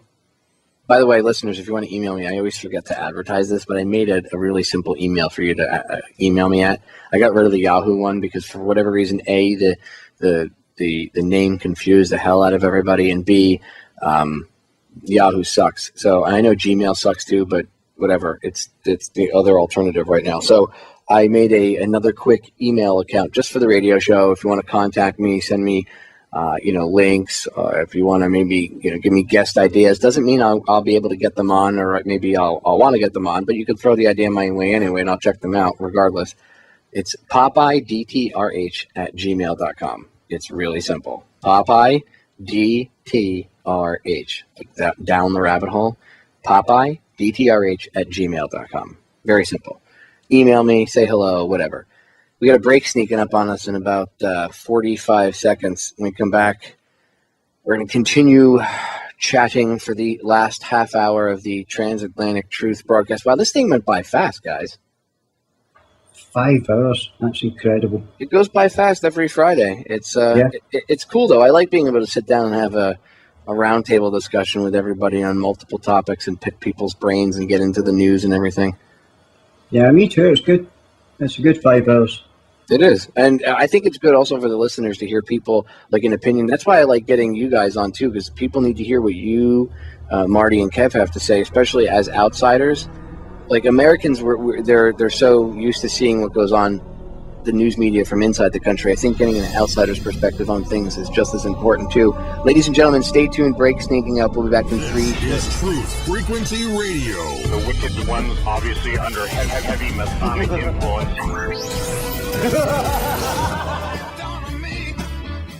We are back, ladies and gentlemen. Final segment of tonight's 5-hour Transatlantic Truth broadcast. As I said, I like doing these roundtable broadcasts with the guys, and it's interesting. I mean, we I think it's important again for the listeners to get an outsider's opinion, because I've been outside the country, guys. Like, I know what we look like to the outside world as like America.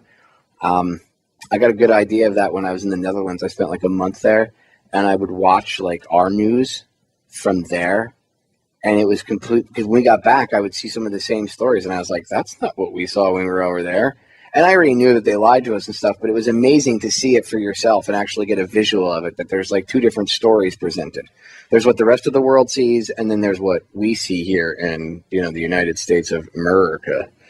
So I think it's good to get the opinion of others, especially those abroad. So that being said, I want to pick your brain about the prison industrial complex here in the United States. Now, you guys we were talking off air, and you were telling me some interesting stuff, Johnny, about private courts and like secret courts and stuff that they have over there. Now, we have things kind of like that too here, but I don't know if the prisons are the same way over there, but a lot of the prisons here now are privately owned, and what they've done is they've gone to the states, and they'll make a deal with the state and have not even a deal, they make the state sign a contract that says that the state will keep the prison at like a 80% capacity at all times.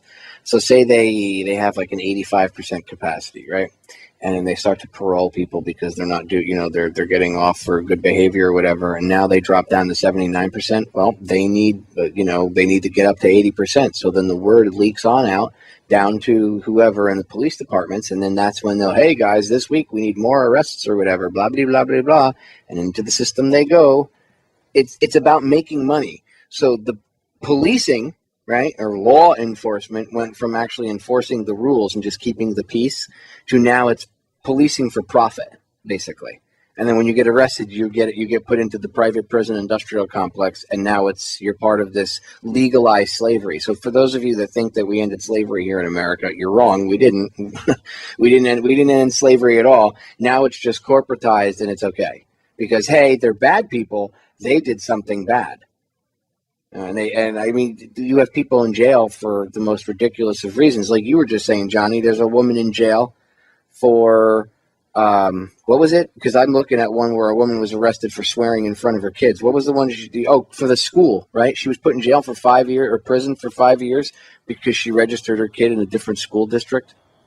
Yeah, that's right. Because I think the one that our child went to, maybe a bit rowdy. She didn't want that. She wanted something better, so she moved the child to a new school in a different county or district, whatever. But that wasn't good enough that's not what should be done. And 5 years in prison, taking it away from her own child that she's trying to better for 5 years. It's just nuts.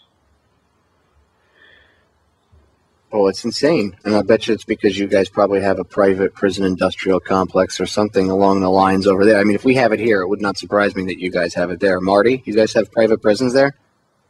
Yeah, unfortunately, it's all about the money. The private prisons were introduced in the 1990s, and there's currently 14 of these private prisons here in the UK, and they're managed by companies such as Sodexo, Serco, and G4S, which is based in Tel Aviv, but that's another show.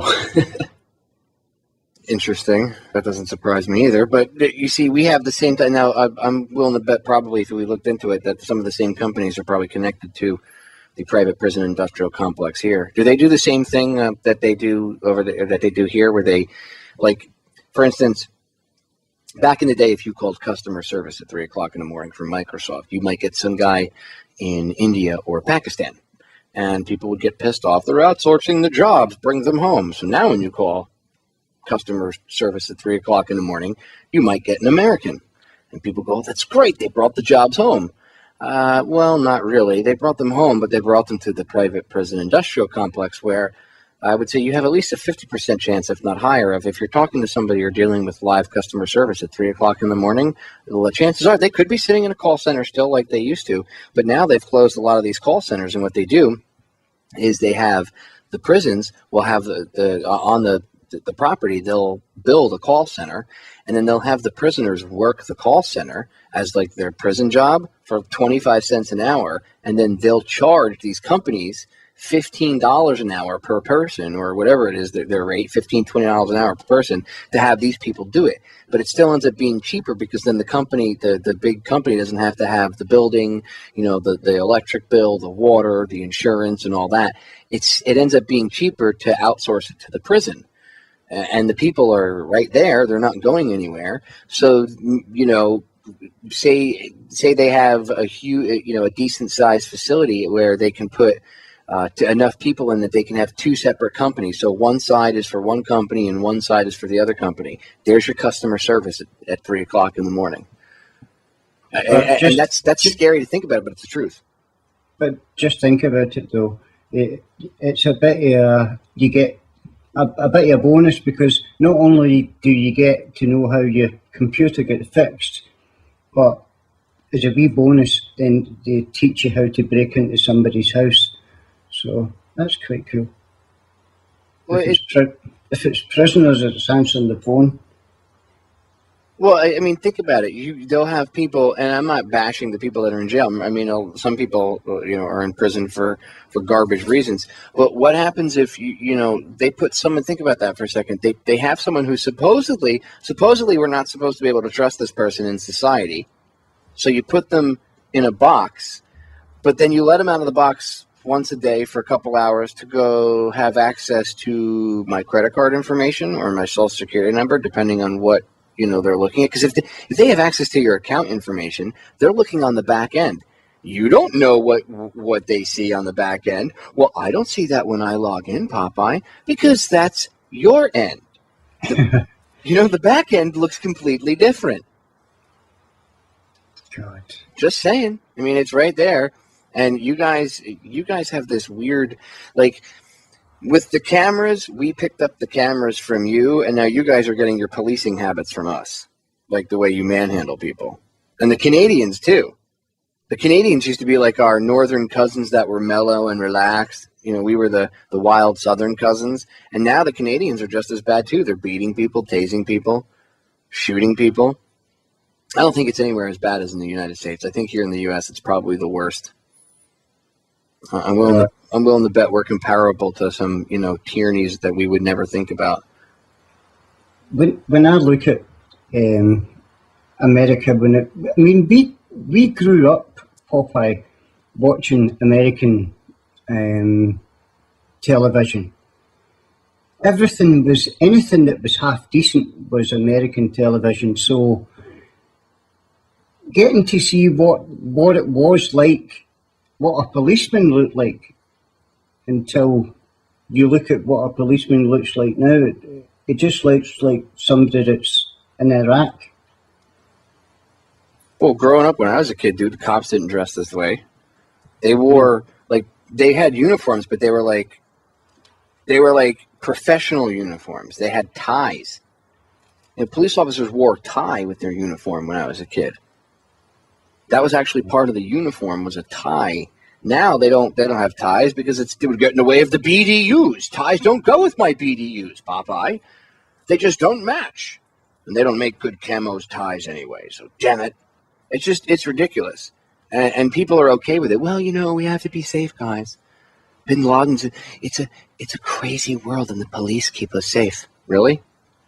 Really? Well, why don't you tell them? Why don't you tell the citizens of Ferguson, Missouri, that the police keep them safe? Yeah. Ask them if they feel safe in their city when the police are walking down the street, like Melissa said earlier. Did you guys see that picture that she was talking about, by the way? It's like this epic picture. Like it's at night and the lights are just right and the smoke from the tear gas is all over the place. And these guys are walking through the smoke. And it's like a still shot from a movie poster. You know, actually, I was going to share it and say, this is really America, because it's hard to believe that it looks like something in riot cops in Honduras. It just looks crazy. It's out of control. They've just overstepped the boundary between police and military. It's just went straight to military now. Well, Johnny, you're in Scotland, so you say that what you're saying is, from your view over there, we look like the country's gone batshit crazy because, you know, we went from having, you know, regular, everyday, average Joe cops to now we have what looks like Blackwater mercenaries or Marines running around. Actually, Marines have more, they're at least a lot more professional about what they do. I would say more so mercenaries running around and, you know, acting like they're, you know, thinking that they're soldiers or Marines. And I know they're cops, but I call them mercenaries because they're not military. So the only other thing you could consider them to be, like, you know, armed thugs or mercenaries. You know, from your point of view, and Marty, I want you to chime in on this too. Like, when you guys look at us from across the pond, does it actually scare the crap out of you? Like, I know I've had other people tell me that, like, Americans need to wake up or this or that, or we need you guys to get in the fight and this and that. But does it ever, like, give you anxiety for real? Not you know, fear mongering or anything, but does it ever, like, I don't know, bother you maybe is the better terminology when you see what's going on over here to our country and, you know, knowing how we used to be the quote unquote model of freedom? Well, I've got family. My son stays in Santa Barbara, and it may not be like that there just now, but it's definitely going to come to it, because all we can see is just, it's like a basic, it's like the army instead of the police. It's like that martial law has been called, but it's just not in paper yet. It just seems crazy. There's cops that are shooting dogs that are in a cage when they're jumping about in a guy's house that they shouldn't, or a guy's backyard that they shouldn't be in anyway, and they shoot his dog who's there to protect the house from people doing exactly what he's doing. It's just nuts. People are, well, cops anyway, just seem to be trigger happy. Marty? Yeah, I think it's this whole mentality of guilty until proven innocent. Everybody's a suspect, and I think the core problem is the system and the way that they train these guys, you know. And I don't know. To be honest, it doesn't scare me because I see the same sort of things happening here, but on a lower scale. It just seems that the media over here suppresses a lot of stuff that actually goes on, you know, but there is a lot of complaints made against the police here in the UK. The statistics are in the thousands per year, you know, mistreatment and, like you're saying, you know, just bully mentalities. Do they do the same thing over there, though, in the UK? Do they blame it on minorities? Do they say, well, it's only minorities, it's not white people getting oppressed? Because, I mean, it might have been that way back in the day, and even here in America it was that way back in the day, where perhaps more black people or Latinos got messed with than, you know, even Native Americans than white people. But now it's just like Russell Means said, welcome to the reservation. So, I mean, do you see the same thing over there? Or are they blaming, do they say that, you know, or do you see them focusing perhaps maybe like where the police pick more on the minorities because it maybe be more acceptable, or is it just equal across the board? Yeah, definitely. There seems to be a major issue in parts of London with the black community. Some of the statistics at the way that the stop and search is absolutely ridiculous. You know, some of them guys can't even walk down the street without getting frisked. It just depends where you are, what city, what kind of crime rates, the area. But if you live in an area with high crime rate or in a rough city, then everybody's a suspect, and that's just the mentality of the police and stuff, and it makes the people more cautious to what they're doing, and just be aware of your surroundings, if you know what I mean. But what do you need such a police state for? I thought banning guns would stop crime. Oh no, the ban guns are myth. I mean, the criminals and the gangsters have still got plenty of guns, and that's what I'm saying. There is a lot more shootings in Britain than is actually reported in the media. I've got a really interesting clip, and it's called "Gun Control is a Myth UK." I'll send you the link anyway after the show, and you can check it out, or anybody out there go and look at it on YouTube. But it actually shows a very, very deep wound that has actually been caused by taking the guns off the average people. It just made the criminals excel, in weaponry and stuff like that. And then obviously the guys out on the street who haven't got weapons have just become more violent. Some of these little towns at weekends where everybody's getting together and they're drunk and stuff, the police can't control it because there's so much fighting going on the streets. It's just like, whoa, but if everybody had a gun, they'd probably think twice, like a mutual respect thing. What's the old saying? An armed society is a polite society. Yeah.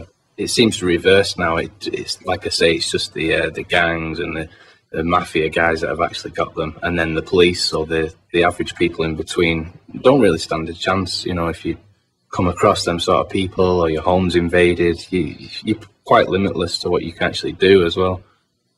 I think it's totally ridiculous. If I remember correctly, didn't they try to prosecute some dude? Was it there or Australia? That they tried prosecuting some dude that had defended his home and he killed somebody that broke. I think it was over there in the UK, right? He shot somebody that broke into his home, and they wanted to charge him for murder, right? Yeah, they did. They actually jailed him. They did. They threw him in prison. Yeah, but I think he's out. I think he's out now. But they did jail that guy. Yeah, and I think the thing was with it, he'd already been broken into a couple of times, and this was like the third time. He kind of knew that these guys would come in, and he'd left like the door ajar, and kind of the evidence said that he'd, set it up to purposely let them come in easily. But at the end of the day, they shouldn't have been there. So that's what happens.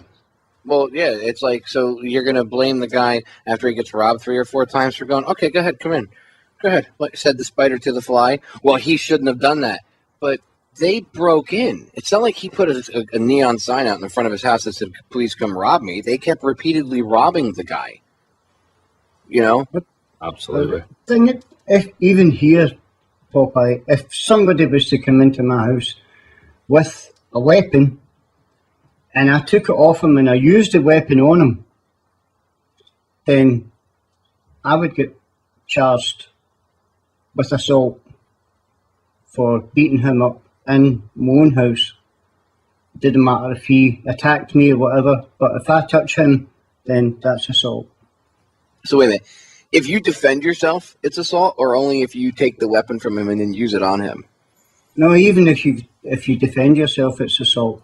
That's how it is in the Netherlands too, because I was going to move there, I don't know, like 8 years ago. My mother was born there, so I'm allowed to get citizenship. I'm allowed to get Dutch citizenship. And I could move to the Netherlands. I wouldn't have to get a visa. I could literally move there as a citizen. I didn't want to because there was a lot of things that I didn't like, about the place itself. I didn't agree with. And one of the things I asked the cop, because there wasn't a lot of crime on the streets when I was there, but I said to a cop, what's your stance on self-defense? Because I had some dude when we were in the red light district, like the second day we were there, my wife was taking a picture of me on this little bridge over a canal, and some schmuck walked up and put his arm around me like, hey, buddy. And he was some, Moroccan, Middle Eastern dude. I didn't know who he was, but I know that, one of the first things people had told me about being in Amsterdam was beware of the pickpockets. They'll come up and do that kind of stuff, and they'll try to reach in your pocket and take your stuff. So he came up and just put his arm around me. I don't know who you are. So I turned my head and looked at him like, I don't know who you are, but you just touched the wrong person. I just looked at him. I drew my right arm back, and my wife saw me do it, and she screamed out, oh no. I drew my arm across my chest, and I drove my elbow into the guy's sternum as hard as I could. He folded over, and all I heard was, as the air was driven from his lungs. So, and I turned around and I told him, I said, I don't know where you were born, but where I'm from in America, people die for doing stupid things like that. And then I walked away, right? Well, after I did that, I was like, maybe I should ask the local police what the self-defense rules are, just in case I have to do that again, right? So I went and I found a cop. They were out in the street walking around, and I asked them, and basically I said, what do you do if someone attacks you? They said, scream for help and call the police. I said, well, what if I'm being knifed in the street? You got to scream for help. I said, so wait, what happens if I fight back? Well, that's assault. You both get arrested. What? Yeah, if you're being stabbed in the street, you have to just lay there, I guess, and take it and scream, help, help, help. You're not allowed to, or someone's punching you in the face, you have to take it. I was like, yeah, good luck with that. And I joked to the cop. I said, okay, cool, yeah, okay. They're like, no, seriously, that's the law. And I was like, you got to be kidding me. And then here you are telling me the same thing. If you defend yourself, they'll throw you in jail, which doesn't surprise me. Take the power away from the victim and only give the power to the victimizer, right? Exactly. Disgusting. It's I don't know. It's a crazy thing, but there seems to be a change, in the system. Well, there's been 2 recent cases over the last couple of months where people have broken into somebody's home and they've gone to attack them, and then their homeowners actually stabbed them to death. Now, the standard procedure is no matter what, that person gets arrested for suspicion of murder or whatever. But then when it goes to court and the evidence and stuff, they were actually released, and that's happened twice within the last couple of months. So I don't know if this is a new thing, kind of following all the talk, with self-defense in America, and obviously us Brits complain about that, how we prefer it, how it used to be, and how it is over there. But, they've pretty much stripped all our rights and ownership of guns and stuff like that. I mean, there's certain knives you can't even carry, certain swords, it's just control. I heard you guys talking about that one night on air, the 3 of you, talking about how they're thinking about actually getting, and I thought you guys were joking when you said this, and you guys were like, no, it's real. They're talking about actually, floating the idea of knife permits to buy like certain size steak knives in the store even. Oh, dear. Yeah. Even, BB guns and replica blank firing guns, they've got to be orange now or some ridiculous bright luminous color. You used to be a kid and you'd buy like your assault rifle BB guns and stuff like that, and you think you're cool walking around. Well, oh no, the bright orange, blue, green, it's just like crazy. The thing is, we've got a knife culture. All the young, anybody that usually ends up in hospital, it's with a stab wound or something. Is that right, Marty? Yeah, that's the thing, you see. They ban guns, so then all the guys that can't get guns just get knives, but then the higher tier criminals just have guns, so it's really created like a different class system when they outlawed the guns.